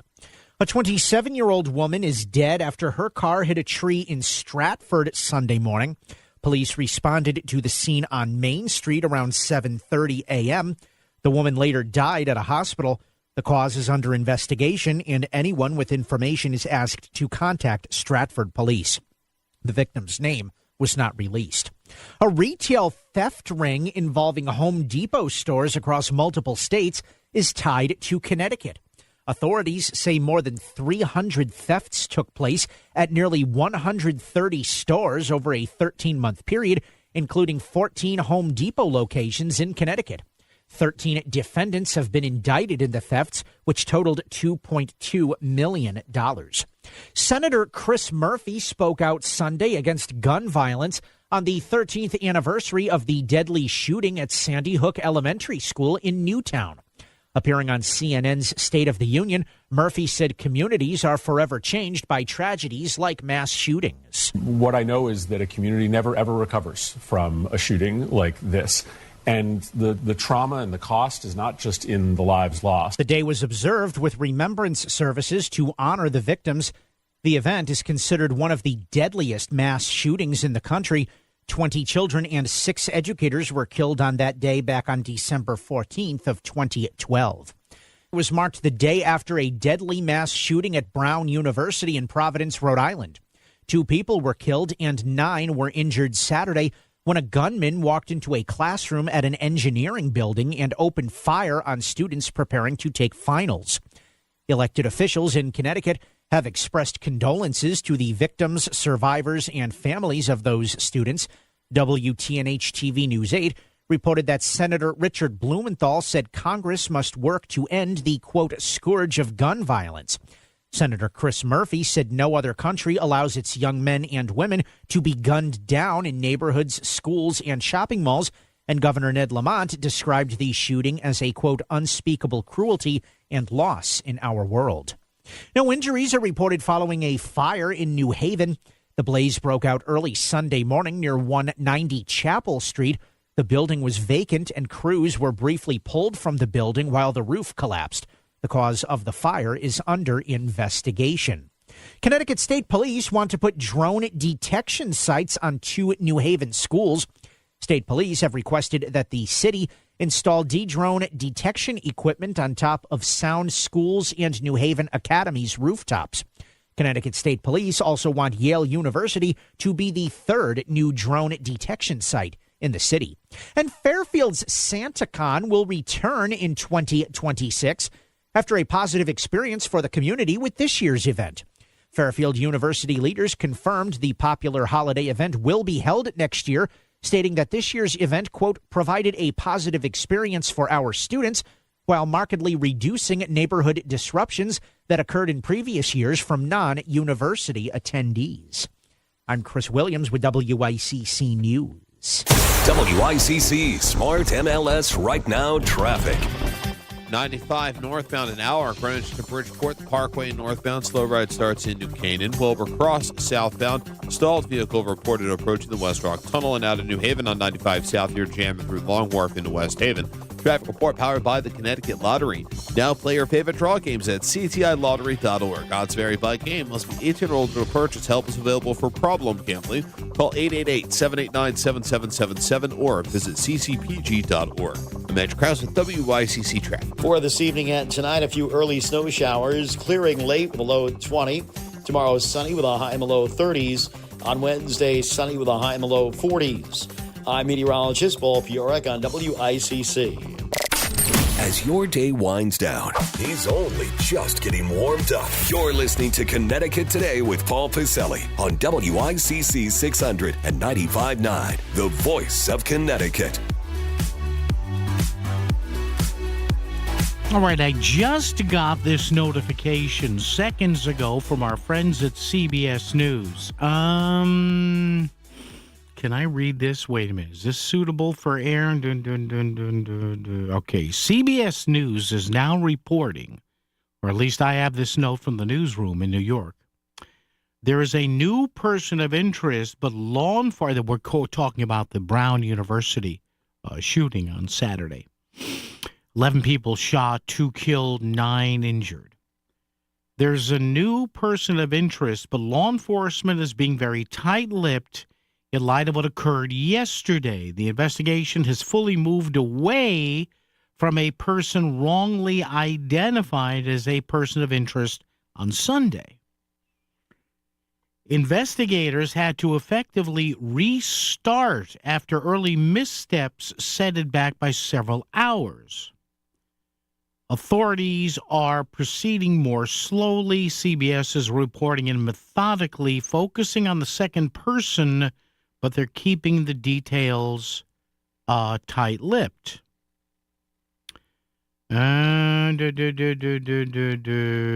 Investigators are now recanvassing the area around the school, collecting closed-circuit TV from local businesses, that's not unusual, to reconstruct the suspect's movements and identify possible vehicles and track escape routes. So they're probably looking for a license plate, too. This is why you have license plate scanners.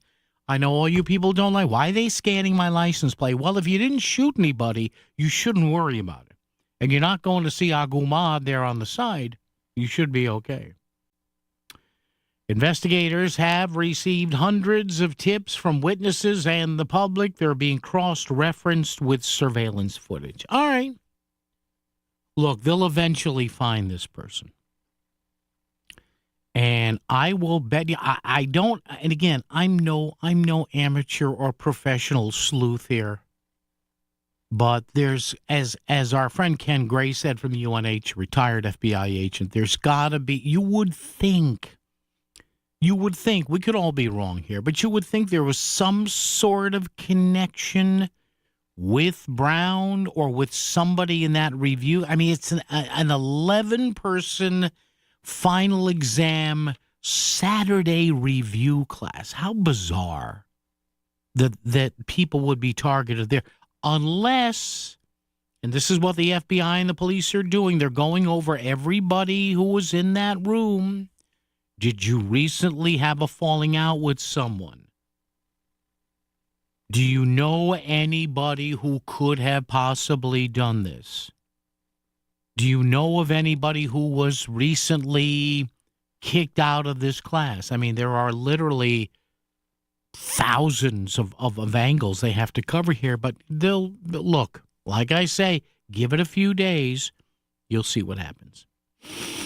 Ricky in Stratford's with us. Ricky, good afternoon. How are you? Hello. Happy holidays. Hey, Ricky, what's up? I just want to bring to your attention, all this gun stuff going down. which is pathetic. It's really hurtful to, my spirit. Yeah. But one positive thing that Hunter Biden was disbarred today due to his gun antics, and it's like not out there. So I just want to make sure that everybody knows that he got disbarred. Yeah, it's in, and Ricky, thanks for the call. You're breaking up a little bit, but yeah, it is I think the Post has it on their front page. It did get posted later on, but yeah, Hunter Biden. Now remember, and Ricky, thanks for the call. Remember, we had the guy who pretty much started the whole thing on this program. Remember the Hunter Biden laptop, which everybody said, oh, remember that? Colleen Jean-Pierre, everybody was saying, oh, that's Russian disinformation. Remember that? No, it's not. Remember the guy I had on this show 3 or 4 years ago, Jean-Paul Mac Isaac, the computer tech that looked into what was on the Hunter Biden laptop? Remember that? I had him on this very show. I think I still have the interview somewhere, where he said Hunter Biden had signed off on the standard agreement that you give any computer repair shop to say, hey, you have a right to look at stuff in the memory or on the hard disk. Because what did he say? That I guess Hunter Biden wanted to save some data on there because there was a water spill on a laptop. Never a good thing, especially when you're the crack-addicted son of the president.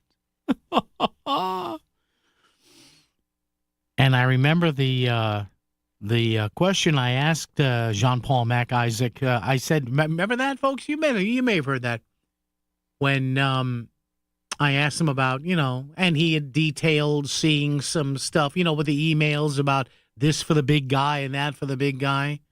And I remember I remember his answer. I said, well, what did you find on that hard disk? He said, a lot of incriminating emails and along with some crackhead porn. Winter is the best time of the year to test for radon in your home. Closed doors and windows provide the most accurate reading. Protect your family with a free on-site radon test kit from Apex Radon Solutions. Don't miss out on an opportunity to ensure your family's safety. Act now and let Apex Radon Solutions help you breathe easier with peace of mind. Go to apexradonsolutions.com today to schedule a free on-site test kit. Healthy air, healthy home, healthy life with apexradonsolutions.com. It's Duchess Restaurants. It's fresh, made to order, and it's what makes Duchess food so good. Duchess Restaurants has so many choices. Try the Big D Philly cheesesteak, or how about a combo meal like a Big D cheeseburger, long dog, or grilled chicken sandwich with fries and a drink, or a roasted turkey, bacon, and cheddar on wheatberry bread. You can't go wrong with one of Duchess Restaurants' many menu items: sandwiches, wraps, burgers, hot dogs, and more. All of Duchess's menu items are made to order, adding to their fresh flavor. You gotta eat at Duchess. Go to GoDuchess.com for the one nearest you. Duchess Restaurants. Fresh food served fast. CVS Health supports people in the moments that matter, from picking up a prescription to connecting care. With nearly 5 million daily interactions and serving 185 million consumers and 1.5 million healthcare professionals, CVS Health holds a trusted place in healthcare. By simplifying care and improving health, we're helping people get the care they need. Learn more at cvshealth.com/investor day. A new exclusive offer with an eligible Bank of America Visa credit card is your opportunity to go from cardholder to ticket holder for the FIFA World Cup 2026. For a limited time, when you're approved for a new customized cash rewards or unlimited cash rewards Visa credit card, you're eligible for a chance to purchase FIFA World Cup 2026 tickets. Learn more today at BofA.com/card FWC26. What would you like the power to do? Bank of America, proud to be the official bank of FIFA World Cup 2026. Bank of America N.A. in partnership with Visa. Terms apply. All rights reserved. It's time for the Market Scoreboard Report with Ron and Sana. Now on WICC 695.9, the voice of Connecticut. Stocks started stronger today, but finished on the downside as the AI trade with Broadcom and Oracle continued to weaken, dragging the Nasdaq down more than the rest of the market. The end of the session, the Dow was down 41 points to 48,416. S&P down nearly 11 points to 6816. The Nasdaq slipping another 0.2%, or 137 points to 23,057. Now, ahead of tomorrow's delayed release of unemployment numbers for the month of November. 10-year note yields edged up to 4.18%. The dollar was a little weaker. Oil slipped 85 cents to $56.59 a barrel, while gold and silver moved a little higher. Gold up $4.80, well off the day's highs. Silver up $2 on the day, while Bitcoin slipped below 87,000, coming under pressure over the last several weeks as levered trades in the cryptocurrency sector continue to get unwound. But now the focus shifts to tomorrow's unemployment report and retail sales data to see just how the economy was doing. All this data delayed by the government shutdown. Billy, your gas light's on. We need to stop and fill up. No way, Jen. Gas around here is too expensive. We can make it a little further. Billy, listen to your big sister. You don't need to drive all over searching for the lowest gas prices. Do what I do and use Upside. Upside? Do you live under a rock, Billy? Upside is the hottest cash back app out there. It's free to download, and you get real cash back for every gallon of gas you buy. I use it all the time, and I've already made around $200. You can make that kind of cash back just for buying the gas you have to buy anyway? Yes, I'm looking at the Upside app now, and you can get up to a $5 cashback bonus on your first tank. Okay, I'm stopping to download Upside and fill up my tank. Download the free Upside app now to earn cash back every time you buy gas. Use promo code SUPPLY to get up to a $5 cashback bonus on your first tank. You can cash out anytime right to your bank, to PayPal, or a gift card for Amazon and other brands. Just download the free Upside app and use promo code SUPPLY to get up to a $5 cashback bonus on your first tank. That's code SUPPLY for up to a $5 cashback bonus. WICC Smart MLS Right Now Traffic.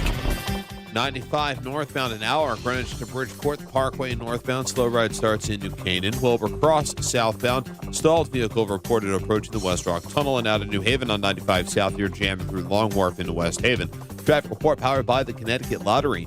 Now play your favorite draw games at ctilottery.org. Odds vary by game. Must be 18 or older to purchase. Help is available for problem gambling. Call 888-789-7777 or visit ccpg.org. I'm Andrew Krause with WICC Traffic. A few scattered snow showers through midnight, clearing late at night with a low of 20. Tomorrow is sunny with a high in the low 30s. On Wednesday, sunny and milder with a high in the low 40s. I'm meteorologist Paul Piorek on WICC. On your home laptop or your work desktop, put voiceofct.com in your bookmarks.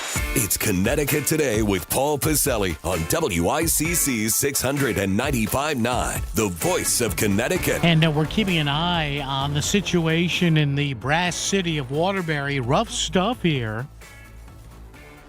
Apparently now there's no exact word as to when full water service is going to be restored. The schools, we still don't know anything about the schools in Waterbury tomorrow. Interesting story here by Peter Yankowski in Hearst, Connecticut Insider. Break in a water main overnight on Friday. It's left thousands of residents in Waterbury and nearby without water for days. Apparently, according to this report in Hearst, it was a result of a domino effect that started with a smaller leak from get this, we talk about this, and sometimes they're afraid to exercise the valves because if it doesn't move, then it may break, and then you're up that special creek. It started with a smaller leak from a 120-year-old section of pipe. Wow. 120 years old. So that means we're dealing with a section of water main that was laid probably around 1900, 1905. Yeesh. The initial leak, according to Mayor Paul Penarevsky, was reported last Wednesday at the intersection of Thomaston Avenue and Manville Street. By the way, any of you folks in Waterbury that want to give me an update, love to have it. Put you on the air here, or we'll take your text at 203-333-9422. Now, officials said that first leak did not affect anybody in the area, says the Connecticut Insider here, businesses or residents. But as crews were working at the scene Friday night, a part of the system gave way, Water poured across the road and undermined a 36-inch, a 3-foot main that's pressurized. With the ground washed out from under that pipe, there was no support left under that pipe. Imagine how heavy that must be. So that pipe that got washed out collapsed under its own weight. So the big problem is a pipe that I guess was still functioning collapsed because the initial leak from something that they say wasn't as bad caused the ground to wash out from underneath it. Yikes. Panarevsky said part of this water system in Waterbury is more than 130 years old. Wow. The pipe that had the initial leak was installed in 1905. The mayor said one of the problems is the many valves in the system are so old they haven't been exercised. Officials would be able, ideally, to localize a leak to a small area, but instead they're forced to shut down a bigger area. And now they say next year they're going to replace 10 valves. I would hope so. I was hoping this guy would call our hard hat expert, Gene in Stratford. Gene, what do you think here? Give me your. Is this an UFA situation here? What do we got here?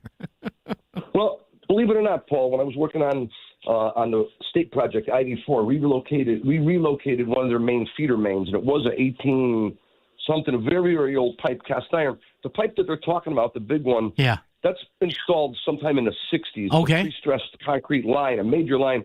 Their water treatment plant is, I think, up in Watertown, so they're interconnected with other towns. But this pipe has been a problem for a long time. It actually, about 3 months ago, they had a major break. Not a major break. They had a blowout break. They had to put a temporary bypass in. Wow. And they're in the process on Watertown Ave. The pipe's a little bigger, and they're slipping plastic pipe inside the old concrete pipe to upgrade that to be a little bit smaller. But it's just been an ongoing problem for a long, long time there. And it's just a little frustrating.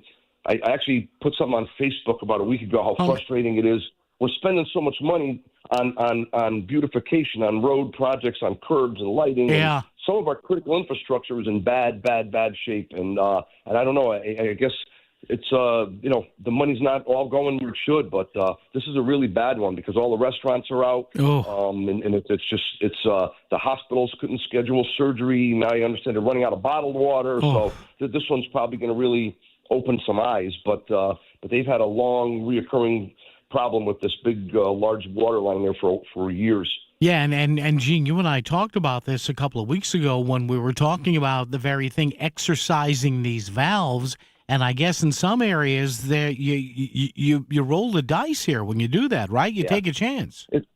It's Russian roulette. The old valves were double disc, and they screw down and they push on the bottom, and a lot of times they break on the top on the bonnet. So it is. It's just it is Russian roulette. They actually.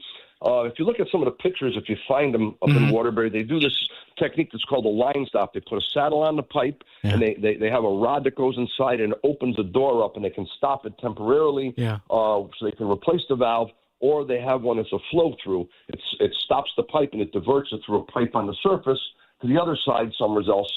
But these things take days and days to install, They have a local contractor who's magnificent. They're on call. I feel sorry for the guys. They're working around the clock, 7 days a week. And it's cold. Gene, it's freezing outside. Yeah. Oh, my God. Yeah. I mean, that's a problem, too, when you're dealing with water in these temperatures. Frost in the ground. It's there's not enough money to fix it. But right now, the contractor has a blank check. Money's no object, whatever it takes to get it going. So it's just a shame. I live in Stratford. Look what we went through with the big sinkhole over here on the Burma Road this summer. That was $6.5 million, a collapsed culvert. But it's just we really need critical infrastructure to be repaired, inspected. There's techniques. Right there on water around the corner, they're slip lining to 42 inch. This line could be, could be rehabbed for a fraction of the cost, put out to a public bid. But it's, I guess people don't like spending millions of dollars on something that you can't see until you they can't see it. Yeah, they can't see it, but then, Gene, when they turn their faucet on, there's no water. They go nuts. So listen, I know that you're not speaking on behalf of anybody, but you just alluded to it. So, Gene, and with all your expertise you have in this and all your certifications, are we talking days, weeks, months? I mean, how bad is it? They'll get a bypass going. I noticed. I'm friends with someone that has a wrecker company, and they're working in front of us. They cut in a valve today, so I think what they'll end up doing, they'll isolate it, and they will put a bypass above ground. Okay. So it'll be less water, but it'll loop it around. You have to fuse pipe together. I would bet that in a few days you'll have enough water restored where it won't be as 60% of people are without water, and I guess people who have water, I think it's coming out of their reserve tanks, and I guess it's dirty. Contaminated. So this is one of the worst ones I've seen in a long time. All right, Gene, keep me updated with this, buddy. I appreciate it. Thanks, man. Okay, Paul. All right, there you go. Gene's one of our Gene in Stratford, also a great drummer. But so Gene's been on the job for years. He knows all the stuff. So we have our public works analyst there, Gene in Stratford. WICC Smart MLS Right Now traffic.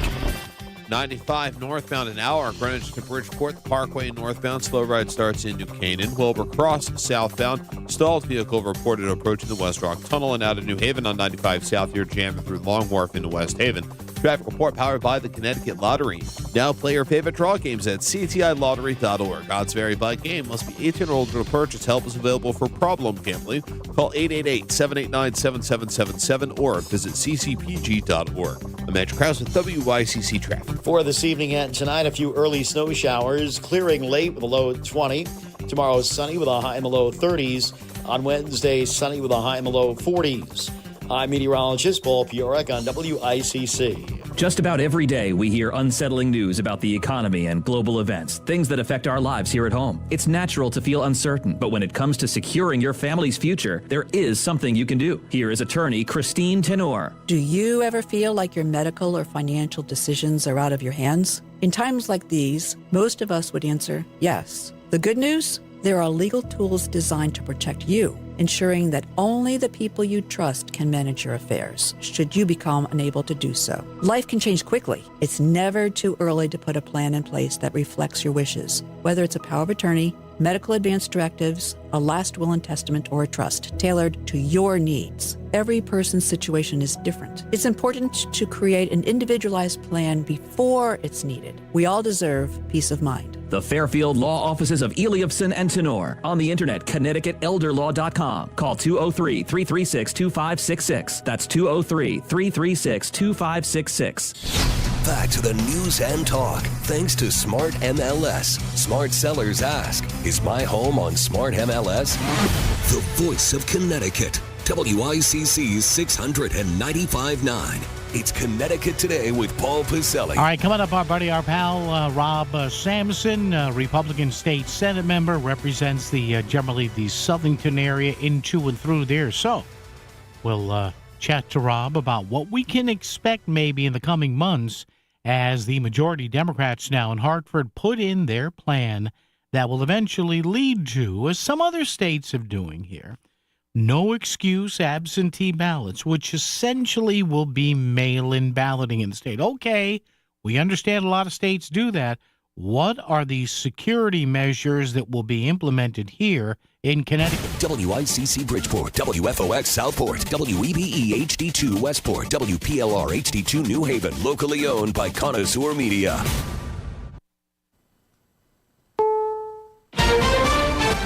Is CBS News on the Hour, sponsored by Progressive Insurance.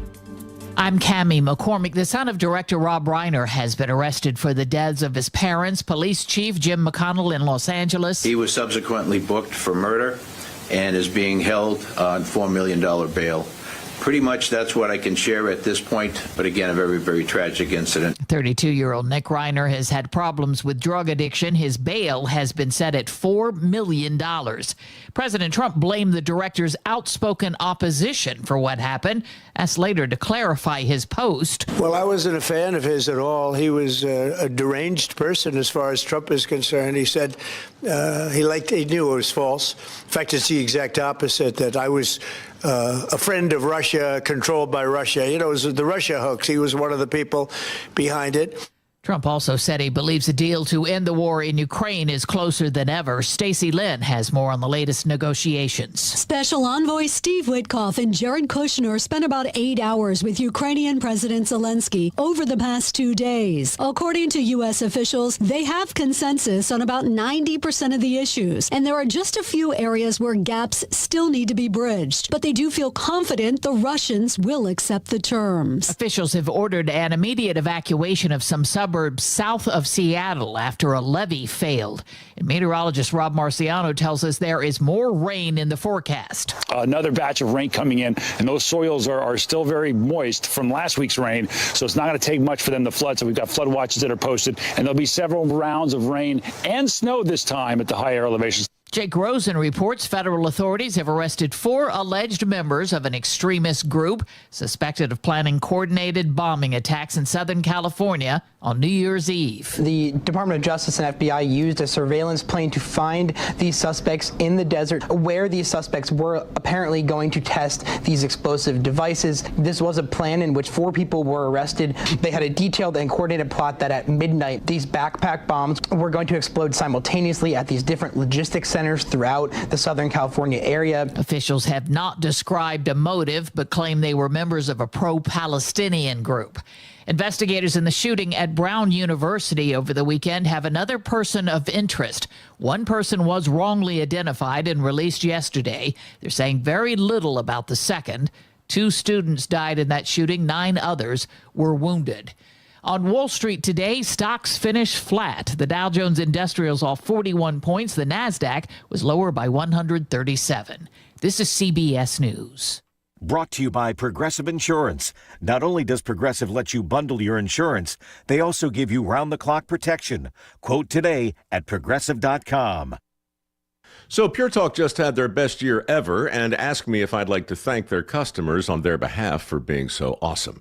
I said sure. It's important to say thanks, especially this time of year, which is why, as one of their many satisfied customers, I should probably thank Pure Talk first for keeping their customer service in this country and for providing hundreds of American jobs. I appreciate that.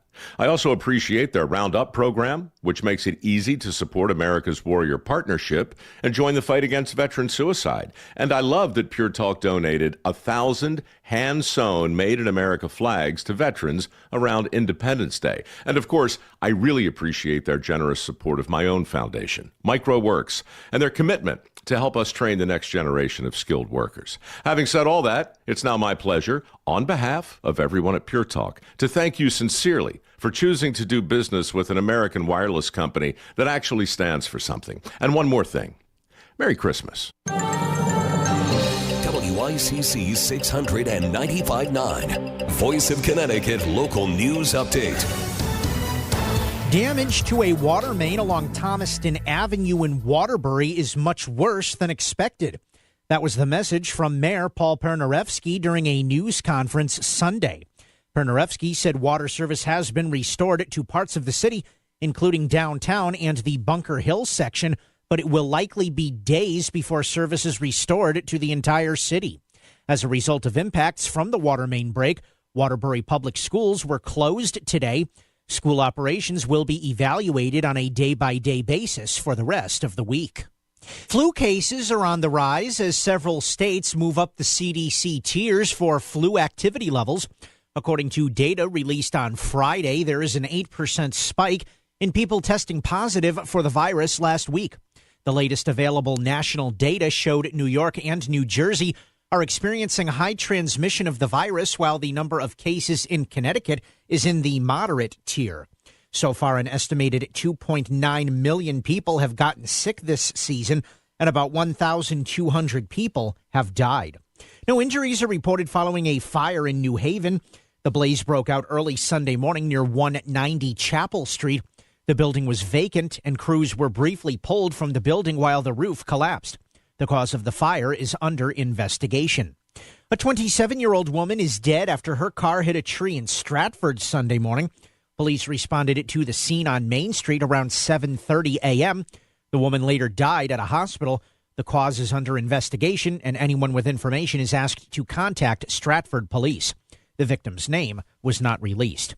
A retail theft ring involving Home Depot stores across multiple states is tied to Connecticut. Authorities say more than 300 thefts took place at nearly 130 stores over a 13-month period, including 14 Home Depot locations in Connecticut. 13 defendants have been indicted in the thefts, which totaled about $2.2 million. And Connecticut State Police want to put drone detection sites on 2 New Haven schools. State police have requested that the city install dead drone detection equipment on top of Sound Schools and New Haven Academy's rooftops. Connecticut State Police also want Yale University to be the 3rd new drone detection site in the city. I'm Chris Williams with WICC News. WICC Smart MLS Right Now Traffic. Upper Merritt northbound accident between exit 30 and exit 31 has things backing up through Trumbull. 95 northbound an hour, Greenwich through Bridgeport and out of New Haven on 95 south. Heavy congestion through Long Wharf into West Haven. Traffic report is powered by Courtesy Carpet Flooring Design Center. Now's the time for a fresh new look for your home. Save on top flooring brands at Courtesy Carpet. No big box gimmicks, just fair, honest prices. Courtesy Carpet, Route 111 in Monroe. I'm Edge Krause with WICC Traffic. A few scattered snow showers through midnight, clearing late at night with a low of 20. Tomorrow is sunny with a high and a low of 30s. On Wednesday, sunny and milder with a high and a low of 40s. I'm meteorologist Paul Piorek on WICC.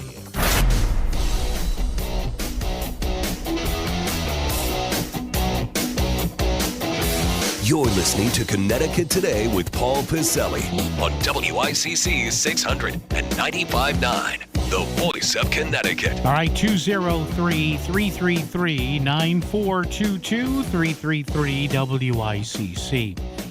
Give you a little update here as to what's going on with the Waterbury situation. We heard from our pal Gene in Stratford, who knows people working on that job. Probably going to be a few more days before things even out. No word yet we have on the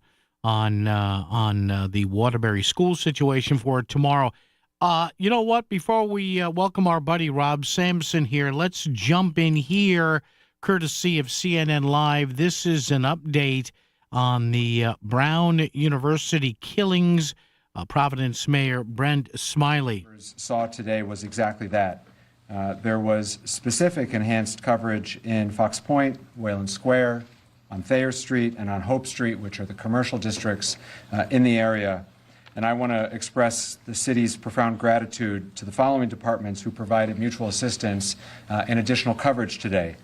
First and foremost, the Rhode Island State Police have been excellent partners, and I'm grateful for the governor of making sure that those resources are available to us here in Providence. But we were also assisted today by friends from neighboring communities here in Rhode Island, which is a terrific way in which our colleagues from throughout Rhode Island have been assisting. Today we had extra help from North Kingstown, North Providence, East Providence, Central Falls, and Pawtucket. Many other communities have offered to help, and we expect to take that help in the days to come. But through that mutual assistance of our neighboring communities, we were able to provide that additional coverage. Secondly, we were able to provide coverage to our schools today. We did have school here in Providence. I'm glad we had school today in Providence. We'll have school tomorrow in Providence. This is the last week of the semester, and it's important for kids to be in school, and so we're encouraging parents to do what's right for their family. We understand that there are probably difficult conversations happening at the kitchen table right now, but if you're comfortable, you should send your kid to school. The Providence Public Schools are open, and we have police coverage at drop-off and pickup times to provide that extra sense of safety and security for our families. I spent the morning out at our schools too, in the neighborhood, to be there for our parents, and they certainly were glad to see an officer helping out. And so, as we've said many times, but it's important to continue to say we're so grateful for the tireless effort of law enforcement, not just to assist with the investigation, but to help all of us feel safe in our home. At this time, I'm going to turn the mic over to our governor, Governor Dan McKee. Thanks, Mayor. And just like all of us, we want to see the individual that pulled the trigger on these young kids identified, apprehended, and brought to justice. I can tell you from the state level, we're continuing to coordinate our state police and instructed the colonel to make sure that all the resources that are available are being employed through the direction of the mayor, but that partnership is incredibly important. I also know that the schools are not only being impacted on the higher education in Providence and also the K through 12, but I also have heard and have been in contact with our Commissioner of Higher Education, Shannon Gilkey, along with our Commissioner of K through 12, Angelica Infante Green, to make sure that we are reassessing all safety issues in all our schools in the state of Rhode Island, and more to come on that. The issues that have to do with mental health, coordinating around the state through our higher ed and through our K through 12. I've assigned Director Rick Leclerc to make sure that they're coordinating all of the social services, all the mental health help that's out there, so that we can kind of also deliver that on a statewide basis. All right, there's Rhode Island Governor Dan McKee, the mayor before that, Brett Smiley of Providence, updating at least to some point about the coordination going on. Don't know if they'll say anything now apparently about a second person of interest, but we'll keep an eye on that for you. All right, what is coming up now with no excuse? Absentee balloting for Connecticut, maybe within a few years. We'll talk to our buddy Rob Sampson about that coming up. When you want the latest news updates, the Voice of Connecticut has always been there. We start every hour with breaking updates from around the nation and around the world with CBS News Radio. Then we take you around your own neighborhood for live and local Connecticut news from WICC's team of reporters. All day, every day.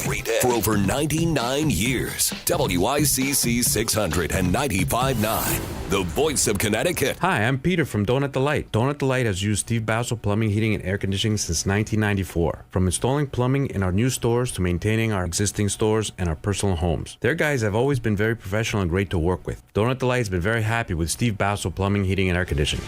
Looking for a reliable plumbing or HVAC company? Steve Basso Plumbing, Heating, and AC has proven customer satisfaction since 1974. Go to BassoPHAC.com. That's BassoPHAC.com.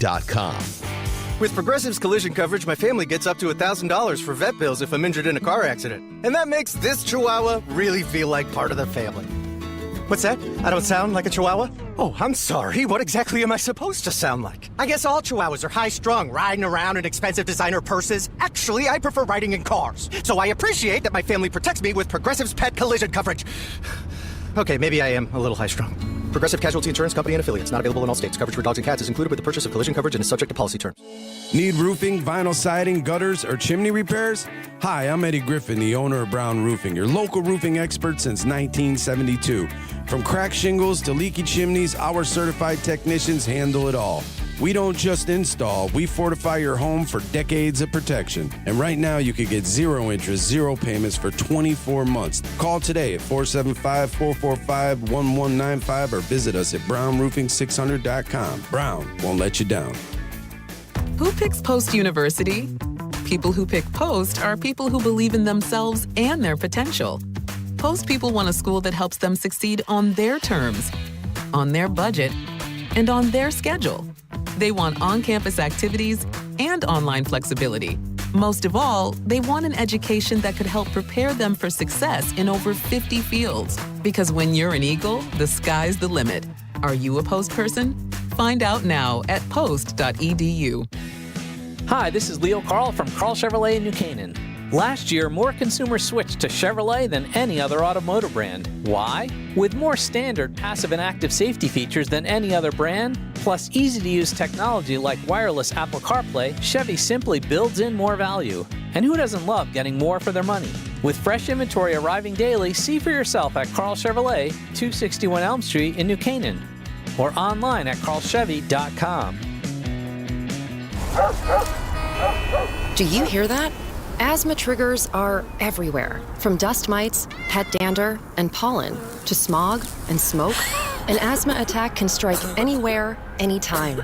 Be prepared with quick-acting Primatene Mist. Clinically proven to open airways quickly. It's the #1 FDA-approved asthma inhaler available over the counter. Primatene Mist. Breathe easy again. Use as directed. WICC Smart MLS Right Now Traffic. Upper Merritt northbound accident between exit 30 and exit 31 has things backing up through Trumbull. 95 northbound an hour, Greenwich through Bridgeport and out of New Haven on 95 south. Heavy congestion through Long Wharf into West Haven. Traffic report is powered by Courtesy Carpet Flooring Design Center. Now is the time for a fresh new look for your home. Save on top flooring brands at Courtesy Carpet. No big box gimmicks, just fair, honest prices. Courtesy Carpet, Route 111 in Monroe. I'm Mitch Krause with WICC Traffic. For this evening and tonight, a few early snow showers, clearing late with a low 20. Tomorrow is sunny with a high in the low 30s. On Wednesday, sunny with a high in the low 40s. I'm meteorologist Paul Piorek on WICC. Keeping you up to date on everything that matters. It's Connecticut Today with Paul Piselli on WICC 600 and 95.9, the voice of Connecticut. So apparently, because of a referendum question that was voted on with 56% yes, I think this was back in 2024 last year, the state will eventually, now it may take some time, the state will eventually migrate to no excuse absentee balloting, meaning that one of the 6 conditions that we currently have for using an absentee ballot won't matter anymore. Now, currently, if I remember most of them, it is an infirmity, you're sick, you're going to be out of the country, there's a religious issue, you just won't be in town on Election Day, you'll be working at another polling place. There's, I believe, 6 of them. Those are all going away. So in a sense, what you're going to have is mail-in voting. Now, they're not calling it mail-in voting, but that's essentially what it is, because essentially every voter in Connecticut could, if they want to, without an excuse, order an absentee ballot. Now, what kind of protections are we going to have on that? And we heard from State Rep Matt Blumenthal the other day that there may already be a framework for this. Well, a gentleman joining us right now may have something to say about that. Our buddy Republican State Senate member Rob Sampson, and he is the ranking member on the Government Administration and Elections Committee. He represents the 16th District, Cheshire, Prospect, Southington, Wolcott, and the city of Waterbury, trying to get all its water back. Rob, it's Paul again. Good afternoon. How are you? I am well, Paul. Glad to speak with you. And I'm actually calling you from a city under siege. I'm in Waterbury at the moment. Yeah. And actually been dealing with a lot of constituents facing some really difficult times. No water. Mm-hmm. I talked to some folks that now they don't have any heat either because their boilers are affected by the lack of water. I mean, it's really becoming quite the catastrophe. What have you, Rob, or anybody in the legislature, or anybody in general? I know they're trying to do this obviously as fast as they can. Have you heard any estimates in the last few hours or not? What are you hearing? Anything? I'm only privy to the same thing that the rest of the public is. I'm keeping an eye on the mayor's press releases that have been coming fast and furious, several a day. And I'm just hopeful that they've got the right people on the job to get it done. All right, Rob, let's talk about voting here. And I know Matt Blumenthal was quoted the other day, a couple of days ago, and you had a quote back to that, like saying you haven't seen anything. But apparently, Rob, are we to understand here, and please correct me if I'm wrong, is there already a framework in here for what will, I guess, be mail-in voting if everybody requests a no-excuse absentee? any sorts of protections here, or is this going to be done hush hush? What do you know here on this? Paul, at the risk of complicating the question, let me just say that the Democrats created absentee voting for all in Connecticut during the pandemic, and they've never looked back. Okay.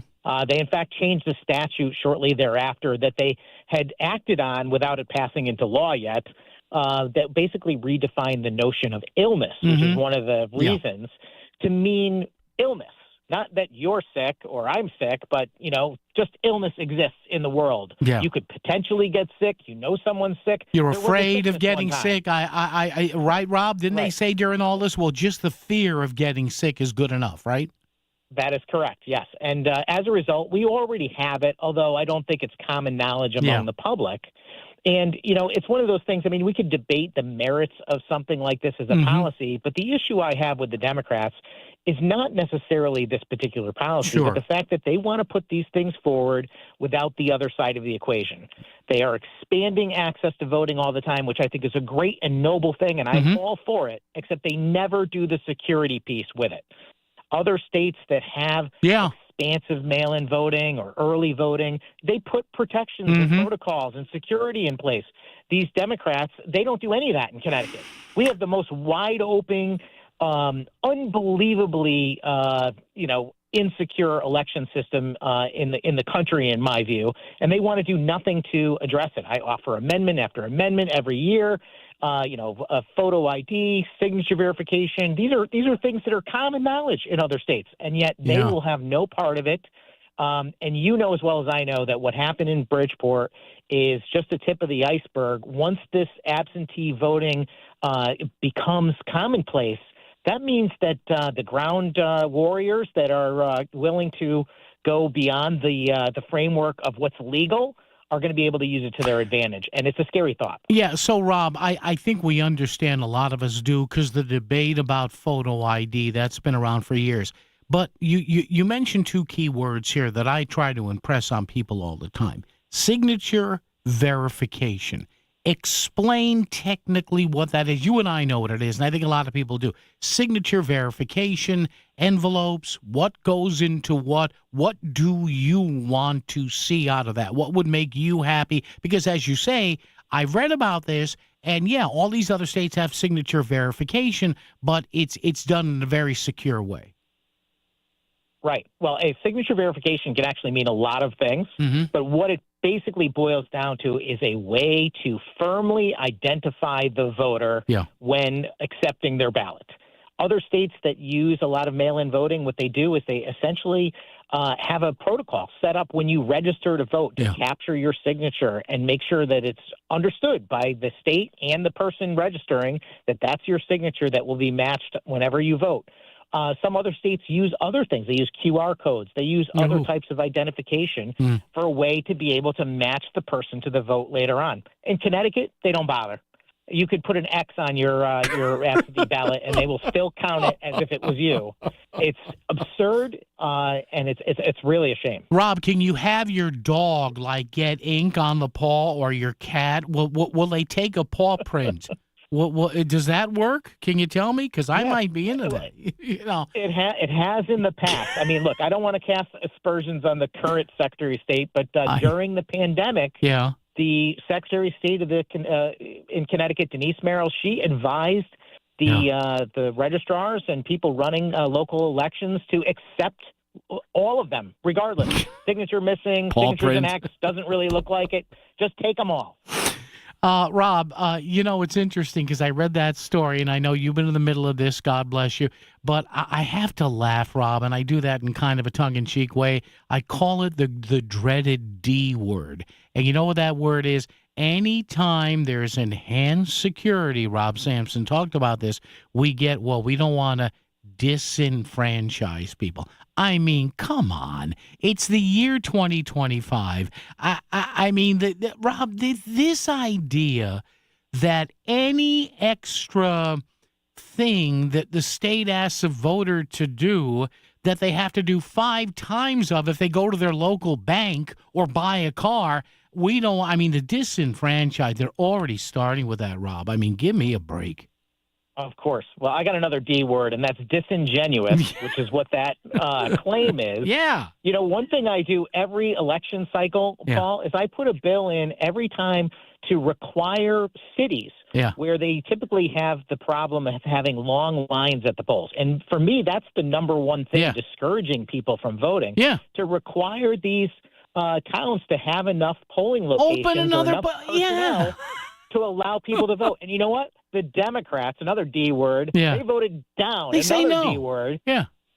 Because they really don't care about any of that. What they want to do is create the ability for as many votes to be cast, whether they're legitimate or not. And frankly, that's how you disenfranchise people, is by having phony votes alongside genuine votes. Now, and Rob, finally, we're going into the ostensibly short session, the even years, the election years. So is there going to be enough time, Rob, in this session to do anything substantive on this? Or is there going to be another? Because I would assume the majority party wants this in for 2026, or is that just not practical?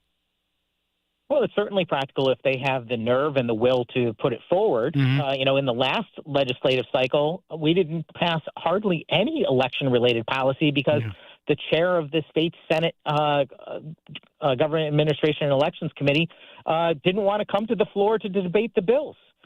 She knew that I was going to ask very hard questions. I was going to put up the amendments on voter ID and signature verification, and they didn't want to have the conversation. And I will put them on notice that if they bring another election bill to the floor, we're going to have that conversation. So it's up to them. They can decide to try and push it forward, but they got to know they got to go through me to do it. All right. This gentleman represents parts of Cheshire, Prospect, Southington, Wolcott, and Waterbury. Republican State Senate member Rob Sampson. Rob, I'm sure we'll be talking about this in the coming weeks. Thank you, sir. Appreciate it. No doubt about it. Thank you very much, Bob. Thank you, Rob. Appreciate it. And he made a great point there. And I make this point too, not that I'm great or whatever, but all these people saying, well, you know, the lines are too long. Well, geez, open another polling place or two. Well, you know, that's not, yes, it's easy. Come on. You don't have another school, a firehouse you could use, some sort of Polish-American hall or Italian-American hall or other organization. Come on. Oh, my God. We may have to move tables in here and tabulators. Oh, the humanity. WICC Smart MLS Right Now Traffic.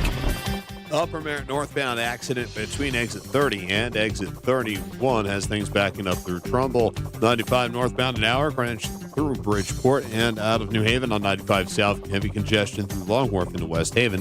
Traffic report is powered by Courtesy Carpet Flooring Design Center. Now is the time for a fresh new look for your home. Save on top flooring brands at Courtesy Carpet. No big box gimmicks, just fair, honest prices. Courtesy Carpet, Route 111 in Monroe. Mitch Krause with WICC Traffic. A few scattered snow showers through midnight, clearing late at night with a low of 20. Tomorrow is sunny with a high and low of 30s. On Wednesday, sunny and milder with a high and low 40s. I'm meteorologist Paul Piorek on WICC. Town Fair Tire sells Continental winter tires for the guaranteed lowest price because we stock more Continental tires than any other tire dealer. So we buy for less and we sell Continental winter tires for less. Plus, you always get more from Town Fair. Yes, more free services than any other tire dealer. Now with over 120 locations and still growing. Nobody beats a Town Fair tire deal. I mean, nobody. Name brands at discount prices. Town Fair Tire. NFL Sundays are back on the Voice of Connecticut. Dished up by Duchess Restaurants. Fresh food served fast. Be there for the action starting at 12:30. We've got your local NFL news and notes. Then it's kickoff at 1 p.m. and 4 p.m. Because what's a football game without a Duchess feast at your fingertips? Get ready to tackle your hunger and the football season with Duchess Restaurants. Your first draft pick for fresh food served fast.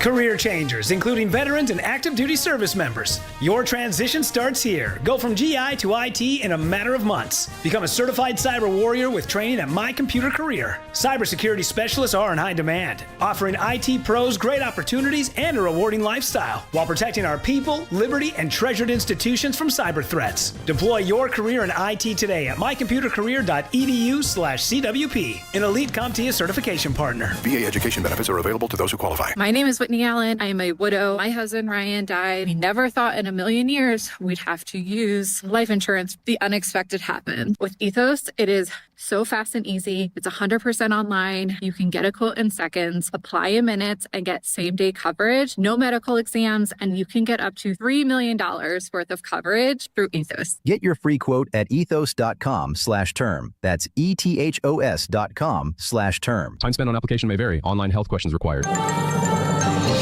This is WICC 695.9, the voice of Connecticut.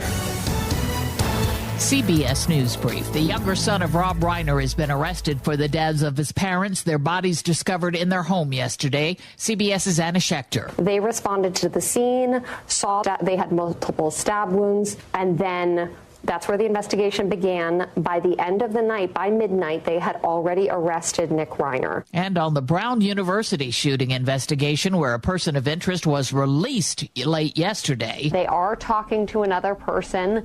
However, we don't know if they have the right person. They don't want what happened yesterday to happen again. They're trying not to publicize too much. After 2 days of talks between U.S. officials and Ukraine's president, President Trump says he's hopeful. I think we're closer now than we have been ever. Officials have ordered immediate evacuations in 3 South Seattle suburbs after a levee failed following days of heavy rain. CBS News Brief, I'm Cammie McCormick. WICC 695.9, Voice of Connecticut Local News Update. Damage to a water main along Thomaston Avenue in Waterbury is much worse than expected. That was the message from Mayor Paul Pernarevsky during a news conference Sunday. Pernarevsky said water service has been restored to parts of the city, including downtown and the Bunker Hill section, but it will likely be days before service is restored to the entire city. As a result of impacts from the water main break, Waterbury Public Schools were closed today. School operations will be evaluated on a day-by-day basis for the rest of the week. 2 people are dead after suspected exposure to the elements in Stamford. Police say both victims were found in separate locations on Saturday morning. The first victim, who has been identified as 50-year-old Johanna Beatriz Naves Gonzalez, was discovered at a bus stop along the 800 block of East Main Street. The second victim, who has been identified as 52-year-old Francisco Diaz Aquino, was found near the softball fields at Cummings Park. Autopsies are planned for both victims to determine an exact cause of death. Governor Ned Lamont has activated Connecticut's severe cold weather protocol. The protocol has been in effect since noon Sunday and is continuing into today due to a blast of Arctic air currently impacting the state, including wind chill temperatures during the overnight hours that were at or below zero. The purpose of the protocol is to ensure that the most vulnerable populations receive protection from severe cold. While enacted, a system is set up for state agencies and municipalities to coordinate with United Way 211 and Connecticut's network of shelters to make sure anyone in need can receive shelter from the outdoors, including transportation. Senator Chris Murphy spoke out Sunday against gun violence on the 13th anniversary of the deadly shooting at Sandy Hook Elementary School in Newtown. Appearing on CNN's State of the Union, Murphy said communities are forever changed by tragedies like mass shootings. What I know is that a community never, ever recovers from a shooting like this. And the trauma and the cost is not just in the lives lost. The day was observed with remembrance services to honor the victims. The event is considered one of the deadliest mass shootings in the country. 20 children and 6 educators were killed on that day back on December 14th of 2012. It was marked the day after a deadly mass shooting at Brown University in Providence, Rhode Island. 2 people were killed and 9 were injured Saturday when a gunman walked into a classroom at an engineering building and opened fire on students preparing to take finals. Elected officials in Connecticut have expressed condolences to the victims, survivors, and families of those students. WTNH-TV News 8 reported that Senator Richard Blumenthal said Congress must work to end the, quote, scourge of gun violence. Senator Chris Murphy said no other country allows its young men and women to be gunned down in neighborhoods, schools, and shopping malls, And Governor Ned Lamont described the shooting as a, quote, unspeakable cruelty and loss in our world. Governor Ned Lamont was joined by 3rd District Democratic Congresswoman Rosa DeLauro at a news conference in New Haven this morning to discuss the impact that the delays and cuts in federal funding from the Trump administration will have on homelessness services in Connecticut. Additionally, Governor Lamont announced his plans to use funding from the recently created Emergency State Response Reserve to fill in some of these funding gaps. Today is the last day of open enrollment. If you want health care in a new or renewed plan to begin January 1st, you must enroll by the end of today. After today, the start date for your new plan will be February 1st. Be sure to check Access Health CT or work with your health insurance broker immediately. Also, if you have qualified in the past for federal subsidies, be aware that those subsidies did not get extended by Congress. However, Governor Ned Lamont has pledged to use state funds to offer assistance to residents who relied on those subsidies and are currently making less than $56,000 a year. I can pretty well assure you that there'll be very little change in what you have to pay out of pocket, but you're going to have to go to the Access Health CT.com website and look at the alternatives, for example, the Anthem alternative, where you'll find that there can be some potential savings to you. And Fairfield's SantaCon will return in 2026 after a positive experience for the community with this year's event.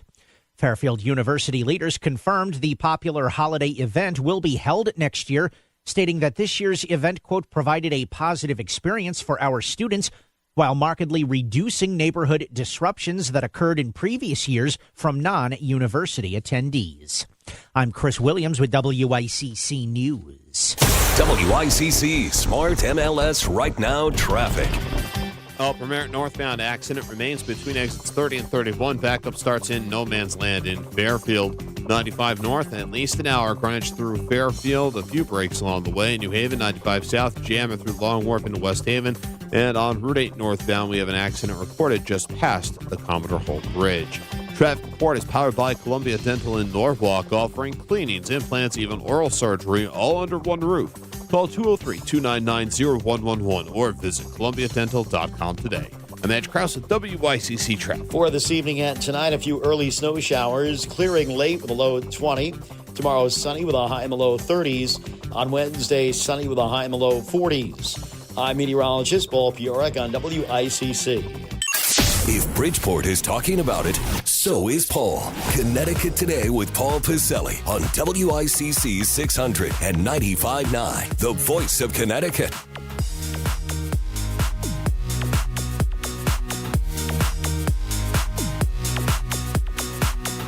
So, there's something else I don't quite understand.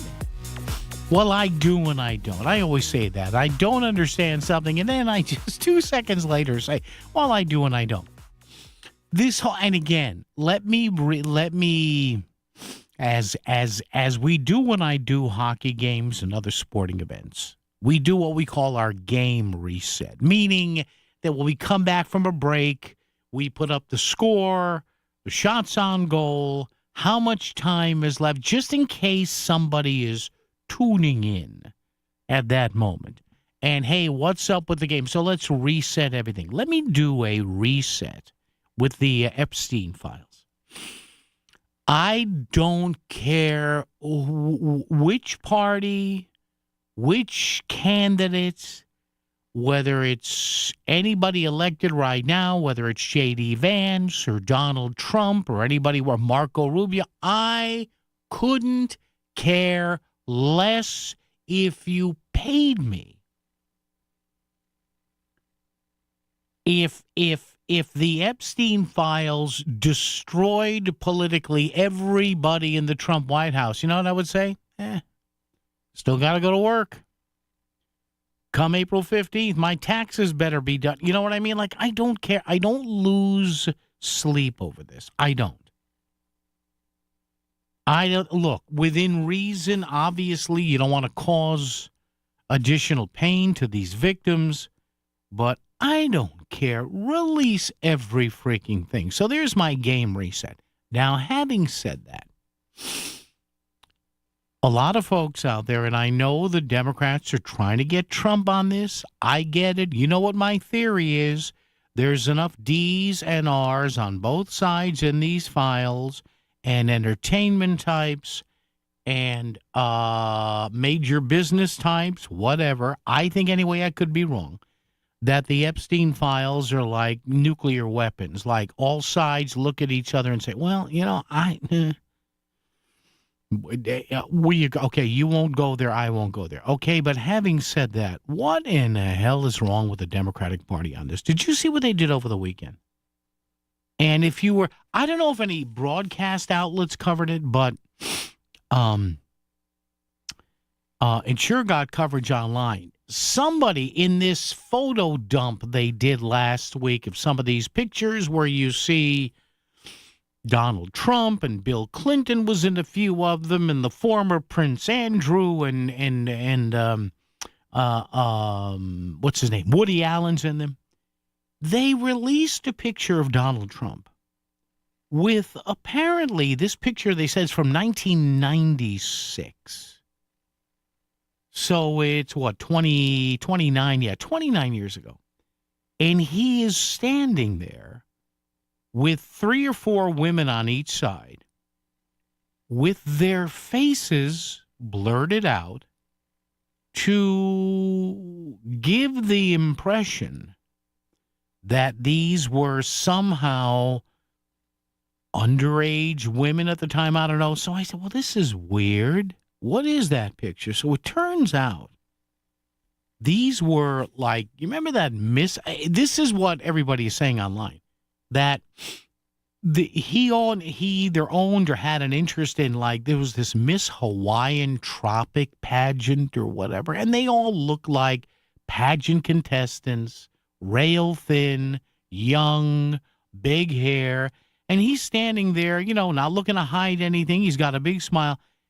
And the idiots on the House Oversight Committee, the minority party in the House Oversight Committee, they released this and said, and literally, have you seen this picture?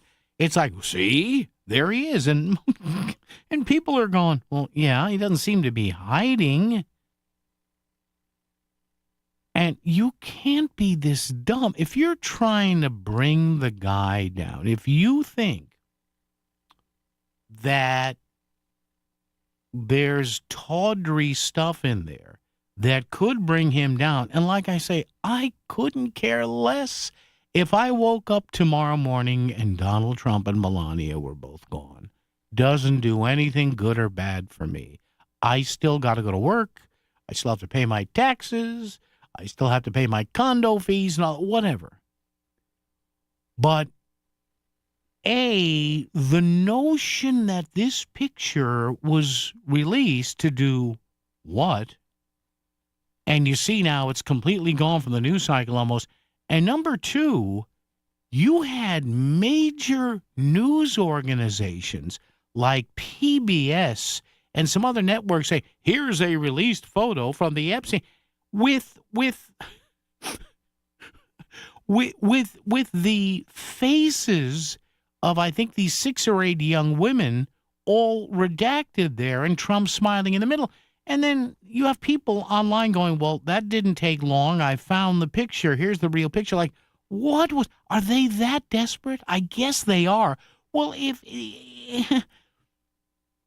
you have any real scuttlebutt, let's see it. I'd love to see it. Hey, it's show prep. But what did they get out of releasing that photo? Do they rhetorical question, do they think people are that dumb? Or maybe there's nothing actually in the Epstein files that hurts Trump. I don't know. Like I said, I couldn't care less if he went away overnight into a puff of smoke. I don't care. Doesn't affect my life all that much. Maybe the tax policy would. I don't care. But did you see that picture over the way? Oh, look at this. And they blotted out, they redacted the face. It looked dumb. It looked like somebody took black electrical tape and put it over these poor girls' faces. They They can't be that dumb, or could they? It's why Access Health CT is here to connect you to health and dental coverage, to offer you free, expert help, to maximize financial assistance, to help you discover the peace of mind of having health and dental coverage. Enroll today at accesshealthct.com. Save more on heating costs this winter with better value and better heating services from Hoffman Energy. Switch now and get $125 free heating oil. With local 24/7 service in any weather, a monthly budget plan, and service plan options, Hoffman Energy has everything you need to stay warm, save, and enjoy a worry-free winter. Use propane? We've got you covered too. Ask about our special offers. Get your $125 free heating oil now. Visit HoffmanEnergy.com or call 877-359-0623 today. The best lights to see this holiday season are the ones unforgettable experiences ignite in children's faces. So feed some rays or touch a shark. Explore the wonders of the sound and make memories to last a lifetime. Visit maritimeaquarium.org to plan your visit today. CVS Health supports people in the moments that matter, from picking up a prescription to connecting care. With nearly 5 million daily interactions and serving 185 million consumers and 1.5 million healthcare professionals, CVS Health holds a trusted place in healthcare. By simplifying care and improving health, we're helping people get the care they need. Learn more at cvshealth.com/investor day. A new exclusive offer with an eligible Bank of America Visa credit card is your opportunity to go from cardholder to ticket holder for the FIFA World Cup 2026. For a limited time, when you're approved for a new customized cash rewards or unlimited cash rewards Visa credit card, you're eligible for a chance to purchase FIFA World Cup 2026 tickets. Learn more today at bfa.com/cardfwc26. What would you like the power to do? Bank of America, proud to be the official bank of FIFA World Cup 2026. Bank of America N.A. in partnership with Visa. Terms apply. All rights reserved. WICC Smart MLS Right Now Traffic. Premier northbound accident remains between exits 30 and 31. Backup starts in no man's land in Fairfield. 95 north, at least an hour. Greenwich through Fairfield. A few breaks along the way. New Haven, 95 south. Jammer through Long Wharf into West Haven. And on Route 8 northbound, we have an accident reported just past the Commodore Holt Bridge. Traffic report is powered by Columbia Dental in Norwalk, offering cleanings, implants, even oral surgery, all under one roof. Call 203-299-0111 or visit columbiadental.com today. I'm Edge Krause with WICC Traffic. A few scattered snow showers through midnight, clearing late at night with a low of 20. Tomorrow is sunny with a high and low of 30s. On Wednesday, sunny and milder with a high and low of 40s. I'm meteorologist Paul Piorek on WICC. Preset number 1 on AM and preset number 1 on FM. Back to Connecticut Today with Paul Pacelli on the Voice of Connecticut, WICC 600 and 95.9. All right, 203-333-9422, 333-WICC. Let's go to Bob in Trumbull, who's been hanging on. Bob, how are you? What's up? Oh, Reverend Paul, a bad weekend. Yeah? Meathead got sliced and diced. No, we don't need that. Sorry. anybody- See you later. Goodbye. We don't need that. Did we get that? We got that? Thank you. Okay.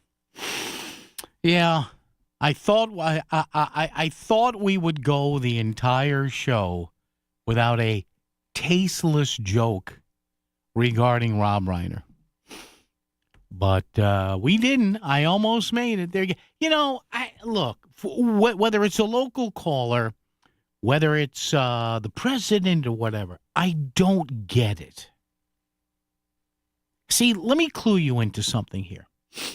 When we die, whether it's a disease, whether it's a medical condition, whether it's by someone's hand, when we die, all right, understand something here. When our ultimate judgment comes, do you think, now just asking you with some sort of clarity here, which I know is tough for some people, do you think that our ultimate judgment by whomever judges us is going to have anything to do with how we feel about politics? Do you think so?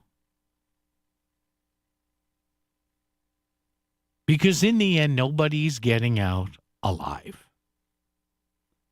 where is something is, and I know you have these guys and these gals who are trying to live to 100, live to 150. Yeah, I mean, if I could live at the state I am right now, that'd be nice.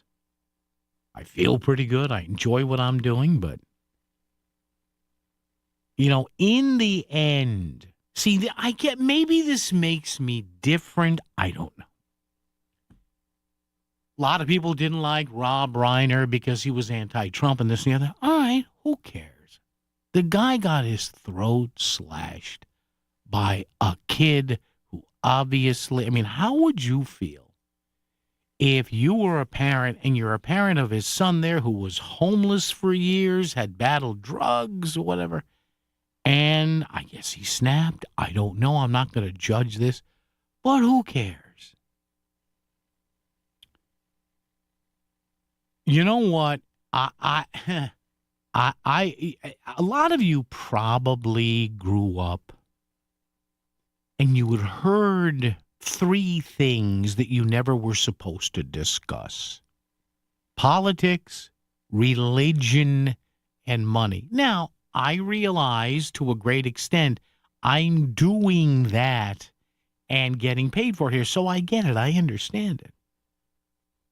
But maybe I'm different because a lot of people who think the way I do, they get all upset. And I'm talking about not necessarily people that call this show, but people online or whatever. I had friends and relatives years ago. Let me give you an example. Who, remember the whole Colin Kaepernick thing, right? Where he took a knee. Remember that entire, I even forgot why he took it. Police brutality, whatever. Black people were being oppressed. All right, well, he got fired or they released him because the team told him, hey, we would prefer you not bring this to the field on game day, right? You want to do what other players have done over the years. Jim Brown off the field was very, active in civil rights and all that. Okay, go ahead and do that. But on the field, you're wearing our uniform from the time you come out to warm-ups till you shake hands. It's about, the game. All right. So that whole thing happened, and I can tell you the number of people that I know, both professionally and family-wise and friends-wise, the number of people that I know that say, well, that's it. I have people that I know people that still got so turned off by the Colin Kaepernick thing and the fact that now, I guess in some big games they do the black spiritual, or they call it the black national anthem, whatever. All right, well, this is the part that kills me. Well, that's it. I'm done with the NFL. I'm not going to watch, which is fine. I don't give a crap what you've. But let me ask you something. So you're going to let the politics of someone or something rob you of something that you kind of enjoy? I don't quite get it. For a lot of people, their only relaxation in a given week or on a Sunday is to watch the Giants or the Jets or the Patriots or whatever. They want. Well, I had somebody say, well, I'm done watching the NFL. Well, why? Don't you really love the pay? Yeah, but I can never do it because they excused Colin Kaepernick. Oh, dude, I'm like, it's entertainment. It's all a clown show. I told somebody once that one of my favorite musical artists of all time was Jackson Browne. He's a real lefty. Yeah, I know that. And you like him? Yeah, I think his music is really good. If anything, it makes me think, his lyrics do. He hasn't changed my mind on the lot, but I have thought about stuff. That's kind of what art is supposed to do, right? But some of the stuff I'm reading and hearing about, well, hey, Meathead is dead. You know what? I mean, stop it. My God, there comes a point. Well, what they're saying about Trump, all right, let them say it about Trump. They're saying it about Trump because he won. I mean, this whole can you top this is just insidiously stupid right now. Now, listen, you can say whatever you want, but it just, I draw the line at people getting sick. And you've heard me, whether it was Joe Biden or Kamala Harris or Donald Trump, I said, listen, these people love somebody and somebody loves these people. And you don't scoff and laugh at that. And even online, I saw a few remarks last night of people I know I wouldn't exactly call friends in the classic sense. And I said, well, what a shock he said that. Or what a shock she said that. You know what? Take a walk. Take a vacation. Go out, touch grass. Breathe deep. Look at the sun. It's good for you. Let's wrap it up. Traffic and weather together right here on WICC. WICC Smart MLS Right Now Traffic. From Merritt northbound accident remains between exits 30 and 31. Backup starts in no man's land in Fairfield. 95 north, at least an hour. Greenwich through Fairfield. A few breaks along the way. New Haven, 95 south, jamming through Long Wharf into West Haven. And on Route 8 northbound, we have an accident reported just past the Commodore Holt Bridge. Traffic report is powered by Columbia Dental in Norwalk, offering cleanings, implants, even oral surgery, all under one roof. Call 203-299-0111 or visit columbiadental.com today. I'm Edge Krause at WICC Traffic. For this evening and tonight, a few early snow showers, clearing late with a low of 20. Tomorrow, sunny with a high in the low 30s. On Wednesday, sunny with a high in the low 40s. I'm meteorologist Paul Piorek on WICC. Discover the finest flooring in Southern Connecticut at Courtesy Carpet. With over 50 years experience, from intricate area rugs and durable vinyl to elegant stair runners, they have it all. Shop anywhere, but see them before you buy. Visit L&J and their team on Route 111 in Monroe or at courtesycarpet.com. Financing is available, so you can get the floors you love today. Trust the experts in quality flooring, because at Courtesy Carpet, your satisfaction is their courtesy. This is the sound of captivity. This is the sound of rescue. And this is the sound of freedom. Give Armenia's captive bears a second chance by supporting International Animal Rescue. Call 508-826-1083 or search The Great Bear Rescue to learn more. Back to the news and talk, thanks to Smart MLS. Smart sellers ask, is my home on Smart MLS? The voice of Connecticut. WICC's 695.9. It's Connecticut Today with Paul Piselli. Yeah, I'm looking up here at the set on CNN. Australia plans tougher gun laws after a Bondi Beach attack. And it's not pronounced Bondi, it's Bondi Beach attack. Yeah, maybe you should do something in Australia, as they've had, the same problem a lot of other countries have had. Geez, I don't know, anti-Semitism. Oh, we can't talk about that, can we?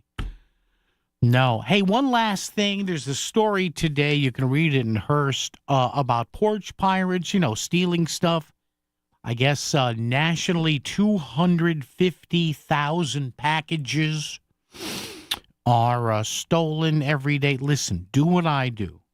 Now, I have an enclosed area in my condo, but if I'm ordering anything more than like a vitamin supplement or a pair, some socks or a pair of sneakers from Amazon, like if, buy my son something for his camera, a new lens for his camera, whatever, here's an easy way to, folks, I'm telling you, don't get hit by the porch pirates. Use an Amazon locker. They're actual lockers. Go on Amazon.com, search for Amazon lock. You put in your zip code. It means you have to go somewhere and get the package. But if you're ordering a piece of jewelry, a nice watch, a piece of electronics, for the love of God, with the dirt bags out there, don't put it in a common place. It'll get stolen. Trust me, I've used them before. I use the one at the Connecticut Post all the time. It's right near us here. Use an Amazon locker. They are porch pirate proof. WICC Bridgeport, WFOX Southport, WEBE HD2 Westport, WPLR HD2 New Haven, locally owned by Connoisseur Media.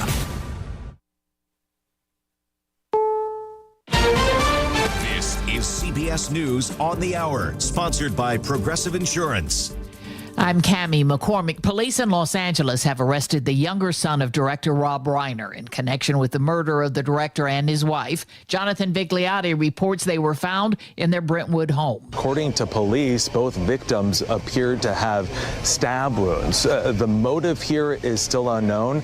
Nick Reiner was last seen with his father at an event on Saturday. What exactly transpired between that time and 3:40 p.m.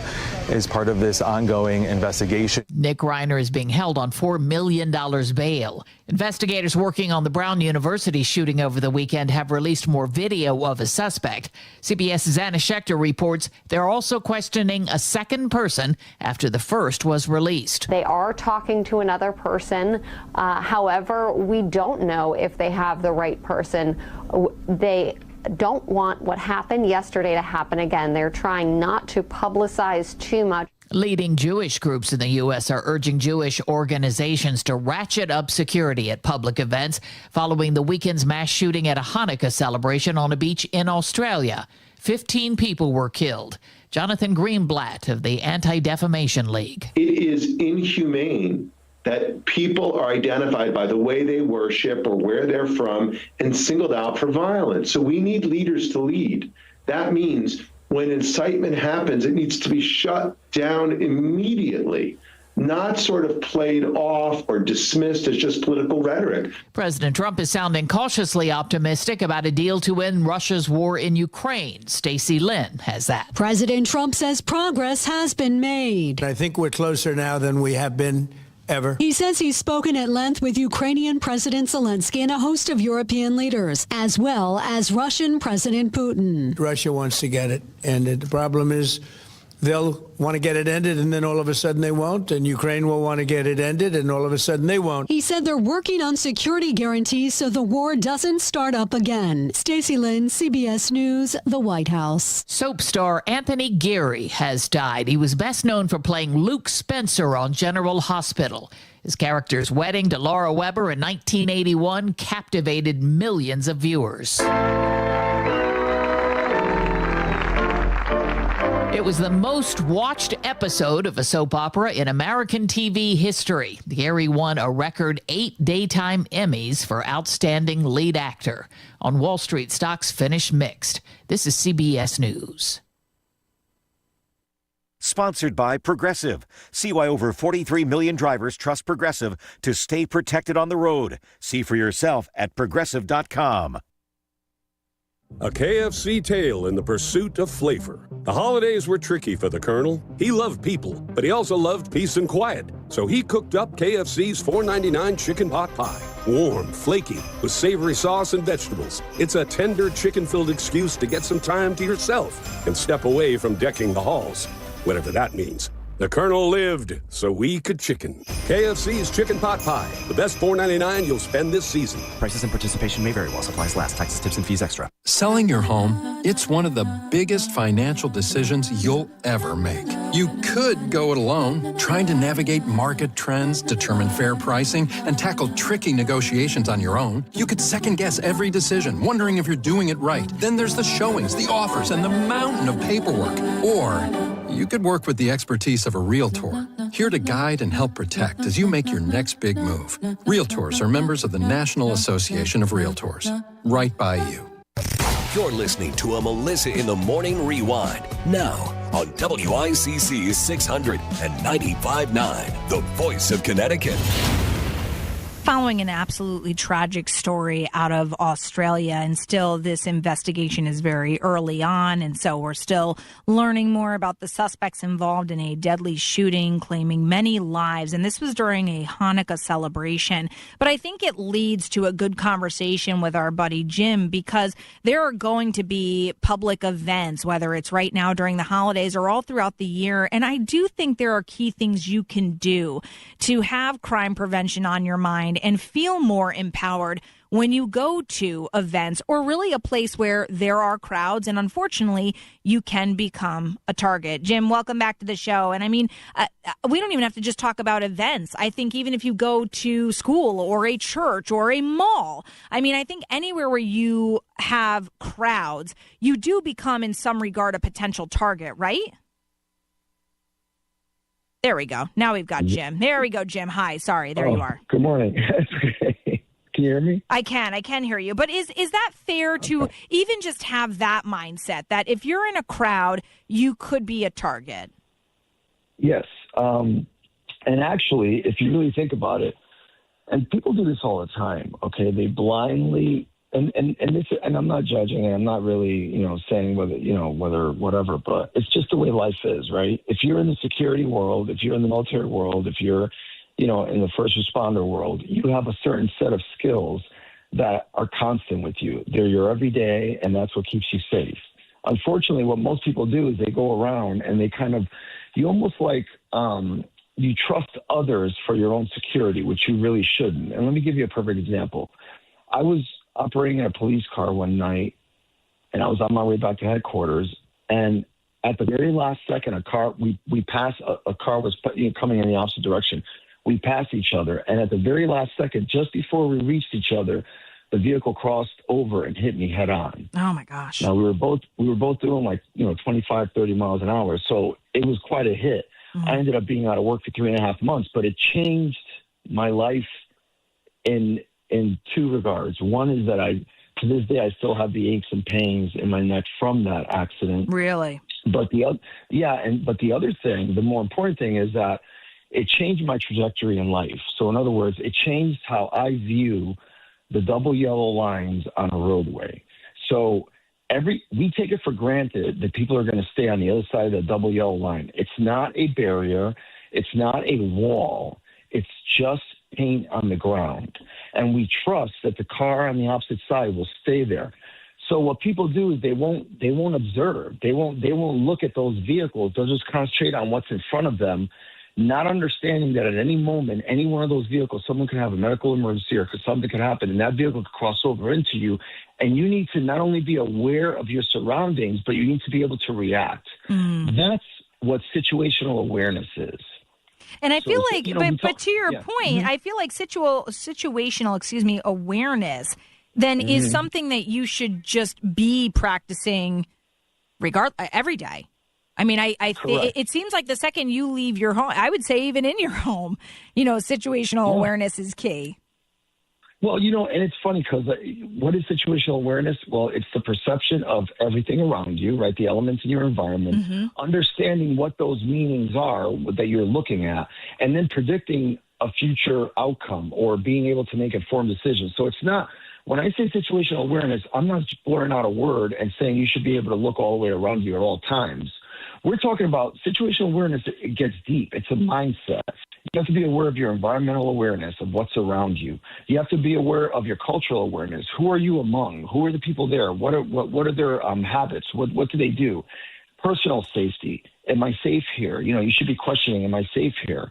Behavioral awareness. How are people behaving? Are they behaving reckless? Are they using items as weapons they shouldn't be using? Emotional awareness. How do you feel about it? Are you going to be able to get out of something if something really actually happens? We need to focus on how the bad guy thinks. So it's called hostile surveillance, right? So what they do is, let's say it's somebody who wants to rob you. What they're going to do is they're going to look at what the location of the place. They're going to look at the general appearance. They're going to look at your observational skills, your defenses. Well, I was going to say, they're going to look at your vulnerabilities, right? Where can they capitalize on taking advantage? Sure. Yeah. Exactly. And the good person should be looking at how to avoid a problem, spotting an issue, and then planning accordingly to be able to break that cycle. Because the criminals think a very specific way. Their modus operandi or their MO is a very specific way. And if you can spot it, you can avoid it. And I think that, listen, this sounds like a lot of work. And I always say this, it sounds like a lot of work, but it's really not. Once it becomes a part of you, it's in an instant, you're able to be aware and ready for changes. It's almost like when I do an active shooter class, right? I talk to people about when you walk into a building that you don't know, that you have no knowledge of, what the inlay is, where the halls are or anything.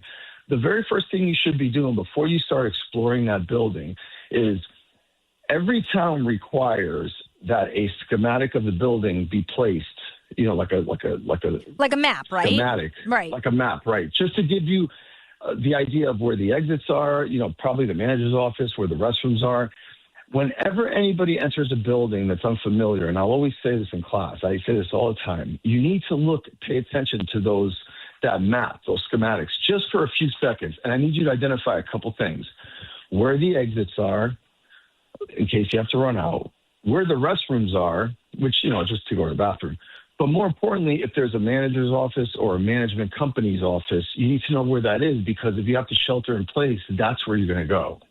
Yeah, and that's where you're going to bring your family.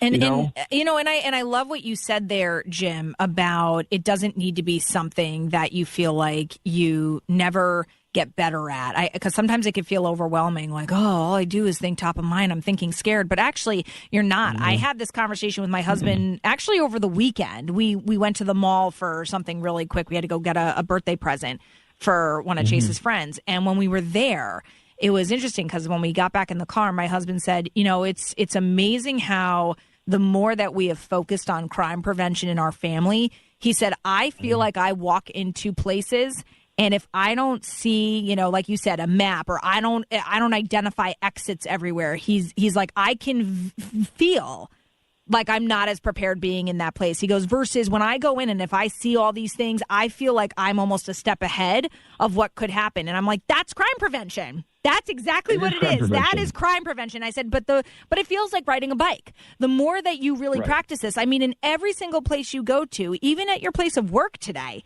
even if you feel like you've been working there for 20 years, do you know that there's actually an outline of the building that you're in? And do you know all the exits to get out? And if you don't, well, then you have an assignment today. I just think it's something you can practice everywhere.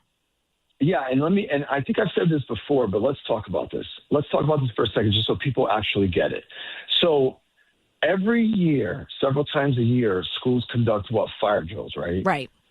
They do fire drills all the time. They drill into the kids. They do it all the time. It's always down the same hallway, out the same door. Can you name me the last school fire, please? Right. It doesn't happen. Don't even bother. Don't even bother, because it doesn't happen. The last time it happened was in the 50s. It was in the 50s, and it was out in the Midwest. So here's what happens. So why do we keep doing fire drills with kids? Because what they're doing, whether the kids realize it or not, whether the parents realize it or not, or whether even the staff realize it or not, you're creating a mindset. You're creating a blueprint, a map of how you want or where you want people to go in the case of an emergency. Because the bottom line is this. Here's reality. When you do a fire drill, right, everybody's happy to get out of class. Teachers are going to get a break. The kids get to see their friends. Everybody's outside. Everybody's talking and laughing and smiling. But the reality is when something bad happens, it's going to be dark, wet, and cold.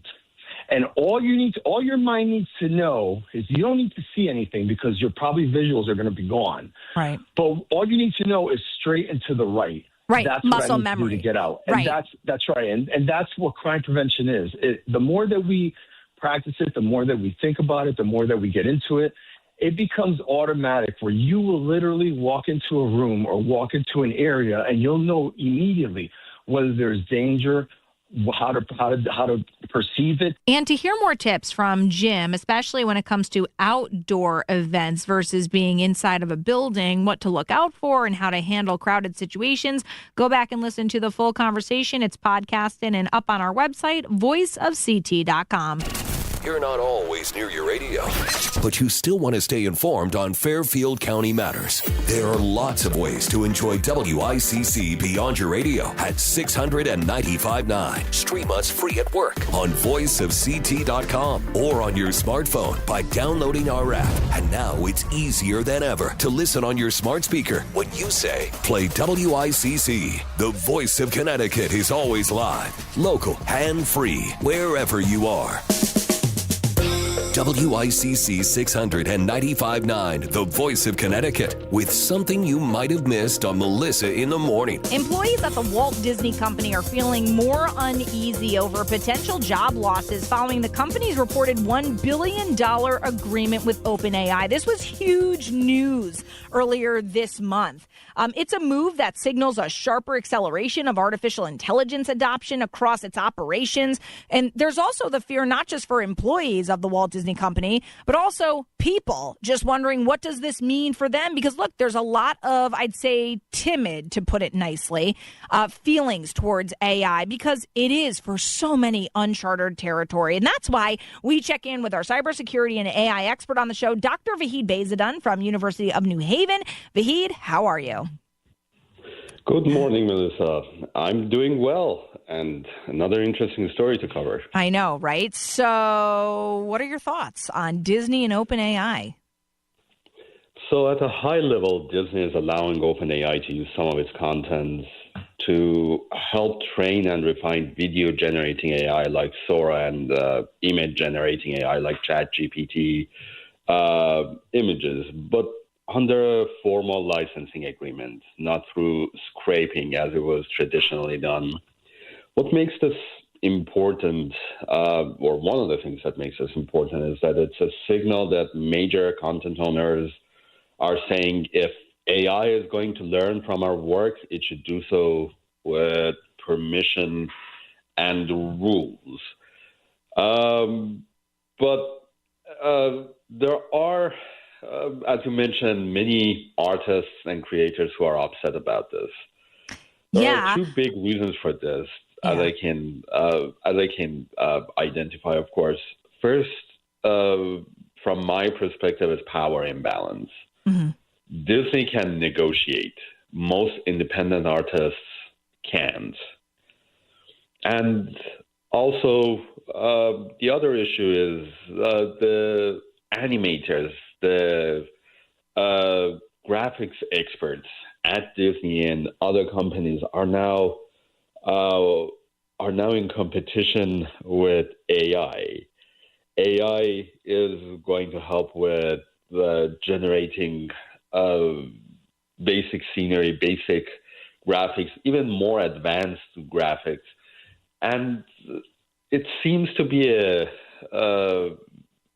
not so sudden switch from reliance on human creativity to AI generation, which, of course, brings up the threat of job displacement in the artistic sector. So I have a couple of thoughts on this, Vahid. First of all, I'm surprised only because, look, I'm a Disney nut myself, and I know you know this. My listeners know this as well. Yes. And I think one of the things that really sets Disney apart is their animators, their Imagineers, what they call them, the people who not only make the movies and the cartoons, but the people who create the theme parks and the merchandise, everything. I mean, their Imagineers, that's literally what they are known for.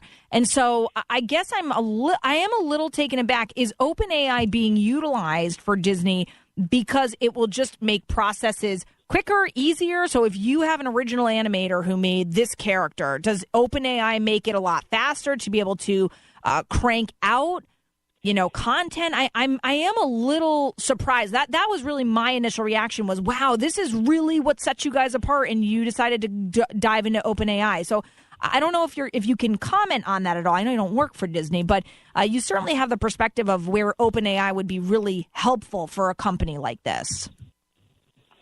Well, it depends on where you stand. AI is definitely helpful in content generation, even in artistic content generation. But from the perspective of the Imagineers and the artists, it's taking away the human element. One of the things that this sort of technology is going to enable is something that, Melissa, you and I have talked about many years ago. It means the line between watching and creating is blurring. Imagine watching Disney Plus, and instead of just clicking play on a movie, you have a button that says make your own adventure. You type in like Mickey Mouse visits New Haven, and AI generates a unique video just for you. Which is cool. That's something which is very cool. But at the end of the day, from the perspective of the human animators, it's a major shift. Yeah. And the risk so far doesn't seem to be for the main movies. You still need humans for full feature films. The risk is for entry-level jobs at the moment. If AI can make the commercials, the YouTube shorts, the background characters, we sort of lose the training ground where the young artists usually start their careers. And that's one of the bigger concerns about this sort of AI adoption in artistic and professional roles. So we've got Vahid Bezadun here, who's our cybersecurity and AI expert. So do you think it's fair for employees at Walt Disney Company to feel like they're going to be out of a job soon? I mean, do you think that their fears are justified? Well, that's a very tough question to answer. But I can't comment on fairness, whether their fears are justified or not. Well, the entire position of AI is in the business of automating human-driven tasks. And that includes creative tasks. The writing is on the wall. There is very little that doesn't seem to be fully automatable. Is it going to happen anytime soon for the artists and the employees at Disney? I'm not entirely sure. It seems that junior level positions in the arts departments and animation departments may be at risk, but this is from the perspective of somebody who's looking at this from the outside. Again, Vahid is our cybersecurity and AI expert on Melissa in the Morning, and we continue the conversation talking about what exactly is OpenAI, and also, is there any surprise when you see more and more lawsuits popping up, including one most recently this month in Greenwich, Connecticut, after a murder-suicide situation, and now the heirs of one of those victims suing ChatGPT for having influence on the suspected murderer. If you want to hear our full conversation with Dr. Vahid Bezadun, go back and listen to the podcast. It's posted under Melissa in the Morning on voiceofct.com. In the real estate ecosystem, trust and transparency create harmony. But one elusive species disrupts this balance: the rogue agent. Their secrecy with off-market listings leave home buyers confused, frustrated, and inventory starved. And that's bad news for sellers too. With Smart MLS, over 20,000 realtors unite, creating more demand, offers, and better results. Ask your agent if your home is on Smart MLS. Looking for complete dental care in one convenient location? Visit Columbia Dental in Norwalk. Their expert team includes a general dentist, periodontist, and oral surgeon. So whether you need a routine checkup and cleaning, dental implants, or wisdom teeth extraction, they've got you covered. Quality care all under one roof. Call Columbia Dental in Norwalk today at 203-299-0111 or visit columbiadental.com.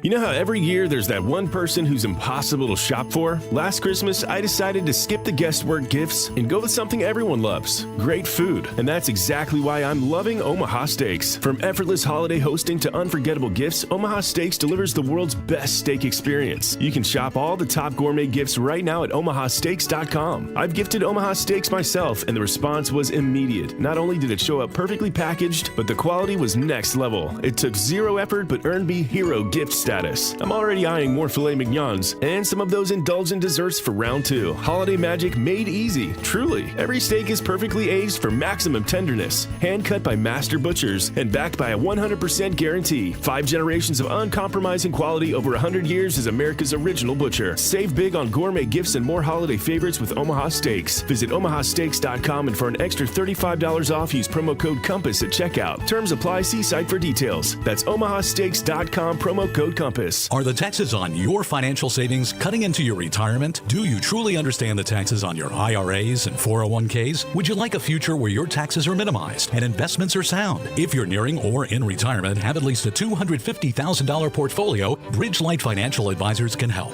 Call for a complimentary consultation. They'll show you real tax savings on your savings. 203-795-7080.